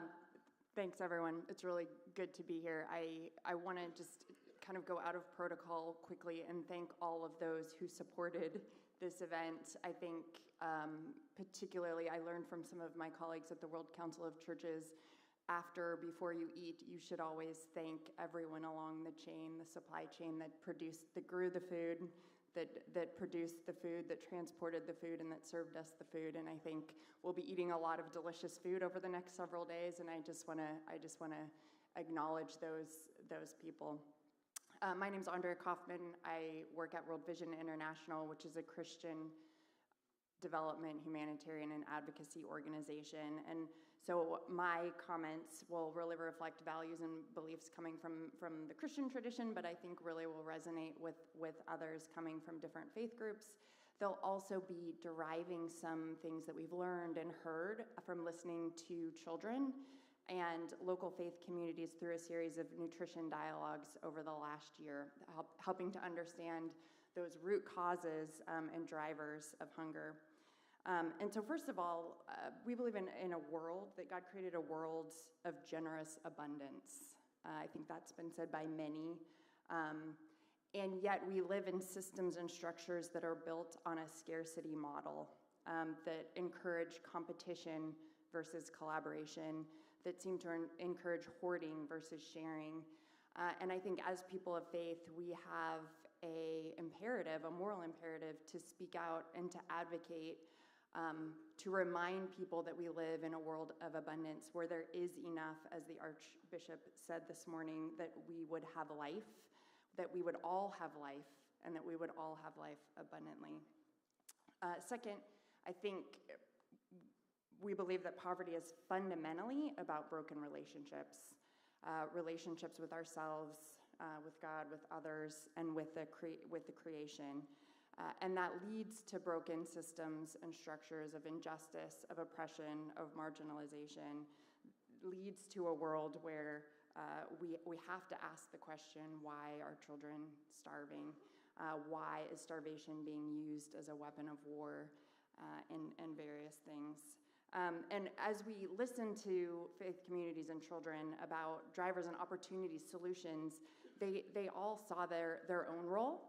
To answer your question, local faith communities certainly see their role in addressing, both on an interpersonal level and a systemic level, poverty and hunger. But they also saw themselves as one part of a bigger whole. And so I think collaboration is essential.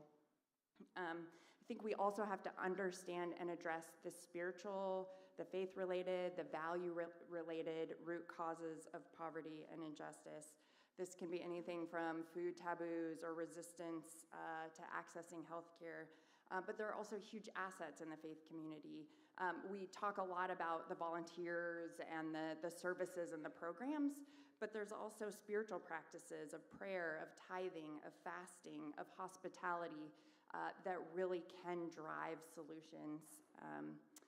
And then finally, I think as faith communities, we bring hope into the conversation, often deeply rooted in our faith, and that hope drives action. There's a lot of scientific evidence now to back up the importance of hope as a driver of action, but we see, again, faith communities all over the world doing things, reducing waste, and they're committing to reducing waste in their own faith practices and festivals, incorporating nutrition education for children, scaling up community gardens, supporting school meals, so many things that are vital.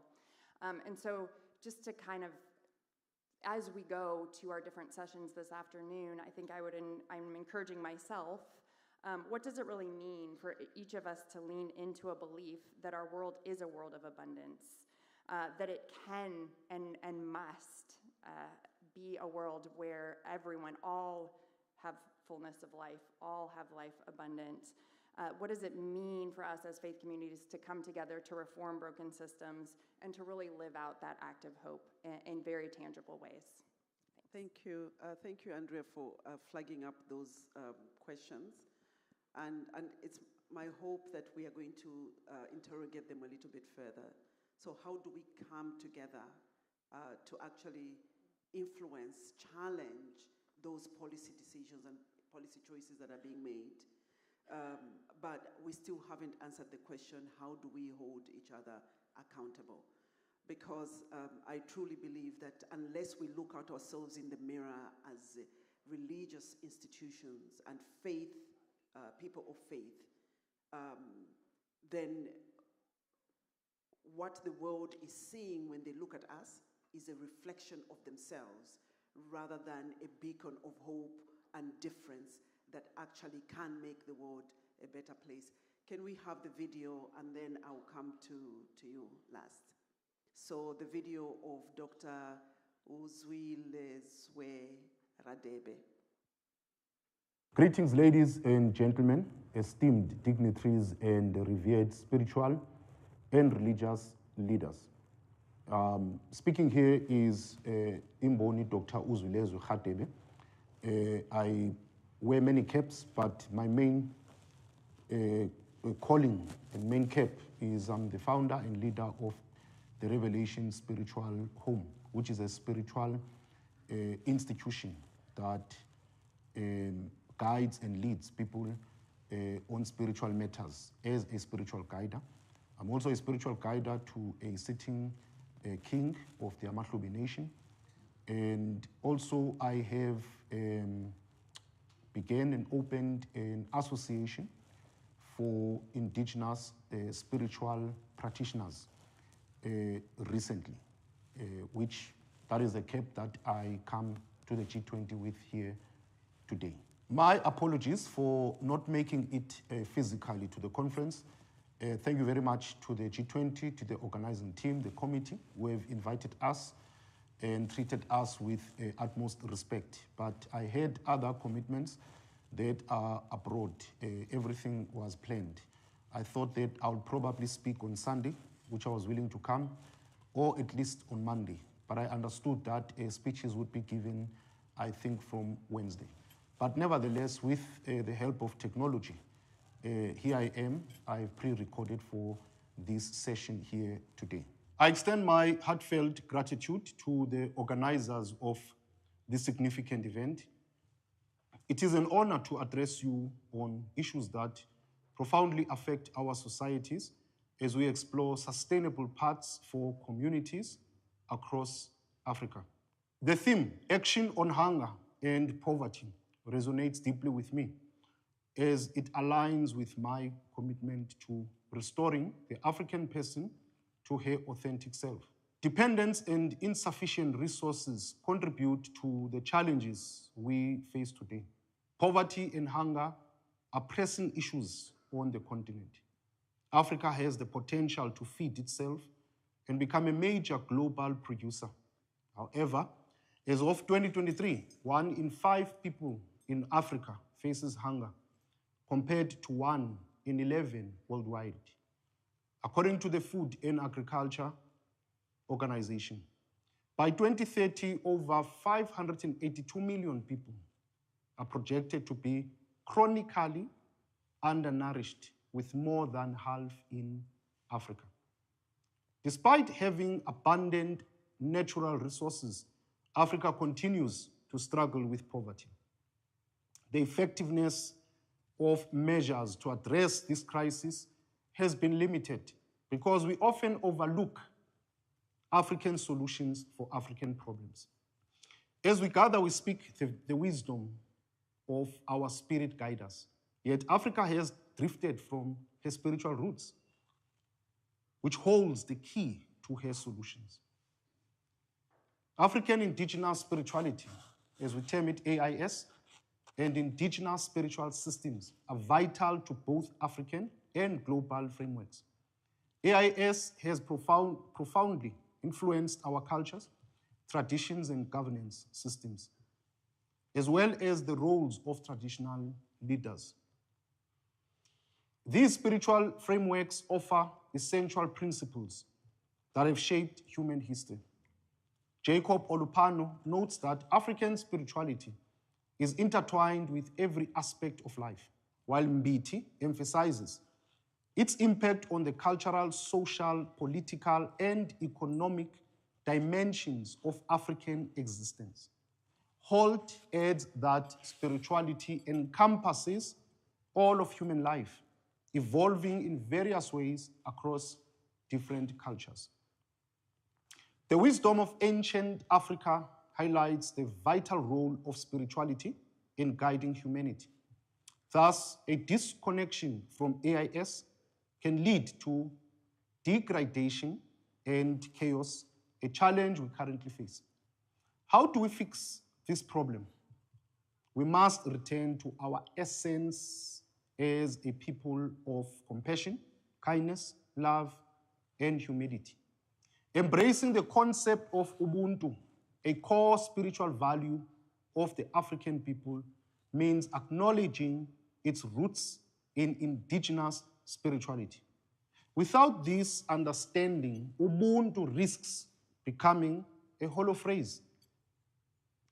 When addressing Africa's challenges, we need to apply Ubuntu from its spiritual foundation. Humans are not just flesh. We are spirit first, influenced by spiritual beings, including the Creator, our deities, and ancestors. Those who engage with Africans must understand the spirit realm, as it holds the answers to our questions and not rely on the limited human intelligence. We refer to our spirit guiders as abantu abadala, meaning the elders, because they see beyond us. And we call our creator Imfihlo Yezulu, he who is of mystery, because he holds the keys to life's mysteries. We cannot navigate life without engaging with these spiritual entities. Ultimately, we may gather to debate, but the success will elude us until we recognize that we do not hold the power to find solutions alone. How I have applied Ubuntu to mitigate poverty and hunger in Africa. I stand before you as an African spiritual guide, dedicated to restoring authentic ways and revitalizing the economy of our people. To achieve this, I founded Trillion Cut Investments, which embodies the motto, sharing wealth. Trillion Cut Holdings operates a unique distributor model that shares profits with distributors based on their sales. This approach empowers thousands of aspiring entrepreneurs to become producers rather than just consumers. We provide individuals, regardless of their previous business education or experience, with basic business training and transforming them into skilled business professionals. This initiative not only promotes economic growth, but also tackles issues of hunger and poverty in Africa. In the agriculture sector, we utilize our farm to cultivate crops and employ young people who have little to no farming skills. We help them develop their abilities and achieve financial independence for themselves and their families. It is important to highlight that our farm is wholly owned by us, and all our initiatives are not funded by the government or external organizations. Additionally, through my offshore property company, Golden Lofts, I have organized groups of individuals and introduced them to the lucrative yet challenging real estate markets in Dubai. On July 1st, 2025, I handed over the keys to their investment properties abroad. I believe business should not only focus on profits, but also meet the needs of their communities and society at large. Likewise, our governments should strive to enhance the quality of life for the people they serve, rather than merely seeking revenue through high tax rates. With many Africans burdened by inherited debt, we must rethink how we support their livelihoods. Our financial systems often lack the spirit of Ubuntu, viewing individuals as mere sources of revenue. Those in advantageous positions should reflect on whether their actions contribute positively to humanity. In conclusion, now more than ever, the world needs authentic spiritual guiders, leaders who are genuine and dedicated to shaping our global future. While some try to direct humanity toward better outcomes, they have not yet fully succeeded. At that end, thank you very much for paying attention. And my last parting shot will be that we need to work together. The governments, business, religious leaders, especially stretch out our hand to indigenous spiritual leaders and guiders, because at times they are the ones that are being shut out of decision-making positions. Let's work together in order to have a better future. I have clearly outlined our indigenous spirituality and how it can assist us to achieve our goals for a better future. And I've also used some of our own personal examples of what we are doing in our own space, meaning that we also walk the talk, but we don't just talk, but we walk the talk. We hope that you all have a great conference, and we hope that our solutions will be spread and others can learn something. And we hope that moving forward, we can also be part of these groups in order to bring a better life for our societies. Thank you very much.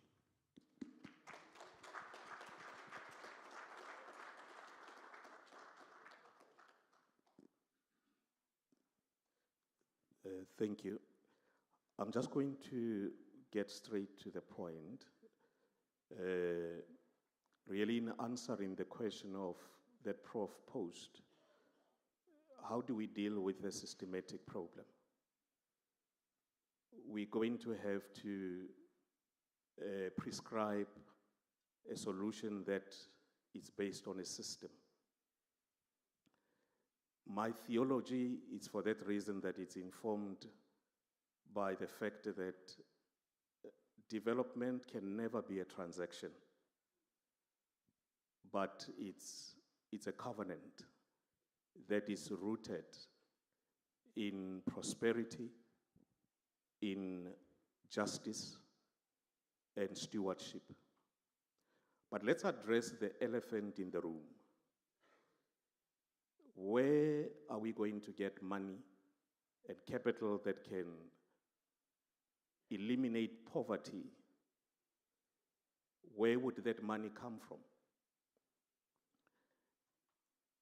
I've looked at 3 areas or categorized poverty in terms of the poverty that they call dignified poverty, which relates to 4 billion people in this world who still are under that poverty, and extreme poverty. And then you have the balance of those who survived the poverty. It is therefore important to ask ourselves a question: why faith organizations, including even traditional leaders, are never taken that seriously when decisions are made? And I posed that question to investors and funders, and they said, but what do they have to lose? So it's important that we also ask ourselves this question: what are we bringing to the table? So part of how we address the issue of capital is, one, we need to reflect on the global alliance being localized.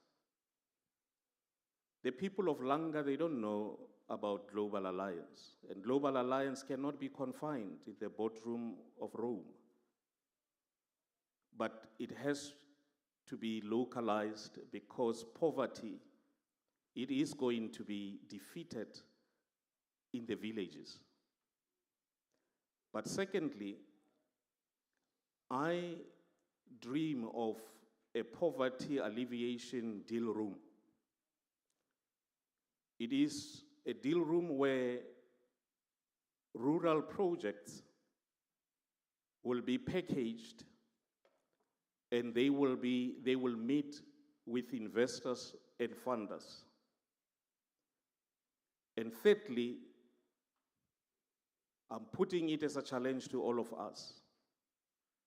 How much can we put together as a contribution to the fund that will address the issues of poverty? We are all believers, and you can never go to this forum empty-handed. So if we are serious, let us be like men who met 40 years ago, and they spoke of starting a bank called African Bank. In that first meeting, they managed to put together 140 because they said we have to put something. So I challenge all of us that what is it that we can put together to fight poverty? Thank you. Thank you. Thank you very much. I really hope that we can take that challenge on, because the question of what do we bring to the table when we're having the discussions, when we're talking about influence, is so critical. And if we don't come together in terms of our resources, then we cannot ask of the governments what we ourselves are not prepared to put on the table. We cannot say to them, act together, when we as faith leaders are failing to act together. I think that, let's think about that challenge. I will come back as I sum up, but can I just check with the organizers? Do I have time? Yes, I okay. I will. 10 minutes. Thank you. No, that doesn't mean you have 10 minutes. Right? Over to you. I'm just joking. I only need 3. I'm Julian May. I'm from the University of Western Cape. I'm very proud that Archbishop Makgoba is the Chancellor of my university, and I'm glad that the speech went well this morning.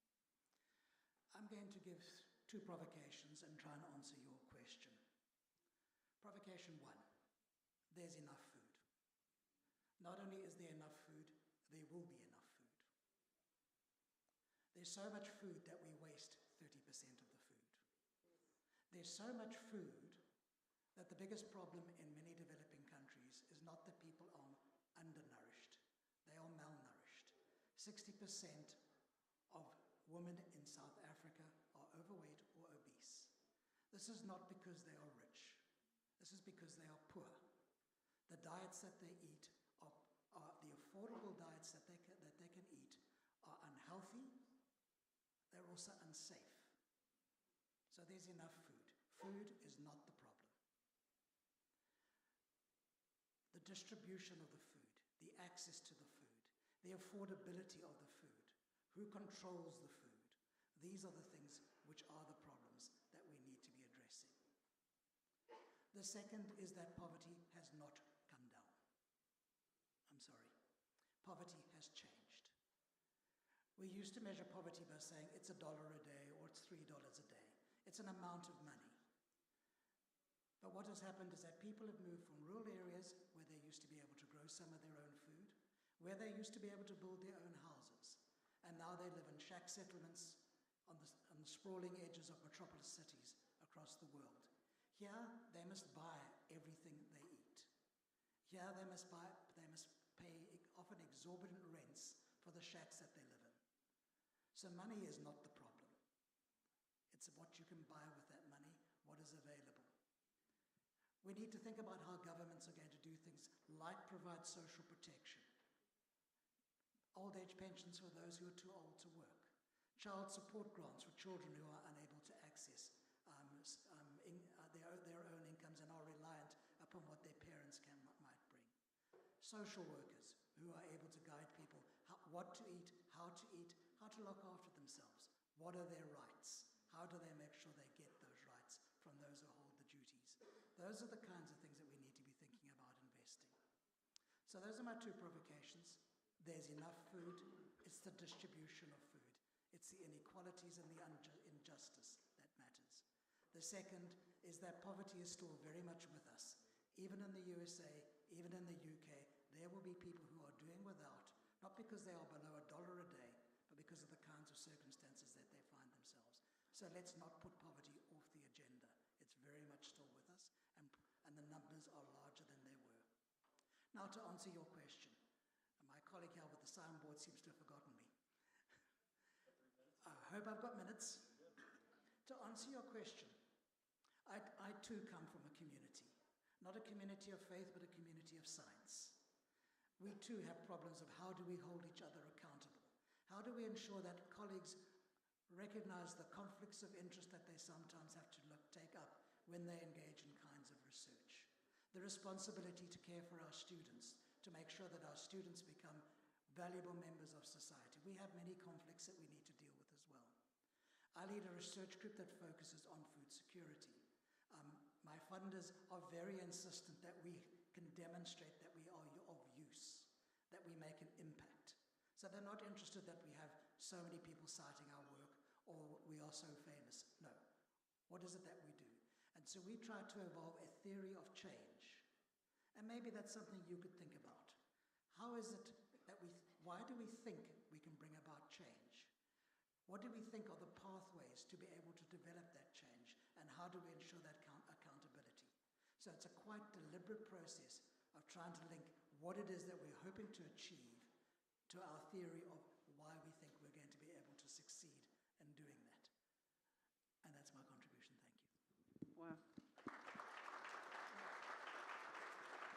Thank you. Thank you so much.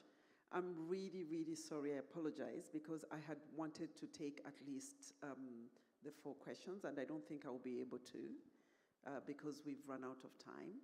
So let me sum up in terms of the things that I think as we go to the different side events, maybe we can interrogate them further. Absolutely, I think you're right. The issue of food is a complex one, and we have to look at the complexity of what type of food we have, who has access to it, who can afford it, when, how, and I think it's part of the food systems value chain, and within that, it is a business proposition. And unless people of faith and religious institutions are able to understand and engage with that business value proposition, then we run the risk of not being able to address the issue. You talked about poverty as well. And I think the nature of poverty and the scope of poverty is also evolving. You raised something that nobody else put on the table that I don't want us to lose, because it's probably one of the solutions that we can think of when we look at how we work together, which is the issue of social protection. How do we ensure that the bottom is not abject poverty, is not destitution? How do we lift that up so that the person who is experiencing multiple disadvantages or vulnerabilities in our society is not completely, totally destitute, malnourished, and has absolutely nothing? And we don't have time for this, however, one of the things that religious organizations have been really good at have actually been in the area of social protection. So if we can come together on that, we can create a buffer zone for those that are suffering in our midst. I think that my brother, Mr. Dube, yes, I think you talked about the elephant in the room.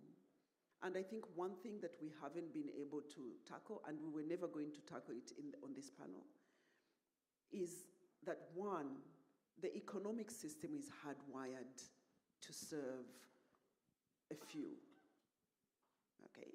There are 3 layers. There's community, there's national, and there's global. The economic system is hardwired all the way to the global system. And that's why we're talking about the financial institutions, the financial architecture needs to change. 2, we talked about, earlier on we heard about the debt relief, debt restructuring, and so on. I want to leave you with this, that when you look at, again, please forgive me, I'm going to quote from the Christian Bible. When you look at the story of the Israelites as they came out of Egypt during the Exodus, right? The instruction from God was, let my people go so that they can worship me. If we are people of faith, which we are, and we believe on that spiritual freedom, which we do, there is nobody globally who is going to be free or who is going to be able to worship their God unless they're free. So those 2 imperatives are so critical for the interfaith movement, that you take care of the spiritual element, but it is not to serve us, it is to serve God. That people need to be free, and freedom is one leg, justice is another leg. That's how they walk. And if they're able to do that, then they will be able to actually worship God and be free. So I think with that, I have probably not touched every single thing that everybody talked about, but We are living at a time when business as usual is not going to help and it's not going to deliver.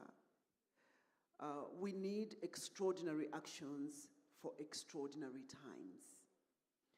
And I would personally love to see the interfaith movement be seen as an incredibly powerful, influential, and transformative catalyst in the G20 conversations. And I think we would be able to do that. But it needs our leaders to come together because churches are full, people are worshiping God, they go home to sleep without a meal, over 800 million of them every single day. And we have to ask ourselves, what do they see when they look at us? Thank you so much, Kialeboha, and God bless.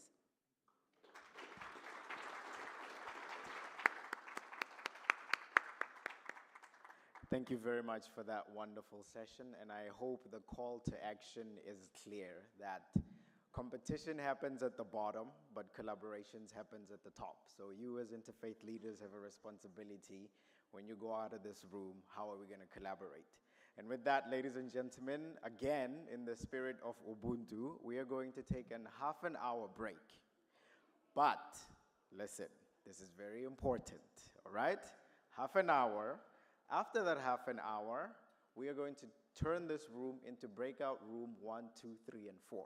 If you need to remember where your breakout rooms are, please scan the QR code on your name tag. Room 5 and 6 are upstairs. You can take the elevator or you can take the stairs. They are in the mezzanine, all right? So breakout room 1, 2, 3, and 4, down here.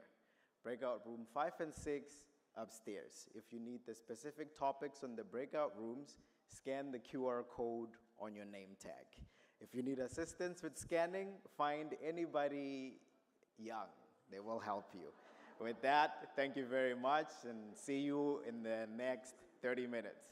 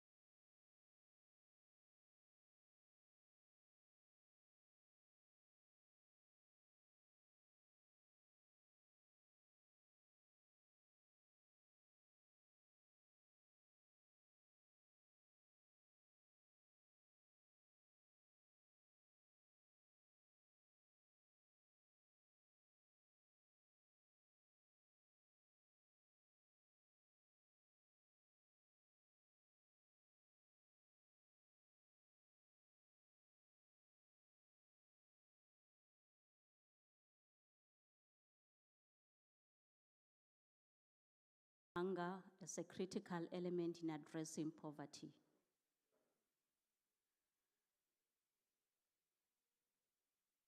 First, let me say it's my honor and privilege to be standing before you today to present to you the panel that will be giving us information for us to be able to craft the responses to the questions that we have been asked since we started this morning. Since the presentation this morning, we have been told that inequality is a world threat. Lack of solidarity brings conflicts within societies. If we are able to produce food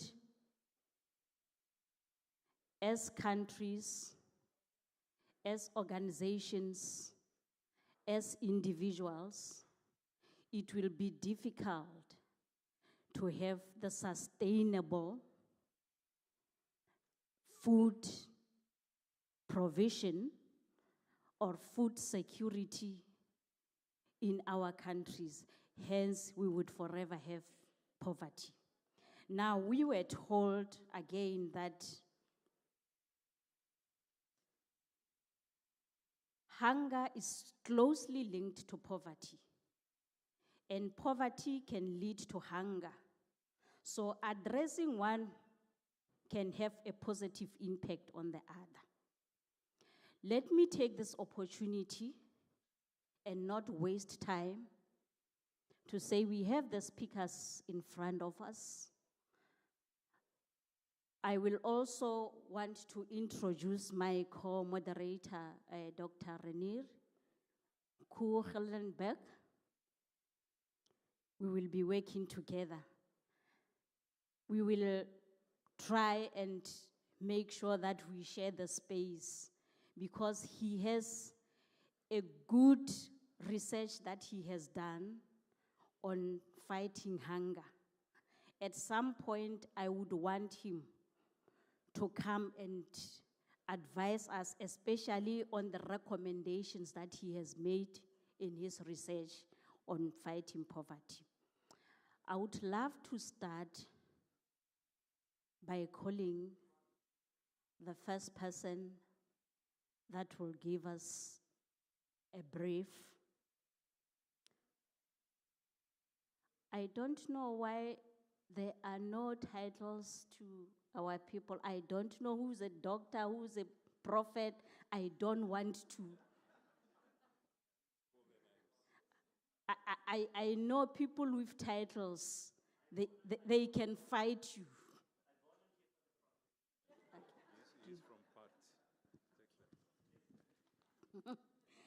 Okay, our first speaker would be Kushnavat Singh. I am not sure I have pronounced that, but I have some few dollars in my pocket. I'll pay for it. Prophet don't need money, thank you. He is the head of Secretariat International Partnership on Religion and Sustainable Development part from Germany. Sir, I would want you to take this opportunity. Just give us what you have for us. Yeah, thank you very much. There's a bit of pressure on me now because I need to speak as a prophet, but okay. I put that turban aside and I'm now speaking as the head of Secretariat of the International Partnership on Religion and Sustainable Development. Before I give you a very brief introduction into the partnership so that you may understand in which context I'm speaking, and I'm also very happy that we have distinguished colleagues here on the panel, but also Andrea Kaufmann, a colleague of mine from our partnership. I want to say a few words which are related to what has been said in the plenary in the morning, because I think that's very important. We don't have a crisis of hunger, but we have a crisis of the wrong values and a lack of ethics. I think that has become very clear in the morning. And if everyone who is working in the field of food or even in the field of environmental protection wants to achieve a sustainable result, we need to go back and look at the root cause. And the root cause is that our attitude, our worldviews are kind of, I would even use the word, corrupted. So if we just look at the structural issues, at policies, I don't think we will ever solve any problem. Of course, both need to go hand in hand, and that's why I think we have come together to bring the realm of spirituality, religion, and policy together under one turban. We don't need too many statistics, but one statistic I want to share, and that is that around 10% of the global population is living in poverty, people who are hungry on a daily basis. 10%. Just think about it, 10%. It's unbelievable. It has become very clear also in the morning that we have more than enough resources to feed everyone, and I remember the very vivid introduction of Espen, who said that on the same land they are producing way more food than 20, 30, 40, 50 years back. So there are ways to be more efficient. I also think it was very important what Bishop Sipuka said in the morning. God works with us and through us. So we don't need to be very moral about things, we just need to do what we need to do. In our tradition we call it Jo Hari Lode So Kare Sujikran. In simple terms, it's very poetic and very spiritual, but since I'm not a prophet, I'm just giving you a very bad translation, which means just do what's necessary, but don't go beyond. So this is, I think, a very powerful reminder. We, in our little realm, can do what is needed to bring the change that we want to see in the world. Coming back to PART, the very idea of PART, the international partnership, by the way, we collaborated with the IF20 colleagues last year in Brazil, so we were one of the cooperation partners to implement this forum. The idea of PART is that we bring, of course, religious actors together with academic institutions, but also we have multilaterals on board and government members. So for instance, the German government, who is the main funder of our partnership, is a founding member of this partnership. The Indonesian government is on board, the Danish government is on board, the British government is on board, the US government is on board, but since USAID, who were representing the US government, I cannot say if they are still on board or not, but we will figure out hopefully in 3 years. So the whole idea is to have a structured long-term dialogue to showcase good contributions of religious actors to the Sustainable Development Goals. That's one part of the story. But the second part of the story is to create a conducive environment where religious actors don't feel shy to directly talk with government people, decision makers, and bring forward ideas which also change policy. I'm not saying that we are super successful, it's difficult, but at least we have created a forum since 2016 where you can have a structured, very respectful dialogue amongst these very different entities. So I invite everyone who is not part of this membership, of this partnership, to become a member. You don't need a suitcase full of money, it's free of cost, but of course if you have a suitcase full of money, we will not tell you to go back home, but you are invited to join this partnership. In terms of hunger, and then I will finish because you have a lot to say too. In terms of hunger, we have set a focus topic on hunger and food security last year because we felt that at a global level, this topic is underrepresented. And the other fact is that religious organizations particularly work on this issue, and I will not repeat all the arguments that have been put forward in the morning. An important step for us was that we have become a member of the Global Alliance Against Hunger and Poverty this year. And there are not many religious organizations or institutions part of this global initiative. So I think this in itself is an important first step into the right direction. The other thing is that religious organizations and actors are experts in localization.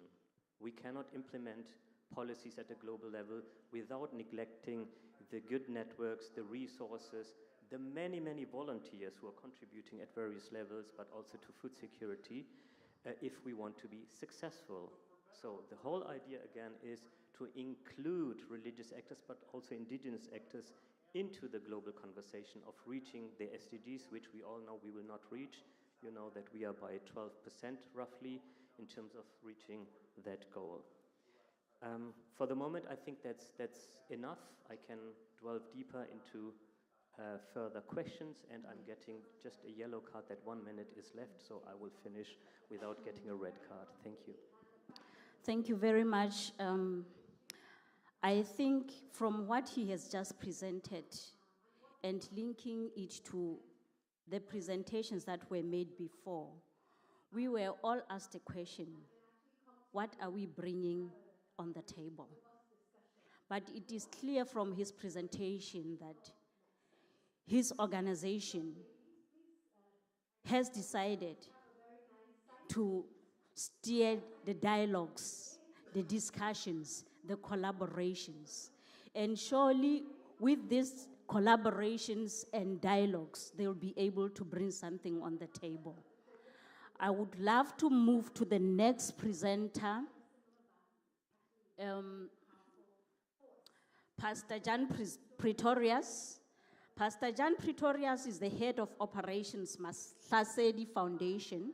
He's also head of operations, South African Community of Faith-Based Fraternals and Federations of South Africa. It's called SACOF. I would want you to address the issues like he did. We have the responsibility in this session to highlight the national and faith commitments under the Global Alliance Against Hunger. Yes. Over to you, sir. Thank you, Dr. Peter. Thank you to our moderators and also the panelists. Yes, I think for us, as a player and a faith-based NGO from the Christian community, which is Mahlasedi, and also our mobilized faith-based fraternals and federations, which is SACOF. For us, of course, the macroeconomic policies that was mentioned by Prophet Singh next to me, for us, we don't really have any influence over those talks. We would love to get involved because we do have, of course, our thinking around that. We've been busy for the last 33 years in food security and also in disaster management. And for us, the experience that we've gained over the last 33 years with our founders starting the organization, as Dr. Peter said, on their own stove, feeding in schools that were left devastated by malnutrition through the apartheid system in places like Vosloorus and Paula Park, and that was in the late 90s and the late 80s and early 90s.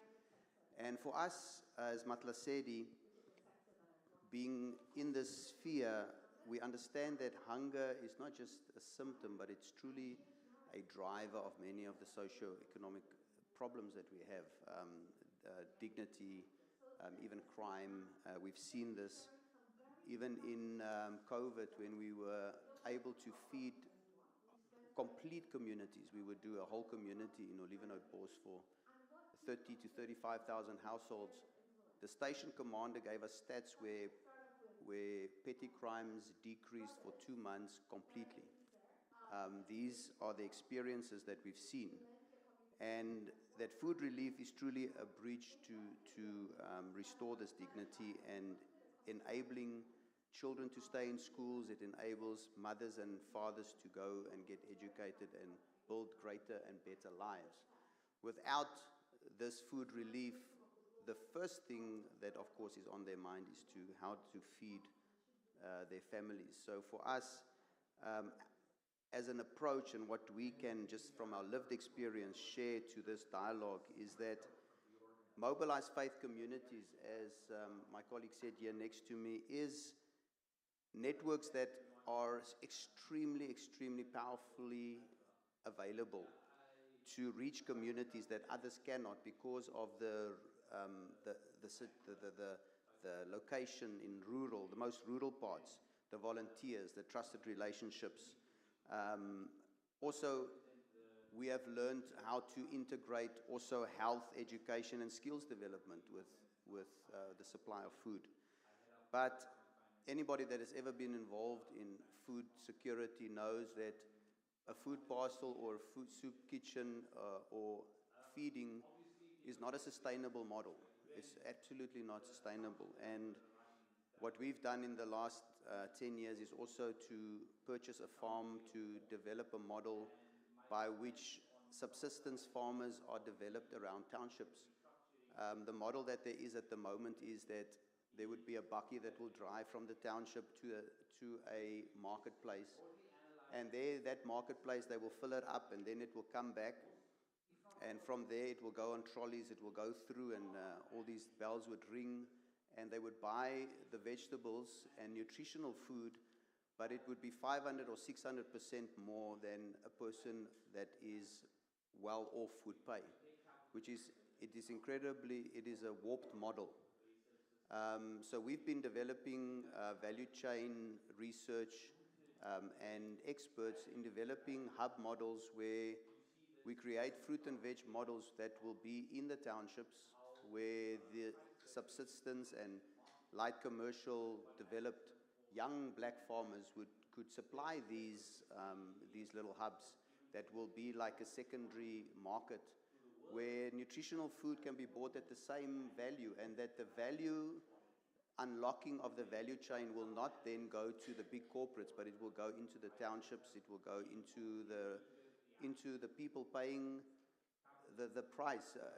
It's just logic that somebody that has a 50 rand will rather pay an amount for maize that is much more weight and food than for 3 or 4 tomatoes. And that's why we, in the schools, we even developed nutritional programs where we would feed in a school, take the BMI of these kids and see that the extremely malnourished kids, it's got such an effect on their educational development. It's tremendous. We just don't understand how hunger affects communities other than what we think.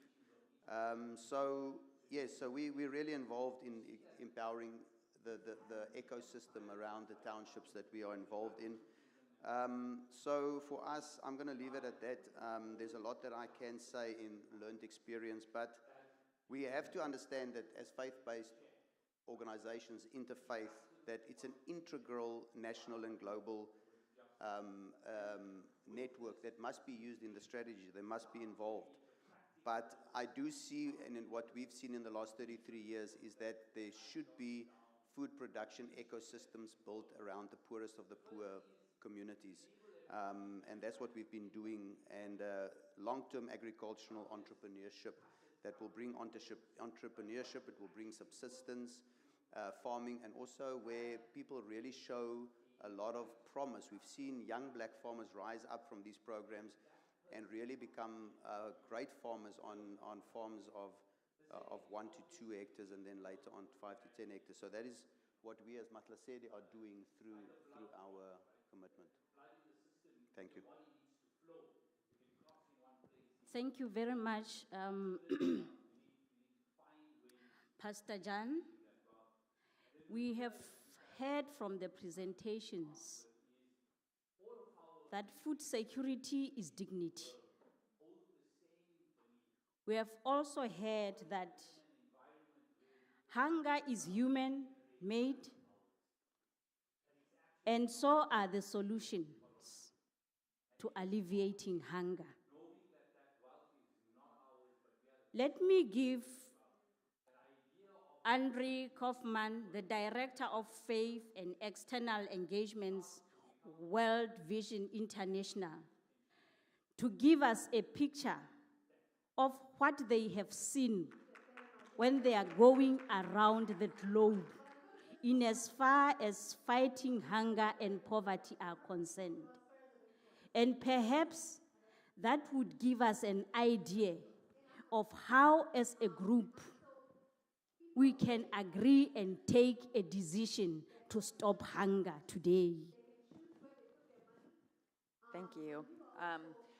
I want to just pick up a little bit on the point about we're a child-focused organization, and I think when we think about hunger and nutrition and children, there is a really unique challenge and opportunity and call to action for us, because especially between 1 and 5, also adolescent girls, but really all children, if they are not getting the proper nutrition, if they're not getting enough calories, it has lifelong implications.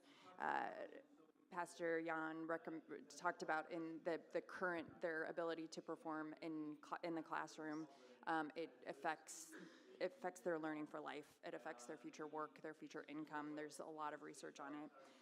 And so as we think about the many children who are going to bed hungry, I think it's a particular call, I think, for us to consider.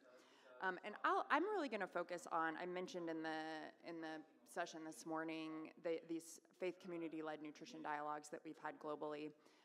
We have lots of programming, but I think this gives us a very specific insight into that unique collaboration and the unique and essential role that local faith actors are already playing, and the unique perspective even that local faith communities have on the issue of hunger and nutrition. So we did nutrition dialogues with all kinds of communities with children, and so I'm going to call it what I see as actually the distinctions and the interesting things that came out specifically from the faith community-led dialogues. One was that they discreetly and particularly identified spiritual and faith-related root causes and assets. So that included things like that might show up in other reports, but they would be kind of like couched and confusingly worded. But the faith communities were very quick to say, this is a food taboo rooted in this belief. This particular population doesn't take their children when they're experiencing signs of malnutrition to health facilities for X, Y, and Z reason. And they also really called out the assets. They talked about the power of prayer and the way that drove their community to action. They talked about tithing, zakat, all kinds of religious practices that actually had a direct and concrete influence on children who are experiencing hunger. Another really, I think, important aspect that it came out in many places, but the whole idea of a system, that faith communities see themselves as one part of a complex food system. And understanding that maybe they have a particular role, other people have a particular role, and in order for things to really work effectively, we need more effective conversations and collaborations, which I think links to what Kushwant was saying about the importance of and that PARD can bringing multilateral and donors and governments and faith actors together to talk about what's the role that each of us are playing to solve this problem. How are we also part of the problem? How do we get out of the way and let others do things that they're more equipped to do? And then another thing that emerged in these faith community-led dialogues was there wasn't the kind of push of the questions was towards advocacy, towards asking policymakers, decision makers at the Nutrition for Growth conference and other big global conferences, like what should they do? But faith communities, of course, also gave themselves really long to-do lists. They, without being asked, made a lot of commitments about the actions that they were going to take to ensure that communities were supported. Everything from reducing food waste at their own events to increasing nutrition education in their Sunday schools, to really sustainable agriculture, things that we've heard mentioned. So I think faith communities are acting, we all know, and I think can really be an important part of the system, and we have an opportunity to bring them closer into the system. just a few opportunities kind of when we think about the global level and ways to engage. The World Vision and a number of organizations host a weekend of prayer and action, and we're really encouraging people to think, is there an opportunity in your own community in October to host a weekend of prayer and action with other faith communities? Again, prayer and action. How do we take our prayers and respond with really concrete ways? If you're interested, see me, look on the website. There's a lot of opportunities. Also, I think with PARD, we are continuing to learn how we can collaborate more effectively together. So there's just a couple of opportunities as we go forward from here. Thanks. Thank you so much. Thank you so much. We heard from the presentations that were made that perhaps it would be important for all of us to participate in sustainable food systems. And it was also categorized that there is a need for partnerships between government and civil society as a strategy. There was also a strategy that says business people should come to the party, they should invest, they should be willing to invest on food security and sustainability of livelihoods. And another point was made to say, no, all of us, we have the responsibility. We have the responsibility to make sure that we reclaim our dignity and produce food. We should not only be consumers, but we must be producers of food. And another angle said, yes, but there are religious leaders, there are faith leaders who also have the responsibility to educate. And it was said we must shift from independency to empowerment, which means religious and faith leaders have a responsibility to educate their communities to make sure that they don't only become consumers but producers of food. In that way, we will alleviate poverty. We will fight hunger. At this point, I want to call upon Sir Juanza Mwangani, Project Manager from Diocese of Monze, Zambia, just to stress on the strategies and still stick on the point. What can we do to alleviate poverty? How can we fight poverty? Over to you, sister. Thank you. I'm not going to give you something that I'm imagining on how we are going to fight hunger, but I'm going to share what we are actually doing to fight hunger in our own way. So from the discussions this morning, we kept saying, who is actually doing? We are all discussing, but I'm coming from the doing side of those who are fighting hunger. And I work with the Conrad N. Hilton Foundation and working with the women. So what we are doing is that we are practicing agriculture and entrepreneurship at household level with the women. And you're going to ask me why. We are doing this in their own space and with their own resources. And you ask, but why at household level? Because that's where the vulnerable are. That's where the hungry children are. And that's where meals are shared. That's where hunger is felt. And I would like to say that that's where dignity is restored. If we are to talk about where food security or insecurity is felt, it is at household level. It is at that place where priorities are set. If we have this little bit of money, are we going to use it to buy food? Are we going to send a child to school? then the line between poverty and hunger is drawn. If we are going to fight hunger, it means that if we don't fight the hunger, we are not going to address poverty. Because as a mother, I wouldn't prioritize education over a child who is hungry anyway. They won't go to school, even if I were to spare money for them. But if they are hungry, they won't go to school. So it means that poverty will stay with us because we were kept hungry. So we have to fight hunger first so that we are able to address the issues of poverty. Why women? It is because they are the custodians of change. They are the homemakers. I'm not saying anything about anyone else. I'm just talking about women. They are the member minders. They will mind every member in their household. Have they eaten? Have they gone to school? Are they dressed or what? This is where poverty is going to be addressed, but first by fighting hunger. Our approach is that we are using integrated farming as a way of making them climate resilient. What do I mean by integrated farming? We want the women to have both livestock and be involved in crop production. Because we know that when there's crop failure, at least the livestock might just thrive. So once somebody who has livestock is able to sell what they have, and they'll be able to buy their food from the little that they have.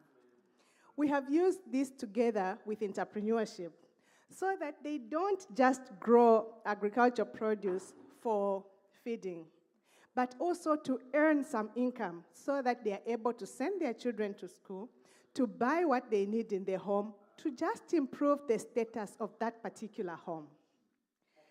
And we have tried to bring entrepreneurship down to what a woman in the village can understand and do on her own. We are using eco-friendly agriculture, one that where somebody has livestock and has gone into crop production, then they have manure being produced right there, and they have the crops. We are trying by all means to support indigenous seeds and so on, so that they are resilient and can adapt to their own climate, to their own soil types. I want to share the reality on the ground. Climate change is real, seen by unpredictable rain patterns that disturb the farmer and affect their produce. Inequalities are real. Do they all have the land? Do they all have everything that they need? And the possible solution is availability of water. You can't talk about agriculture when there's no water. How are we going to provide them with water so that we ensure all-year production of food? And we are talking about irrigation systems that will be favorable to an ordinary woman in the village who is just looking after her household, and to have a bit more to sell so that they earn some income. Thank you. Thank you. Thank you so much, Sister. Elder Donaldson Silva, we have heard and we have been promised by the speakers who came before us. They said to us, let's see each other the way God sees us. Now, I know from the side of the church has done so many projects in trying to alleviate poverty. And I would want to maybe open our eyes to those opportunities that we were not aware of. Just help us, coming from different religious communities, from different faiths. Just give us a picture of how a religious society or a church organization, if it is willing, can alleviate poverty and fight hunger. I trust you. I know you will do that. Thank you. Thank you for the responsibility. So it's a privilege to be here with you. We have learned so much since this morning. And I'd like to share experience that I have learned through the historic gospel of Jesus Christ, how God sees us. He sees us as his children. What does that mean? We are not orphans. We can pray every night, every morning, and talk to our Father. We are not alone. We are not forsaken. And because he is our Father, this means that we are all brothers and sisters. And we need to care of each other. We can care, and sometimes we say, fight against hunger. And every time I think about this topic, I think about children.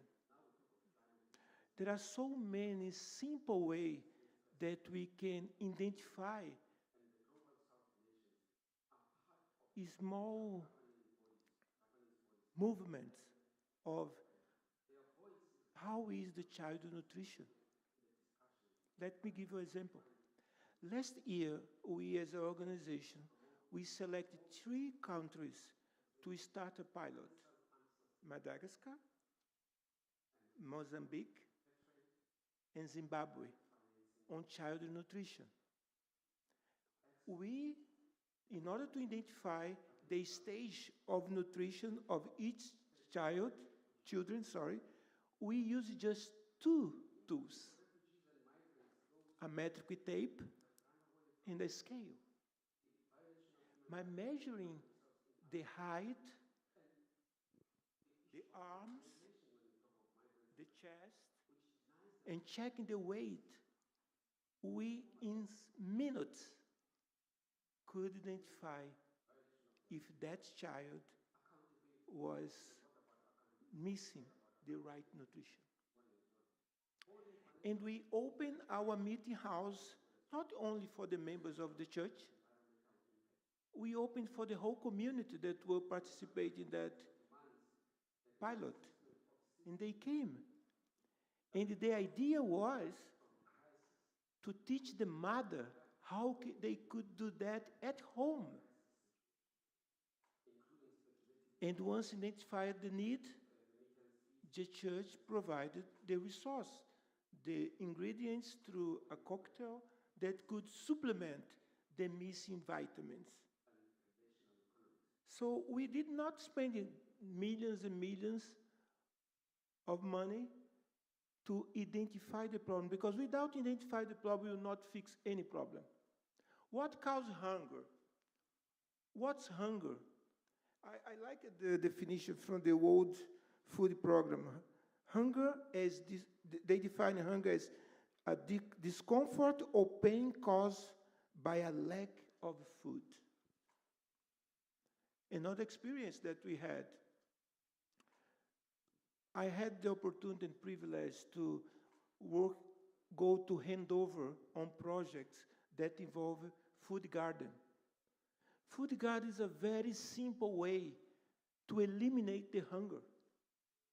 Basically, we needed 3 things: water, for sure, a piece of land that can be a backyard, right? And the hands to work on it. How to have water if there is no system available, no rain, sometimes drought? By building the boreholes, we provide the pump. The pump will pull the water. With the water, we can have crops. Sometimes people do not have money to buy the seeds. We donate the seeds. They do not have money to start to have chicken.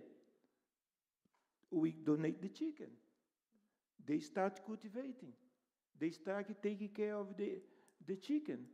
Suddenly, they have the crop. They have the eggs.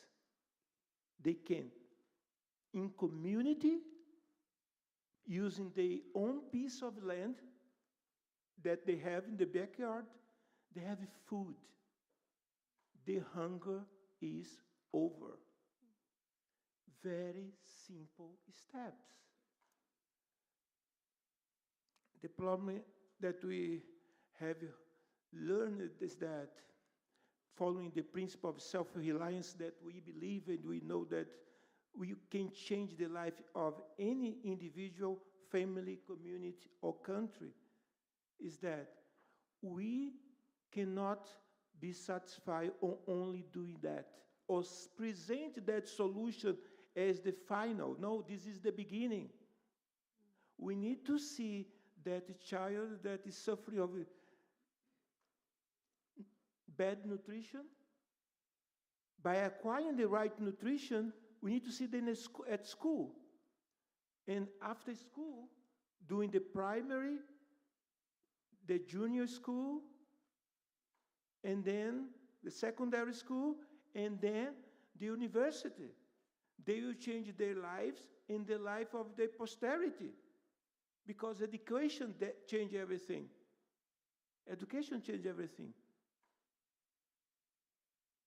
Second, through the food garden, we are starting to promote, to give that community a sense of we can make by ourselves. We do not need to rely on anybody, any institution. Because now we have water, now we have our chicken, now we have our crop. And we can sell those pieces that exceed to make money to ourselves.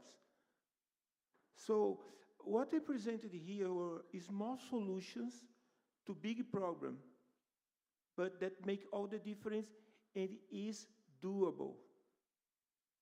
It's a dream that can become true. I believe that hunger can be overcome when we extend our hand. But our hand does not need to be there forever. As children of God, we have the divine potential to do for ourselves what nobody can do. Because only myself know my needs. And because I know my needs and I trust in God, I can make all the difference with my own life. And by learning that, I can make the difference in the life of my family, and I will make the difference in the life of my community, and I will make the difference for my whole posterity. Thank you.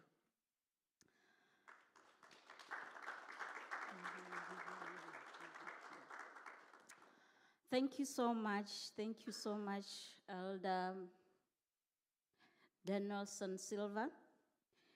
Indeed, Ubuntu is in action. When we listen to the presentations here, we are able to be witnesses, even though we haven't seen with our own eyes. But what we are told here is a testimony that something is being done. There are institutions, there are organizations that have put their hands on deck. They are busy working.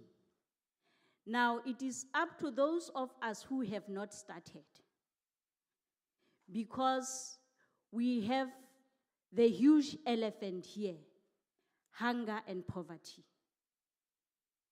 We need to kill this elephant.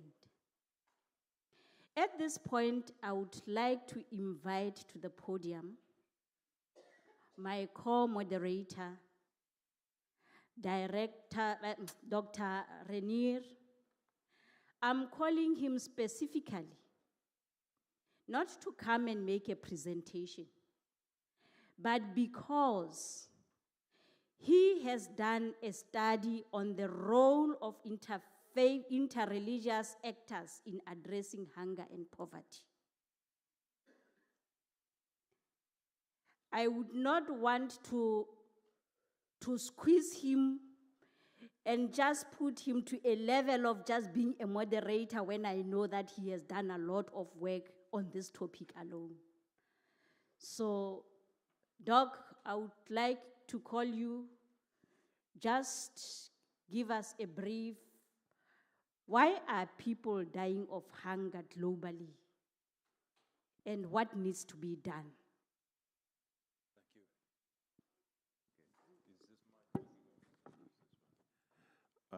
I want to start by just making a note. All the presentations, and some of you have prepared larger presentations on the website. So I'm not going to summarize what you have said. I just want to observe, some of you work in large international networks where you focus on policy issues, and that needs to be done. Some of you work in the field where really right at the grassroots level where you make a difference. These things, there's an interaction. We don't have all the same function, but together we have an enormous impact. Sometimes not in the short term. The way we measure impact is not in a week. That young man that spoke here this morning, brilliantly, that young school child, we designed a course for youth leaders 30 years ago together with the business school of Stellenbosch University. And I was telling him that we were challenged as churches to help the junior town council of the city of Cape Town. That was 30 years ago. And we've been using that course to train people and activists and church leaders and NGOs in many areas in South Africa since that time. So we build on one another. We have different functions. If your heart is in what you're doing and you believe what you do, you will find where you, at the place where you are situated, to make a difference there. So, Dr. Pedro, I'm not going to make a speech. My paper is in the cloud on the system. All I want to say, we should not be discouraged by short-term measurements. Impact is a funny thing. I can give you, and you know many examples. And we can't see the road exactly how it works. But what I can say, if we work as a team together, we sometimes open doors where we have never imagined that there are doors. And we simply have to try our best. And it's a commitment. So I'm going to disappoint you now, but I'm not going to give a lecture. I just want to say there are many good stories here and many different target groups. All of you specialize in what you're doing. Just keep on doing that and share it. Let we learn from one another. Thank you.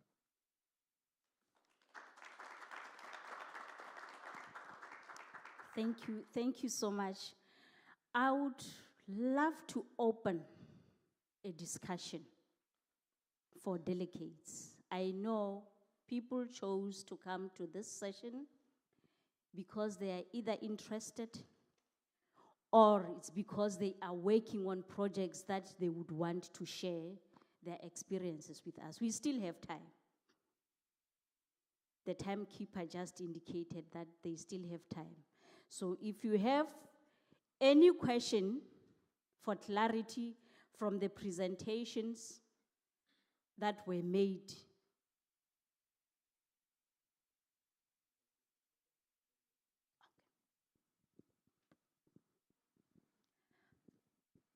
Sorry, I don't want to interrupt, but listening to all these stories, I just wanted to invite you, but also the other ones who are gonna ask a question, but also if you want to present a concrete example, as you did very vividly, also you, I want to invite you to send your good examples to us, because we have a knowledge center on our website, and you don't even need to be a member, but if you have impact stories, then please share them, because one of our mission is to showcase good examples, as I said in the very beginning.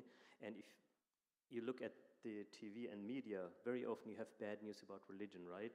But if we create something great, very rarely the media catches these things and says, oh, there's a great impact done by religious actors. But if there's a scandal, it's all over the media. So we need to become better in showcasing evidence. We are very good at being moral, and me personally, I cannot hear anymore the word, yeah, but the private sector and politicians should do this, they must do this. That will not change anything, but if you show impact to politicians, to decision makers, and we are speaking with political decision makers all the time. They don't want moral speech, but what they want is, this is what we did, that was the problem, and this is the outcome. And as you said very nicely, you don't need always a lot of money. So that's why my invitation again, don't be shy, don't think that, oh, it's a very local example. No, just send it to us, and we are very happy to highlight it at a global level. Sorry to interrupt. No, thank you so much. I can see there's a hand here. Can you please provide a mic? And there's another one at the back. You are noted, ma'am. Coming closer, right? Thank you so very much. First of all, I want to say thank you to all our panelists and the moderator for the great submission. Mine is call to action as well as a suggestion. As much as I'm in the media, I'm not talking about media today. I represent an organization called One Map Africa. Our head office is in Ghana. We have 32 chapters.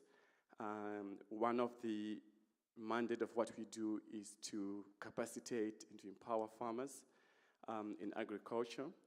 My comment is that what we have learned from COVID is that one should have critical thinking, but one should also collaborate. But collaborate is only great when it's intentional. So I'm calling everyone that is here that join One Map Africa. We have 32 chapters across Africa, and every day you need a farmer. Once in a while you need a doctor. So let's all come together and work together. So I'm here after this panel, and I would like to engage and see how we can collaborate.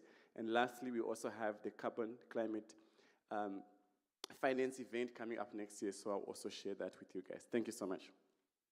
Thank you. Thank you. There was a hand at the back.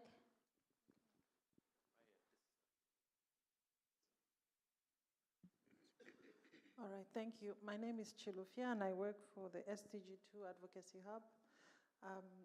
I just wanted to congratulate all of you for the different things you are doing, and to appreciate the standard that's being set by communities of faith as you have done in many other sectors. Just to contribute to the whole point about solutions that are possible, that don't have to cost a lot of money, and I guess also the last point about collaboration and connecting up, because we are constantly interested in what's happening to food systems and not thinking about solutions in isolation of the bigger picture. What do I mean? So I think, Sister Junza, you were talking about working with communities at the household level, responding to the needs of children in that setting. And I've met many other people that are working in the school settings. And that's another intervention that's had tremendous impact on nutrition of children, school meals. But to be consistent with those, you also need people that are working with smallholder farmers that produce that food, that enable that the school gardens can be supported and equipped. And I think that's really the challenge here, about connecting those things. So I think what you are describing about having a bank is precisely in the spirit of what the Global Alliance is trying to do at the level of countries. How do you get a policy, what are they calling it? A policy bank? I forgot. They're calling it, they're policy sprints, but they're also calling, yes, the policy basket, so that there's a way of understanding what works in different countries and how do countries replicate those things. And I'm hearing you say, let's get a bank of all the things that work at community level as well, have them in a basket so that people have the ability to choose from them, connect across the different initiatives so that we can come up with something bigger. So I just wanted to point that out as really the direction in which we should be going, and that challenge to us all. Thanks. There's another hand at the far back. Okay. Good afternoon. My name is Usha, and I'm from the Brahma Kumaris. I just wanted to give one example. There's many big kitchens that cook bulk in India, and amongst that we have in the Brahma Kumaris a kitchen that quietly cooks 50,000 meals daily without a single unit of LPG gas or electricity, because they're using mirrors to harvest solar energy, and then they're creating steel turbines where they store the energy, and they're using thermal energy to cook. And so it's the cleanest way to cook healthy food. And so that's one thing, and I'm really thinking that Africa is really a place that has so much of solar energy. And what is interesting is that this solar plant in India was, the work was done by the local Indian people with the help of the German government and the Indian government. They kind of supported to finance it, but use the local labor. And it becomes one of the largest places that can actually feed on this level. And then another thing that, because Brahma Kumaris teaches meditation and mindfulness, I think we all have the experience that when we look after our plants with good energy, they grow better. And so experimentation was done in fields where people actually first give good energy to the seeds before they plant it, give good energy to the water that is used to fertilize, to water the plants, and then go in the field and actually could give energy. And the products that were eventually harvested from these fields, and these exist in our headquarters in Mount Abu. They call it yogic farmings. There are many other places in India where they do this. There's also an example of this in Mauritius, and there are some places they are starting it. So I just wanted to say how this spiritual energy which we carry, if we as faith people use that more, it even multiplies the harvest. Thank you. Thank you. Thank you so much. There was another hand. Can you please bring the mic to the front? Thank you. Good afternoon. Thank you very much for the opportunity. My name is James Elman. I'm with an organization called Faith, Hope, Love Communities, and we work locally in the township of Elsies River and Delft. So we've got a big need to satisfy immediately of people that we need to feed, and that is what we are doing. So our members come together, and our members is made of an interfaith community. So in our community, we've got Muslims, we've got Christians, we've got the Khoisan community, we've got the Rastafarian community, and we've got Buddhist community. And together we work to feed our people. And it's something that's very necessary in our community. I know that, who was it now? Pastor Jan Pretorius was saying that this is not really sustainable. It becomes very difficult, but then also we work with the larger community in Cape Town, the interfaith community, who also assists us. So what happens is, during the Lenten times and during the fast times of the Muslim community or the Hindu community, they would donate towards the cause that we are giving food to the people. But what we do is we do work in schools where we teach people values.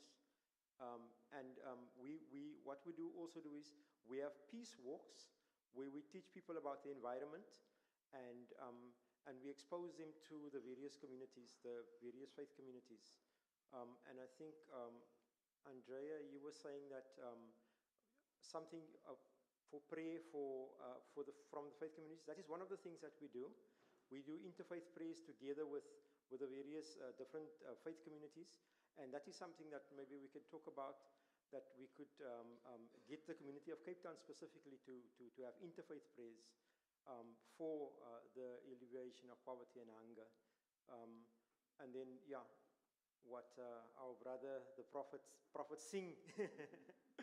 Yeah, we would like to be part of what you are doing, because I think it's important that we continuously network, and that is how we can actually do our work. Because in our community, what we have is, we also have other organizations, NGOs, or registered or not registered, just ladies that come together, or a group of people that come together, and they also supply food. So in our community, we used to do it on a Monday, and then because we found that already there's somebody giving food on a Monday, we moved to a Wednesday, so that every day a different group, so that we don't have one group giving food, and then the people run to another group on the same day, and then the next day there's no food.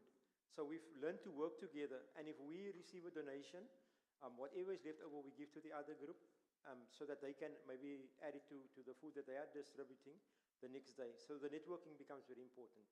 So that's what we would like to do, to network with some of the members who are here, because some of the ideas are great, especially the cooking with mirrors from the Brahma Kumaris group.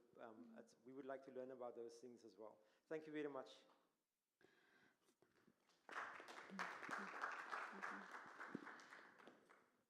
Any other comment, question? There are 2 hands. I think there will be the last 2 hands. I'm told we are left with only 3 minutes, but let's shoot, Pap. No, thank you so much. Yes.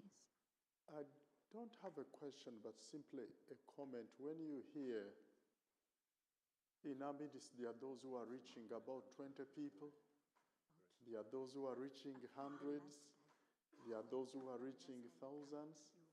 But the reality is that the documentation and the sharing for someone who wants to reach 20 to say, I can learn from this, even in the same country.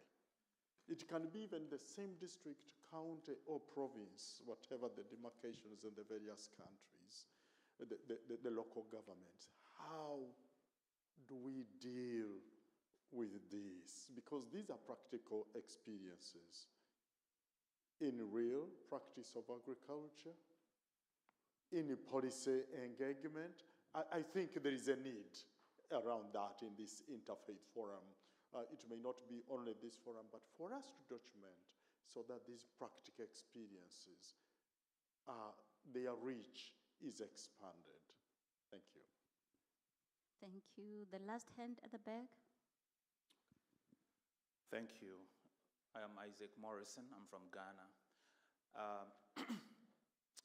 I love what you are talking about, and the thoughts that have come from the panel is very impressive. I am with the Church of Jesus Christ of Latter-day Saints, and I just want to share thoughts based on what this good sister said. There are many things we can do when we are talking about poverty and fighting hunger. In my country, Ghana, as I've seen in many African countries, we have a lot of children in the streets. They are selling, they are doing all kinds of dangerous things just to survive.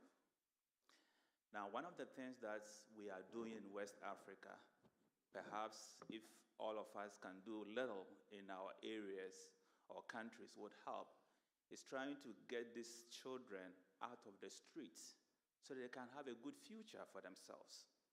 We saw the young man who spoke to us this morning. He has a good future. How do we get that for all of our younger ones to know that there's a brighter hope?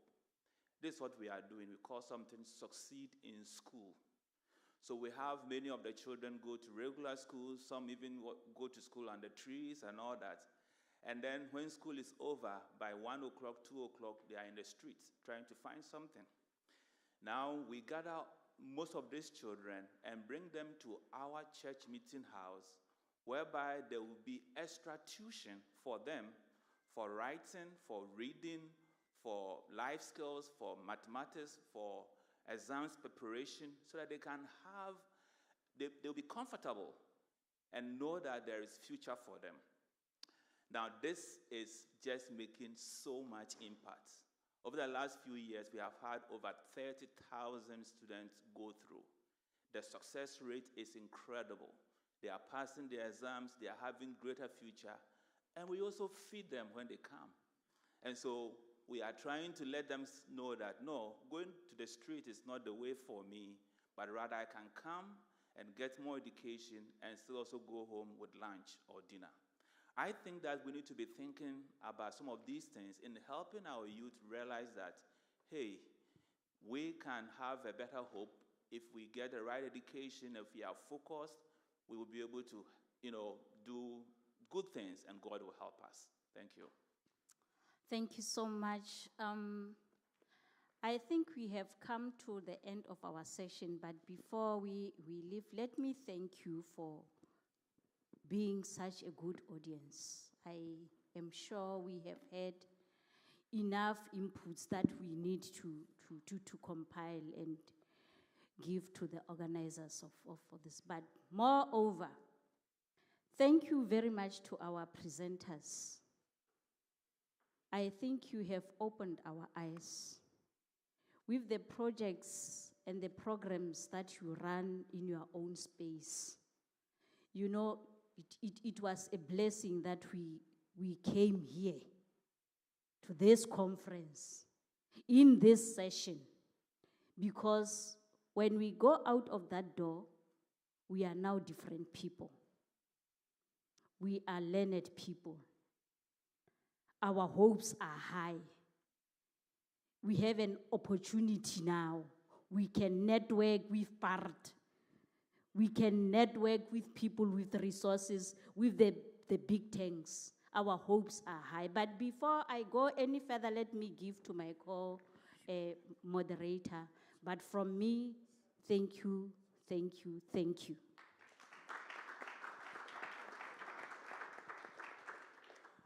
Thank you.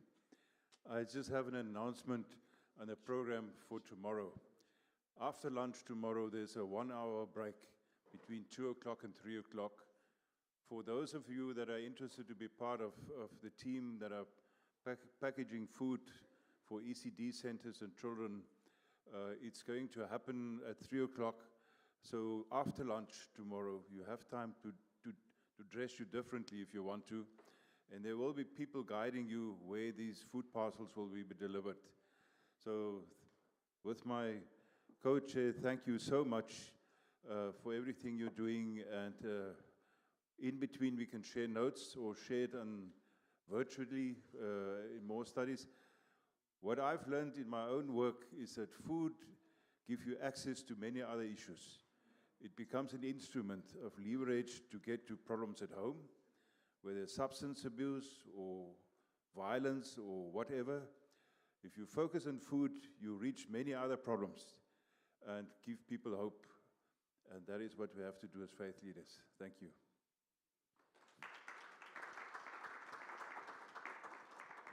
Thank you so much. I just wanted to make a quick announcement. We will start the B session right at 6 o'clock or 1800, and so then we will be done at 1900 or 7 o'clock. So please realize you'll have about 20, 25 minutes for a quick break, and then we'll come back and realize that, you know, B1 will be here, B2, B3, B4, and then upstairs in the mezzanine is B5 and B6. Thank you.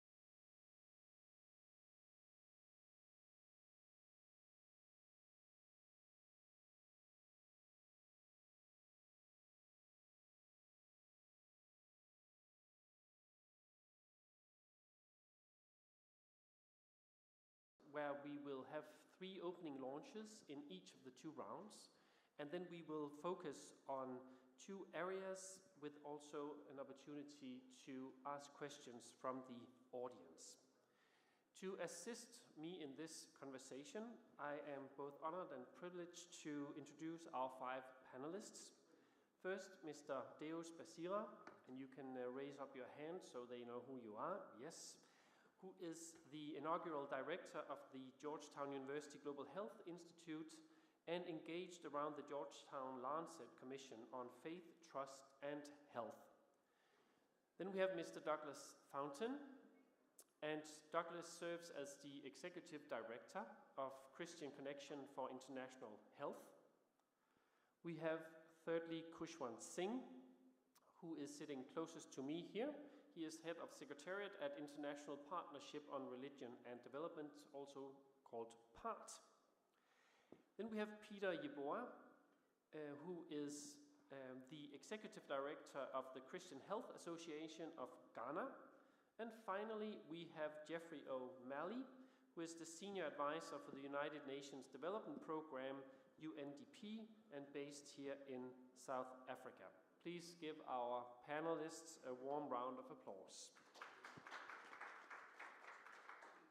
So in this first round, we focus on how to rebuild trust in public health systems. And each of our 3 discussion launchers have 3 minutes each to address this topic. And I want to start with Deus Basira.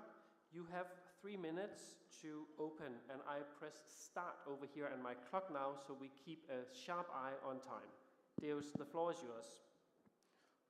Yeah, thank you, Lassen. Good evening, everyone. Hopefully we'll get joined by others very soon. The issue of trust in our public health systems following COVID-19 pandemic is a no-brainer, because we all saw how the world that appeared very prepared to address any pandemic, all of a sudden things fell apart. And there was a disconnect between governments, between scientists, between healthcare providers, faith leaders, people in the community. And in some ways that impacted, in some parts of the world, some suboptimal responses to the pandemic. I think I will restrict myself, given where we are today, to address the issue of rebuilding trust, within the faith context, and the role faith institutions, faith leaders, and faith communities can play in helping us do that. One is, Catherine and I always talk about this, there are about 81% of the world population subscribe to some sort of faith or religion. And so all our politicians, all our scientists, a lot of them are also faith people. And so if we really want to help rebuild the trust, we have a foundation that can help us break down barriers that we've seen in the pandemic response in the past. So I think where I see an opportunity is for us within especially the health science space, the public health space, in medicine, in public policy, integrating faith as one of the components we address when we are building responsiveness in our health systems to respond to any public health threat. So that we are not only calling on faith communities and faith leaders as instruments of change or as instruments we can rely on to tackle an existential threat during a crisis, but that rather we have built a partnership during times of stability, when there is no emergency, when there is no crisis, and we've defined the rules of engagement so that we are all working towards a common goal of the win-win situation here. And so I think we have an opportunity now, when there is some bit of stability in the public health space, for us to establish new partnerships and criteria for how the faith community can work with governments, but also with the science community to build effective, mutually beneficial partnerships. Thank you. Perfect. Thank you so much. And then, Jeffrey, I will hand it over to you. Please, the floor is yours. Sure, thank you for the question, and good evening, everybody. Let me come from a different angle. We're meeting in South Africa this week, and most of you will know that Thabo Mbeki was the president here from 1999 to 2008, which were really the darkest days of the AIDS pandemic. And he was deeply skeptical of public health advice and of medicine. And most reliable estimates believe that because of that skepticism, around 350,000 South Africans died over that decade who didn't need to die, and hundreds of thousands more were infected with HIV who didn't need to be infected with HIV.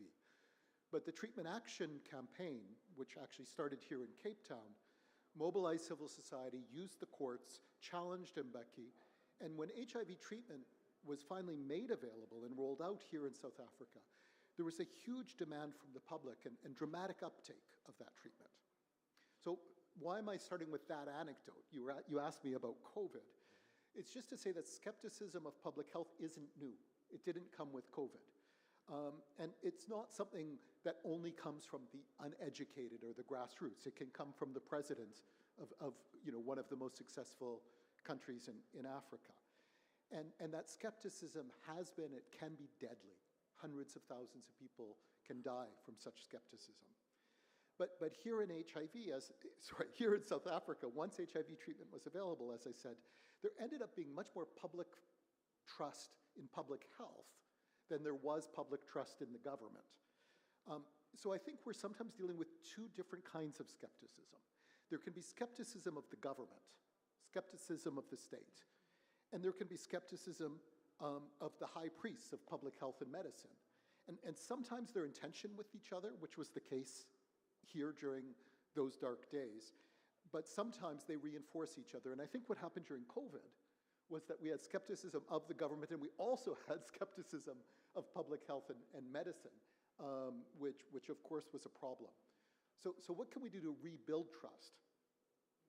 As much as there's been a lot of research on what drives vaccine hesitancy or non-adherence to TB treatment or whatever, there's much less operations research on what reliably builds trust, what challenges it, how do we challenge misinformation, how do we encourage adherence to sound health advice. And my own gut instinct is that part of the answer is that before we ask people to trust the government or to trust public health experts, we need to ask government officials and health experts to have more trust in the opposite direction, to have more trust and respect for the public. When people feel they're being patronized, when they feel they're being talked down to, when they're not being respected, they're not going to listen to what they're being told. Some of the most effective public health messaging around COVID emphasized what governments and experts did not know. I was living here in South Africa. We were told not to walk on the beach. Many of us, whatever our background was, we kind of knew, well, why shouldn't, isn't walking on the beach one of the safest things we could possibly do? But it was said too definitively. I think when you look at where governments were effective in working with their public about COVID, it's when they said, well, we don't know, but this is what we think. We think this is risky, but we're not sure, and as we get updated, we'll tell you more. And I think that being honest and being respectful and being willing to talk about what we don't know as well as we know is a huge part of building trust. Great, thank you so much. And then we will finalize the first discussion launches with you, Khushwant Singh. The floor is yours. Yeah, thank you so much, Espen. Thank you so much. Just let me give you concrete examples from our partners within the context of the International Partnership on Religion and Sustainable Development. And I learned from the COVID pandemic and the contributions of religious actors that even those governmental actors which were deeply kind of critical of religious actors per se, that they understood for the first time that religious actors are important and that they really contribute to solving problems. Just give you a few examples from members. For instance, priests, monks, religious leaders from various religions contributed to overcome vaccination hesitancy, but they also used divine scriptures to counter fake news.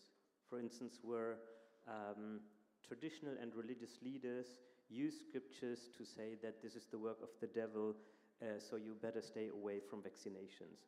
So they used religious scriptures to really develop a counter-narrative to make sure that people who do not want to get a vaccination got a vaccination.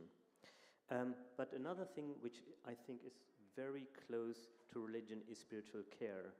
They used WhatsApp messages, for instance, or online consultations to provide spiritual care for people who were already affected or, as you said, could not even go to the church, the mosque, or to the temple because it was simply not allowed.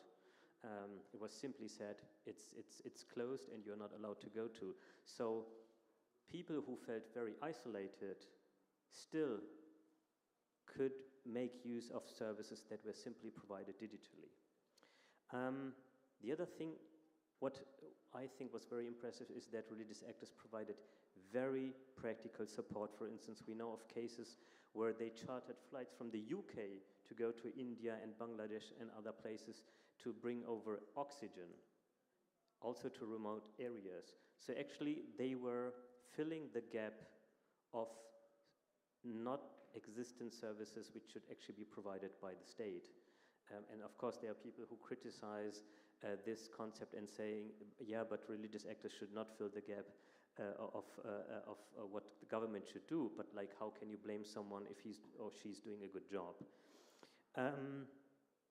And interestingly, religious actors really transcended religious boundaries. They did not say, oh, okay, you are a Christian and that's why I'm giving you oxygen. They just provided the help where it was needed the most. So just a few examples to see that if you use a very convincing evidence-based narrative, you can even convince people who are deeply, deeply skeptical towards religious actors in positions of decision-making. Thank you. Great, thank you so much. I want to start out with something you said, Deus, in around the 81% that relates to faith, and that's a constituency that is also relevant for politicians. Some of the things we have heard today here, also here in South Africa, is that they are actually not viewed as very relevant. So how, for the government, so how do we, with the teachings of, or the experiences from COVID-19, how do we prepare with the faith-based organizations to be more relevant in the future if a new pandemic, for example, hits us? And maybe start with you, Deus, and then I will open up for the rest of you. Thank you. Let me just step back a little bit. Last week, I was in Accra, Ghana, at a summit hosted by the President of Ghana on Africa Health Sovereignty. And then I went to Malanga in Durban towards the end of last week to meet with African Union leaders and business leaders to talk about wealth creation through health. In those two conversations, one thing I noticed that we started off every single meeting with a prayer. And we brought all sorts of religious leaders to bless the summit and to bless the meetings. For those of us who work in the global health space, every time you visit a country, I'm sure you've seen this, and you're meeting with government officials, they always start off with a prayer. So to me, what that communicates is that faith is part of everyday life for a lot of people. Politicians, business people, faith leaders, common people on the street. I think the challenge has been that we've not centered faith in a lot of the other things we do outside of our individual perspectives about our relationship with God or with our institution. We think my job is to go to church or go to the mosque on a Friday or a Sunday, but when I go to the office on Monday, I'm a whole different person, I act differently. So I think what we need to do is to try as much as possible to center people's faith in some of these everyday decisions they make, including policy and science decisions. We know that science and even public health and medicine, we talk a lot about people-centered approaches to doing things. But when we talk about people-centered approach, where do we actually find those people? You know, there are certain structures that help us reach the people. The faith communities is one of the easiest ones. You know, that's a touch point we could go. If you look at civil society, community-based groups, that's also another touch point we could go. So I think if we were more structured on how we take advantage and leverage some of these touch points, and in this particular case, the faith communities, to include them. For example, in the research and development cycle, even before we have come up with a vaccine, we've included them in the journey so they understand the decisions that we make along the way. They may not be the ones doing the bench science, but they understand what it means to get people as subjects involved in a research study. You know, that they understand all the protections that have been built in to ensure the safety and efficacy of the new discovery that is being worked on. So by the time you come with a final product into the market, you have a vaccine now you want to promote, you already have a lot of messengers who are going to help spread the message over how this came about and why some of the misconceptions are not actually true. And then finally, when you have a public health message or you have a product you are launching that could help cure a new disease, you also think of who do you use as the trusted voice that will speak on your behalf. The best scientist who comes up with a discovery is not necessarily the best messenger when speaking to the people in the rural area. Who do they trust? You know, they trust their pastor, they trust their imam. So why not partner then with those trusted messengers and you equip them with the right messages so they can become the vehicles of transformation and the vehicles of change? But it takes a bit of time to build that. You can't do it when there is a crisis. You can't do it when there is already a disease outbreak. And that's when you're trying to mobilize everyone. Yes, from the goodness of the faith community, people will show up. The faith leaders will show up, like we saw in West Africa, Ebola, a network of religious leaders who came together to help in the fight against Ebola. You know, but you can't always do this in a crisis mode. At some point, you're also going to have some negative forces playing. And then your religious communities and religious leaders also take on the other side. And then you run into trouble if the faith leaders are the ones that are promoting conspiracies and negative messages because they are trusted by their people. Those negative messages might actually take deeper root than your public health leaders or medical experts. So for me, I go back to the basics that we need to have a transparent, mutually beneficial, and respectable partnership during the times of stability and not wait during a crisis in order to, because they can tell that you're just trying to use them. Thank you. Thank you. Anyone else on that particular matter? Yes? Yeah? Yes, many thanks. Let me give practical experiences of the role of faith, the faith actors at the peak and dawn of the COVID-19 pandemic and see how we can situate what my brother just said. In Ghana, at the dawn of COVID, we had two key challenges. One was that we realized how fragile and vulnerable our health system was. Our health system had been structured to only treat diseases, sick care model, and not public health. So there were gaps in the way we could respond to this pandemic, number one. Number two was that the political leadership at that point in time realized that they had no experience or expertise in handling a disease of such magnitude.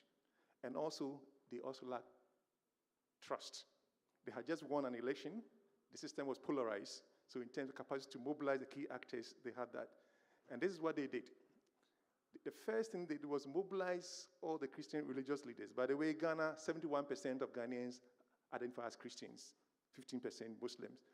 And there was prayer session at the presidency against COVID. It was a clear combination of science versus religion coming together. Now, this is what the religious leaders had, the assets, the infrastructures and leverages. They had trust, which is the biggest social capital. Trust, by the way, must be earned. You can't confer trust.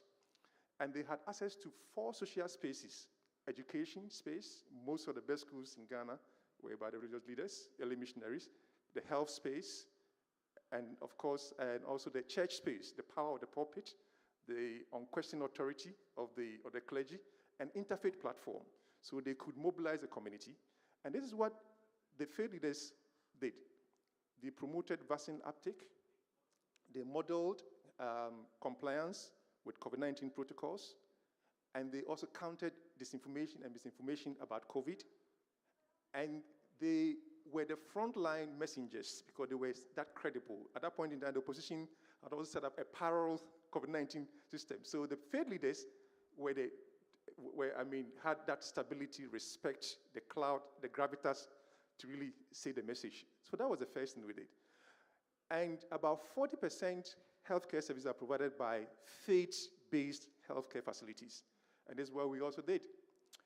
CHAG was actively involved in risk communication, surveillance, contact tracing, and case management and everything. And combination of all this ensured that indeed that trust had to be earned, the people trusted, and that constant community engagement and respect for faith-based actors and the evidence of their past record, as my brother was saying, because all the missionary schools and the rest had produced the type of political leaders we had. So in our part of the world, faith-based leadership was very instrumental in the management of COVID-19 pandemic. And faith-based health facilities were trusted arenas because they were seen as strategic allies, hubs of innovation. And in Ghana, we have one of the best social health insurance system in Africa. This was pioneered and piloted by CHAG and acted as proof of concept and nationalized later to what we have as a national health insurance scheme. So per these records and also the deep community engagement and trust, definitely faith became an instrumental asset in the control management of the pandemic. And as we begin to restructure our health system to be resilient, the role, the responsibility, and relevance of faith-based actors as partners that will complement government leadership has proven to be indispensable, despite its minuses. So trust was earned, and trust is credible, and trust should be the pathway of mobilizing and restructuring the entire health sector. Thanks. Thank you so much, Peter. Very, very excellent examples. I wanted to ask one last question before we move over to the second round. And the question would be, if you were to design a bucket list of the most important initiatives one could take in regards to avoiding a new pandemic, in regards to restoring trust as well, what should be on a bucket list? Because I think we all expect that there will be a new pandemic. And to your point, Deus, around being prepared, what do we do? What should be on the bucket list? It could be items, it could also be organizations that should be part of it on a national level or on a regional level, since the pandemic knows no border. I can go. Thanks for this, and appreciate the opportunity to speak to this. Maybe I'll comment here about the why, and then in my remarks in a few minutes, I'll talk about the how of faith-based engagement.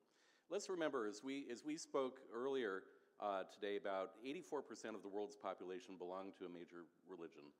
And we know that that's important for the following reasons: that religious actors have a tremendous impact on the values and the attitudes and the behaviors of people. If you don't value life, if you don't value the life of a mother or a child, then it's not going to do any good to run an immunization campaign. If you don't have the attitude that says that the immunization campaign can be helpful, then you're not going to have any success with your immunization campaign. So before you ever get to behavior, you have to influence values and attitudes. So now the religious leaders have a tremendous role to play in strengthening those values and undergirding those attitudes that are necessary for the health leaders to come in. So my bucket list thing is to have a unified voice for the religious leaders together with for the religious leaders and the health leaders to work off of the same page. That's really vital. I think one of the things that we discovered when we did research on vaccine hesitancy during COVID, we did a global benchmark study about that. And for the agency formerly known as USAID, God rest her soul, one of the big takeaways was that vaccine hesitancy was driven in large part by what we called proxy issues. The people either didn't trust government, or they didn't trust the corporations that were generating the vaccines, or they didn't trust the westernization of the interventions. So it was very difficult for especially for many religious groups to be able to advocate for those, because they had those attitudes that limited their ability to get on board with that. You can't just fix that overnight. You have to build that in relationship over time, and address and listen to what their concerns are, and work with people to see what they're willing to do in terms of sharing a space, sharing a voice. So that's my bucket list. Great. Yep, we can take all the way up here. Yes, 2 points. During the peak of the COVID, we experienced vaccine nationalism. So one of the points that people advocated for in my country was to set up local production of vaccines. And now we have Vaccine Institute as a result of the COVID-19 that we experienced, so that at least we will not be, will not be vulnerable in the future. That said, one lesson to really, that we did, that at the peak of the COVID, all the public health systems closed down because health workers were dying and the rest. And CHAG, we were also asked to do same. And we said, where are our values? The pro-life. This is a time for resilience, for endurance, for demonstration of compassion. We stayed. And so we realized that continuity of routine essential healthcare services were very vital, because during the COVID, we saw mothers dying, mothers who could not, some of the places where public health systems closed down. Some mothers died because they couldn't have life-saving cesarean session. Certain life-saving interventions were really shut down. But we were there. Some of our staff contracted COVID. They died. But then it demonstrated trust and confidence. Post-COVID, we could see surge in attendance within our facilities. Why? Because we demonstrated stability, predictability, that Christ-loving demonstration of that human pace, that human value was there. So these 2 points are very, very important. Self-reliance, dependability, and 2, continuity of routine essential healthcare services as the basis of rebuilding trust and confidence in the health system. That is our experience. Thanks.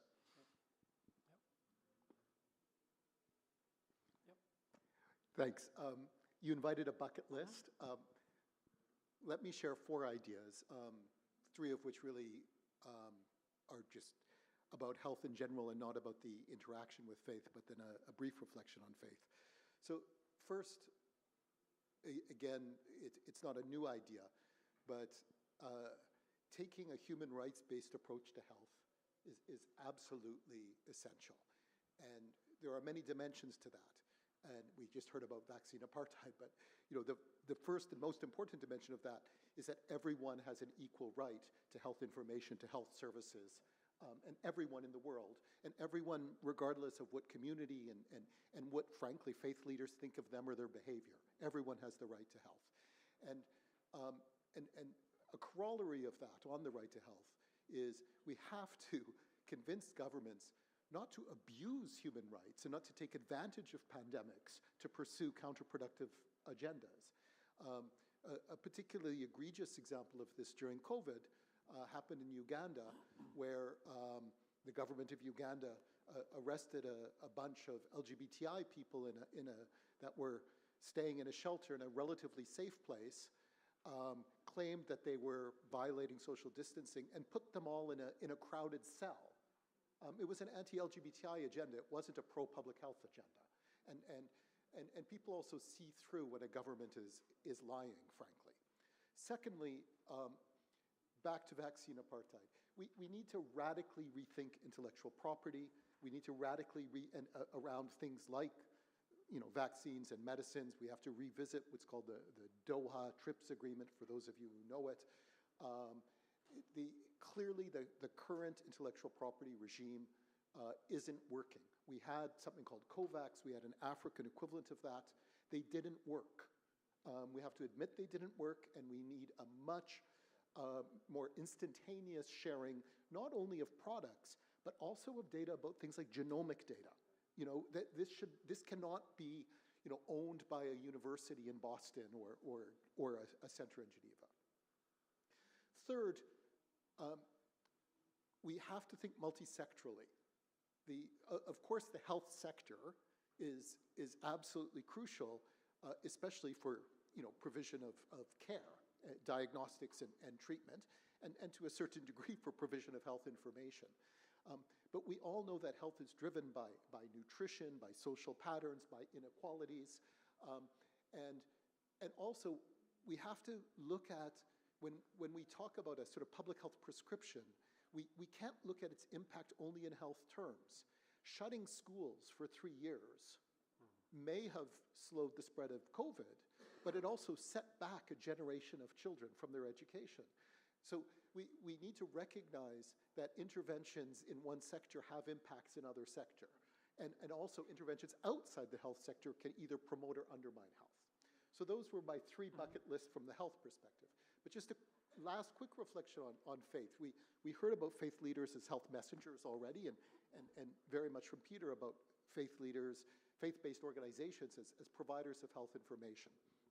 But when people are dying, their faith and their faith community becomes even more important. And faith leaders and faith communities are witnesses to the impact of epidemics. And one of the things we saw with COVID, we saw with HIV, we see again and again, is there's even skepticism about whether these diseases exist. Yeah. And faith leaders and faith communities are often the people who really are at the front line of seeing the suffering and the death. And they have to facilitate the testimony of those people and allow people, you know, who've been affected by these diseases to have a voice, because that's what makes it real. Thanks. Thank you. Kushwan, did you have a comment? Just a small point, because a couple of points that have been mentioned were also on my bucket list. But that's good. Just one point.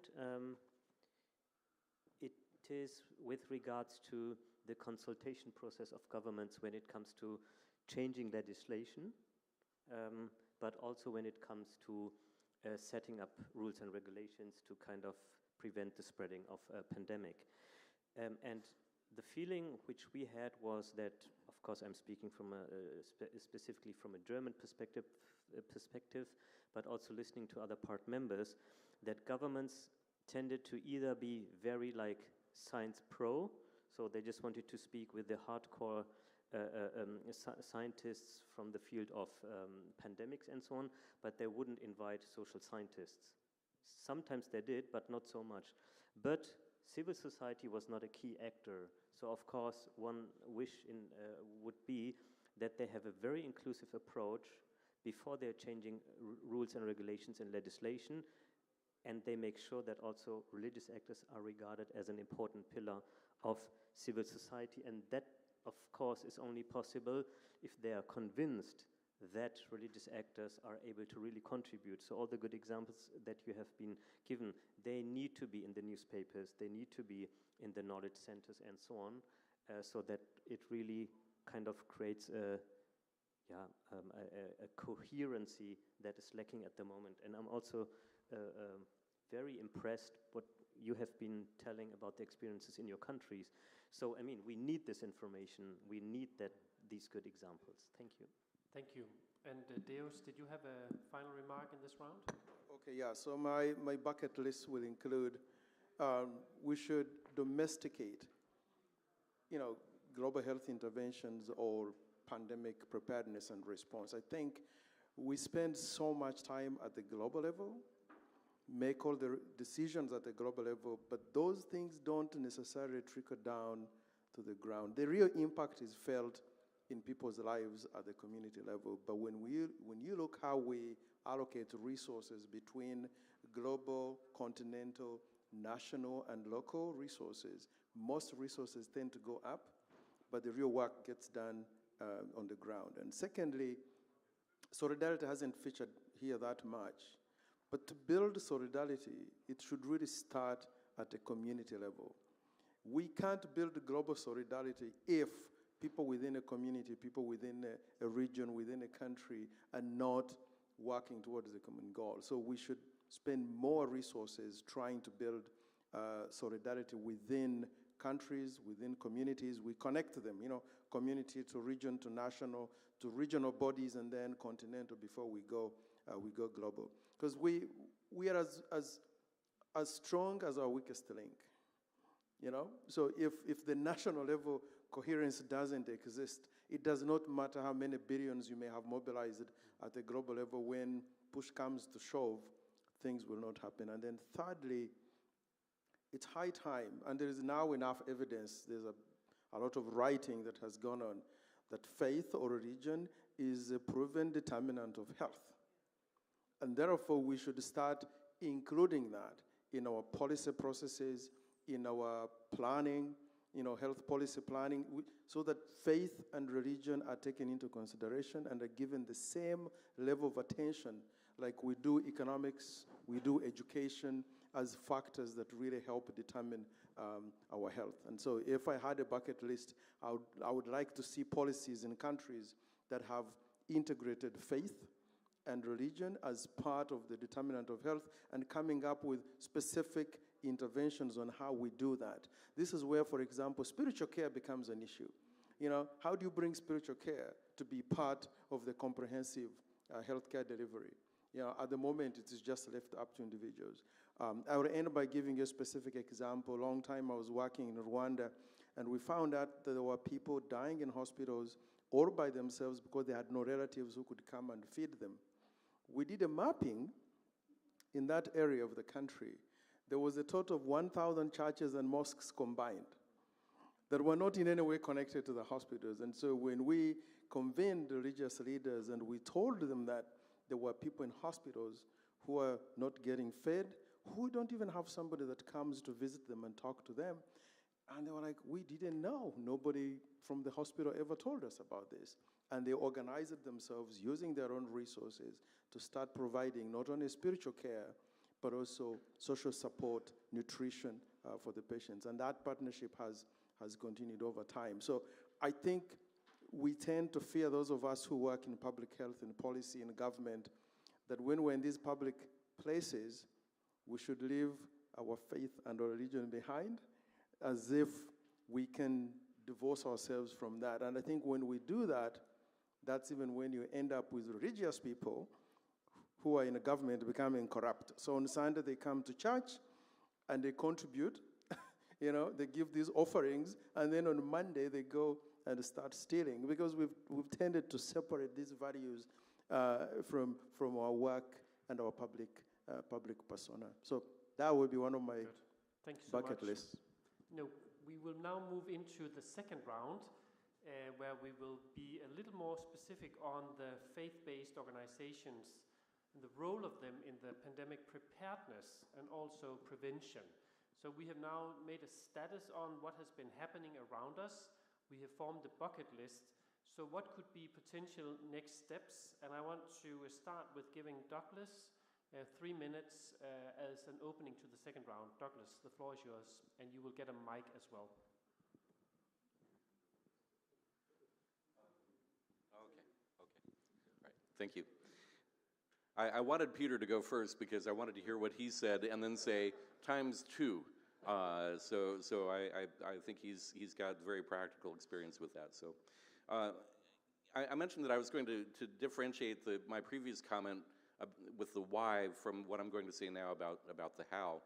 But to do that, I want to hit a high concept note here, which is that we should rethink our approach on this from thinking about projects. How do we do projects to intervene or to strengthen health or something, but think about platforms instead. Platforms, not projects. I'm not the one who coined that. I think a number of people have written about platforms, not projects. But what we're talking about with faith-based organizations is a platform. It's a platform for change.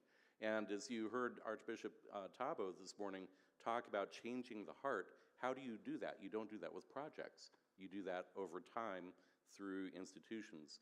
So what do we know about the institutions? We know some facts about faith-based institutions. Just in the Christian health landscape, we've been working on the Christian Health Asset Mapping Consortium, and just in 17 sub-Saharan Africa countries, we know that there are over 8,000 health assets. There's 4,000 in 11 countries in South and Southeast Asia. We know, for example, that there are 1,365 university-level health training institutions that call themselves Christian in the world. There's about 700 of them that are in low and middle-income countries. They run collectively 3,800 programs of health science training. So if you want to start changing things, let's get to the curricula. Let's get to those programs and start thinking about what that education and what that equipping starts to look like. But equipped with facts, you can start to then plot out what that movement, what that platform can actually do for you. Now, I want to take also a slightly controversial position on this. I think throughout this day, we've been talking about all of the benefits and all the great ways that faith-based organizations work. They are local. They are the community. We know that they can mobilize rapidly. We know that they can establish management systems quickly. We know that they have access to underserved areas. They leverage additional donors. We know that they're very good at knowledge generation and knowledge management. They might not think of it that way, but they're very good at communicating and passing along best practices within their networks. But here's the problem. Working with faith-based is also confusing. If you are a government or a private actor and you're trying to work with them, there's fragmentation. Which faith-based group are you going to work with? Are you going to work with the Catholics, the Muslims, the Protestants? Are you going to work with which group are you going to work with? There's no single one to coordinate with. There's uneven capacities. We have to think about that and think about how do we get everybody to a baseline on pandemic preparedness so that they can be ready to respond. There are transparency concerns. There's always transparency concerns. Donors are always worried if they put money into faith-based, will they get the data out that they're looking for? That's always a concern. I think there's also coordination challenges, and some of that is kind of a subtext to the above points. But you find when there are parallel coordination or parallel funding streams coming in for similar services, sometimes faith-based groups have a hard time differentiating that. So I think those are some challenges that we have to work through. So if we are honest about what faith-based groups can do, we have to also address those challenges along the way. Platform, not project. Thank you so much. That was really very, very valuable. Then over to you, Peter. 3 minutes. Yes, certainly there are prospects and potentials of faith-based health systems in there when it comes to pandemic prevention, preparedness, readiness, and the response actions. Very important. Let me put it this way. Faith-based health systems, to me, are very fundamental, instrumental in pandemic prevention, per the experience we've had. And we should have deliberate or intentional investments in faith-based health systems for several reasons. One, my brother spoke of integration. Faith-based actors had two key functions of the health system: service provision and human resource development and financing. Now, we are seeing from a part of the world where the moment faith-based actors begin to be well integrated into the public health systems, they lose their identity. And the structural environment, regulatory environment within which we operate, for instance, health insurance, Ghana's national insurance, is making us have mission drift or mission creep, where public health systems are not parts, because the financial incentives for sick treatment, disease treatment is there. So you find that our institutions are no longer interested in promoting public health or disease prevention because they don't really provide money. And that is very serious. That is loss of identity, loss of values, loss of interest, and the rest. And so all these are culminating in the fact that we need to have a way of enhancing faith-based systems for them to provide the comprehensive service delivery portfolio, disease prevention, curative, promotive, rehabilitative, palliative, and all the other actors, extremely important if that is to move on very well. But then when it comes to our institutions, we saw in the COVID-19 pandemic response actions how if the faith-based health systems were strengthened in terms of disease surveillance, laboratory diagnosis systems, workforce development, that would be extremely instrumental. I think there are clear gaps. As far as we know, there would always be significant gaps in public health, government health systems, let me put it that way. And that complementary role, that will also supplement or ensure that the unreached, the vulnerable public are reached, are very important. So my point will be this. Let us see how faith-based health systems should be supported, facilitated, enhanced in terms of health system strengthening, in service provision, in financing, workforce development, and so that our identity, our values will be preserved, protected, and promoted at all points in time. If that is not done, for instance, when I was chair of HAP, I saw that over 50% of health services provided in Africa were by faith-based actors. And yet you find most of the bilaterals and having G2G arrangements with the hope that when you give money to government, it will trickle down to other actors. That is an illusion, because the political economy of health dictates that every 4 years, that's a lifeline of a president. They must invest in visible projects and the rest to treat, for them to have vote and not necessarily promoting health or preventing diseases. I'm saying all this because our capacities, our assets and treasures and the rest are so huge, and yet they are sub-optimized. My point had to be strengthen and invest in faith-based health systems as a way of ensuring pandemic preparedness, prevention, readiness, and response. That would be my intervention. Thanks. Thank you. And before I ask the last question for the conversation, I want to give just a few informations from in 2022 in April, the G20 finance ministers asked the World Bank to explore setting up a financial mechanism, a financial intermediary fund called the Pandemic Fund, to invest in pandemic preparedness and prevention. And the main goals of the Pandemic Fund is surveillance, laboratory facilities, education of health workers, and community engagement. And at present day, the Pandemic Fund has raised $2 billion. It has awarded $885 million in grants, which mobilized additional financing over $6 billion. It has helped 75 countries strengthen their PPR capacity. And in the third call for proposals that was closed here in June, the envelope was 500 million. And what the Pandemic Fund does and why this is relevant for faith-based organization, the Pandemic Fund award these grants to governments via 13 implementing entities. And that could be the African Development Bank, the World Bank, the IFC, the Asian Development Bank, and so on, also CEPI and Gavi.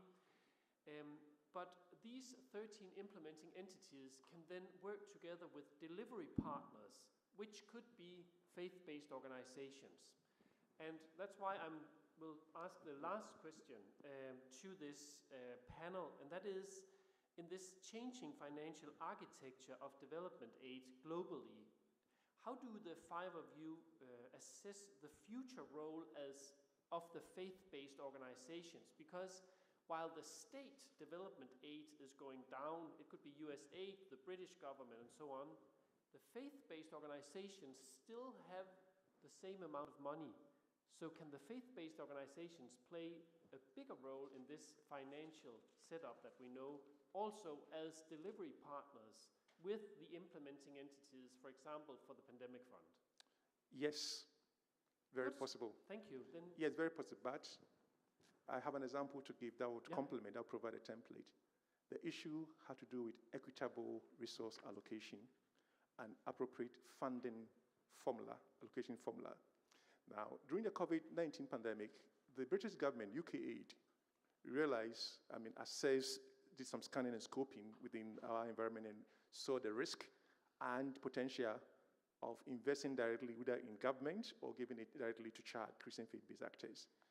And this is what they did. They gave £3 million to CHAG as fund-holding agency, where government, Ghana Health Service, had to take some from CHAG under some strict accounting scrutiny. And this is what happened. We ensured effective response, testing, surveillance, workforce development, risk communication. Post-COVID, not to self-praise, we were assessed as the most accountable recipient of UK aid funding. I guess that is a template, because if you want faith-based actors to complement and play a significant role in pandemic prevention, preparedness, readiness, and response, I think there should be some funding allocation from line the rest. Because one, that stewardship, that sense of ownership is very clear. And so there should be a rethink, a paradigm about the assumption that once global entities give money to government, it will trickle down. We have a clear example that it wouldn't work tomorrow. It sounds nice for diplomacy, but the reality is what the UK aid has demonstrated. And in my part of the world, we've told partners, if you want us to play that role that you want us to play, please have rearrangements of the funding formula so that we'll do so. And no wonder our current president, when he assumed office, did some scoping. It is on the internet. Described CHAG as the most efficient, effective, and accountable service provider. And that is a validation. So that is a template that we can replicate so that that funding formula will ensure equitable resource allocation in a transparent, accountable manner in a way that will also be able to provide inclusive, equitable access to public health services to the needy, unreached, and the marginalized segment of the society. Well, thanks. Thank you. Yeah, hi. I'll be brief. I think we're running out of time. Traditionally, there are three entities that deliver services in countries. Traditionally, now there could be more than that.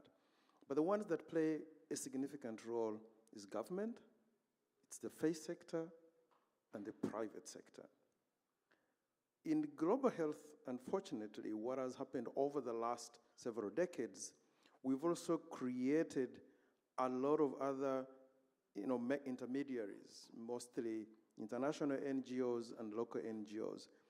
And they have tended to bypass some of those traditional mechanisms and have actually weakened them. I mean, in environments like this, we have to tell the truth. Because what you've done, they've built parallel systems. And those parallel systems have siphoned technical resources, especially human resources, from those other institutions into this new intermediary that was created. Now, I wasn't routing for USAID to disappear, but now that it's mostly gone, we have an opportunity to rethink how we want to provide support to these different sectors so that they can play a more effective role in pandemic preparedness and response. Now, for the faith sector, there is also this other misunderstanding sometimes that when you create a mechanism for civil society, that the faith sector will benefit from that. I think the two should be differentiated. The faith sector, yes, some characteristics they share with civil society, but they're different. And so for the Pandemic Preparedness Fund, I would urge that we think of a window that addresses the faith sector, and we provide them resources to build the infrastructure and the systems that will complement the public sector in strengthening pandemic preparedness, response, prevention, whatever you want to call it, systems. And part of that money should be used to do some, what I would consider cross-cutting investments, because there are specific weaknesses within the faith healthcare systems. The government side has at least the Ministry of Health that tries to build like a data information system that cuts across all their hospitals and clinics. The faith side doesn't necessarily have that. So, and for pandemic preparedness, you need effective surveillance.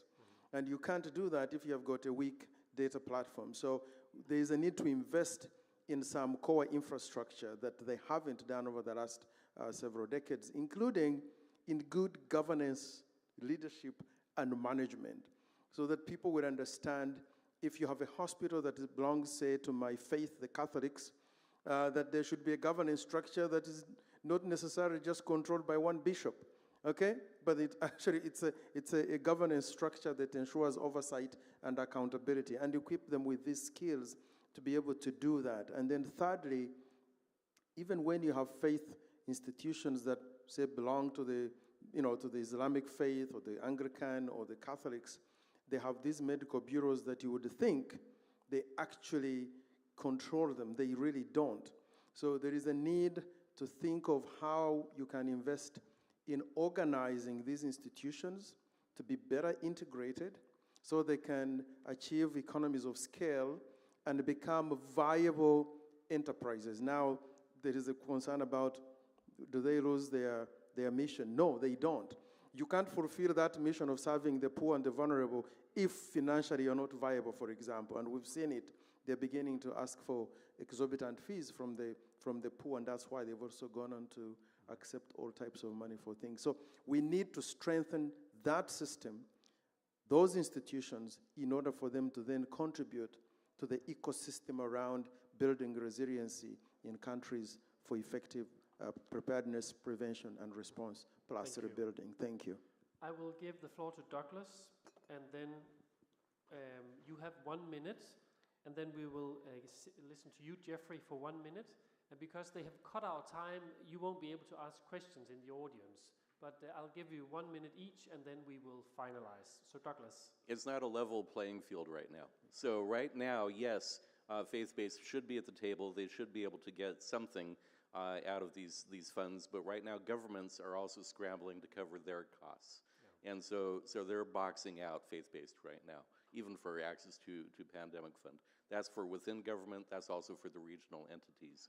So that's a challenge that we're hearing. So hopefully we can address that. By the way, private investors are taking interest because faith-based communities have a longer shelf life than INGOs that they previously had been investing in or partnering with.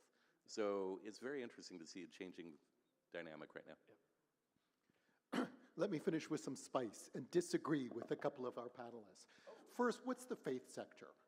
A faith-based hospital or clinic, the groups that you represent, Peter, that's a hugely important set of actors in Ghana. But faith communities are much more than faith-based hospitals or faith-based clinics. I don't, to have an envelope for faith-based institutions is to imply that there's a faith-based sector. There are many faith-based sectors. They play all sorts of roles. I also think that if we're talking about investment of public funds, whether those are domestic or the shrinking pot of international development assistance or philanthropic funds, it's incumbent on people who are stewards of taxpayer funds to not discriminate against faith-based institutions, absolutely, but to look at where the money will make the most difference. And PPR cannot only rely on medical service providers. We've been talking all along about the importance of multiple interventions, of care, of health promotion and other things. There's got to be a lot of different actors. So I think, yes, we have to have faith actors at the table, have to have them shaping the strategy and as partners in implementation. But to discriminate in favor of faith-based actors, I would say absolutely not. And that will be the last comment in this conversation. Please give a warm round of applause to our 5 excellent panelists. Thank you, everyone.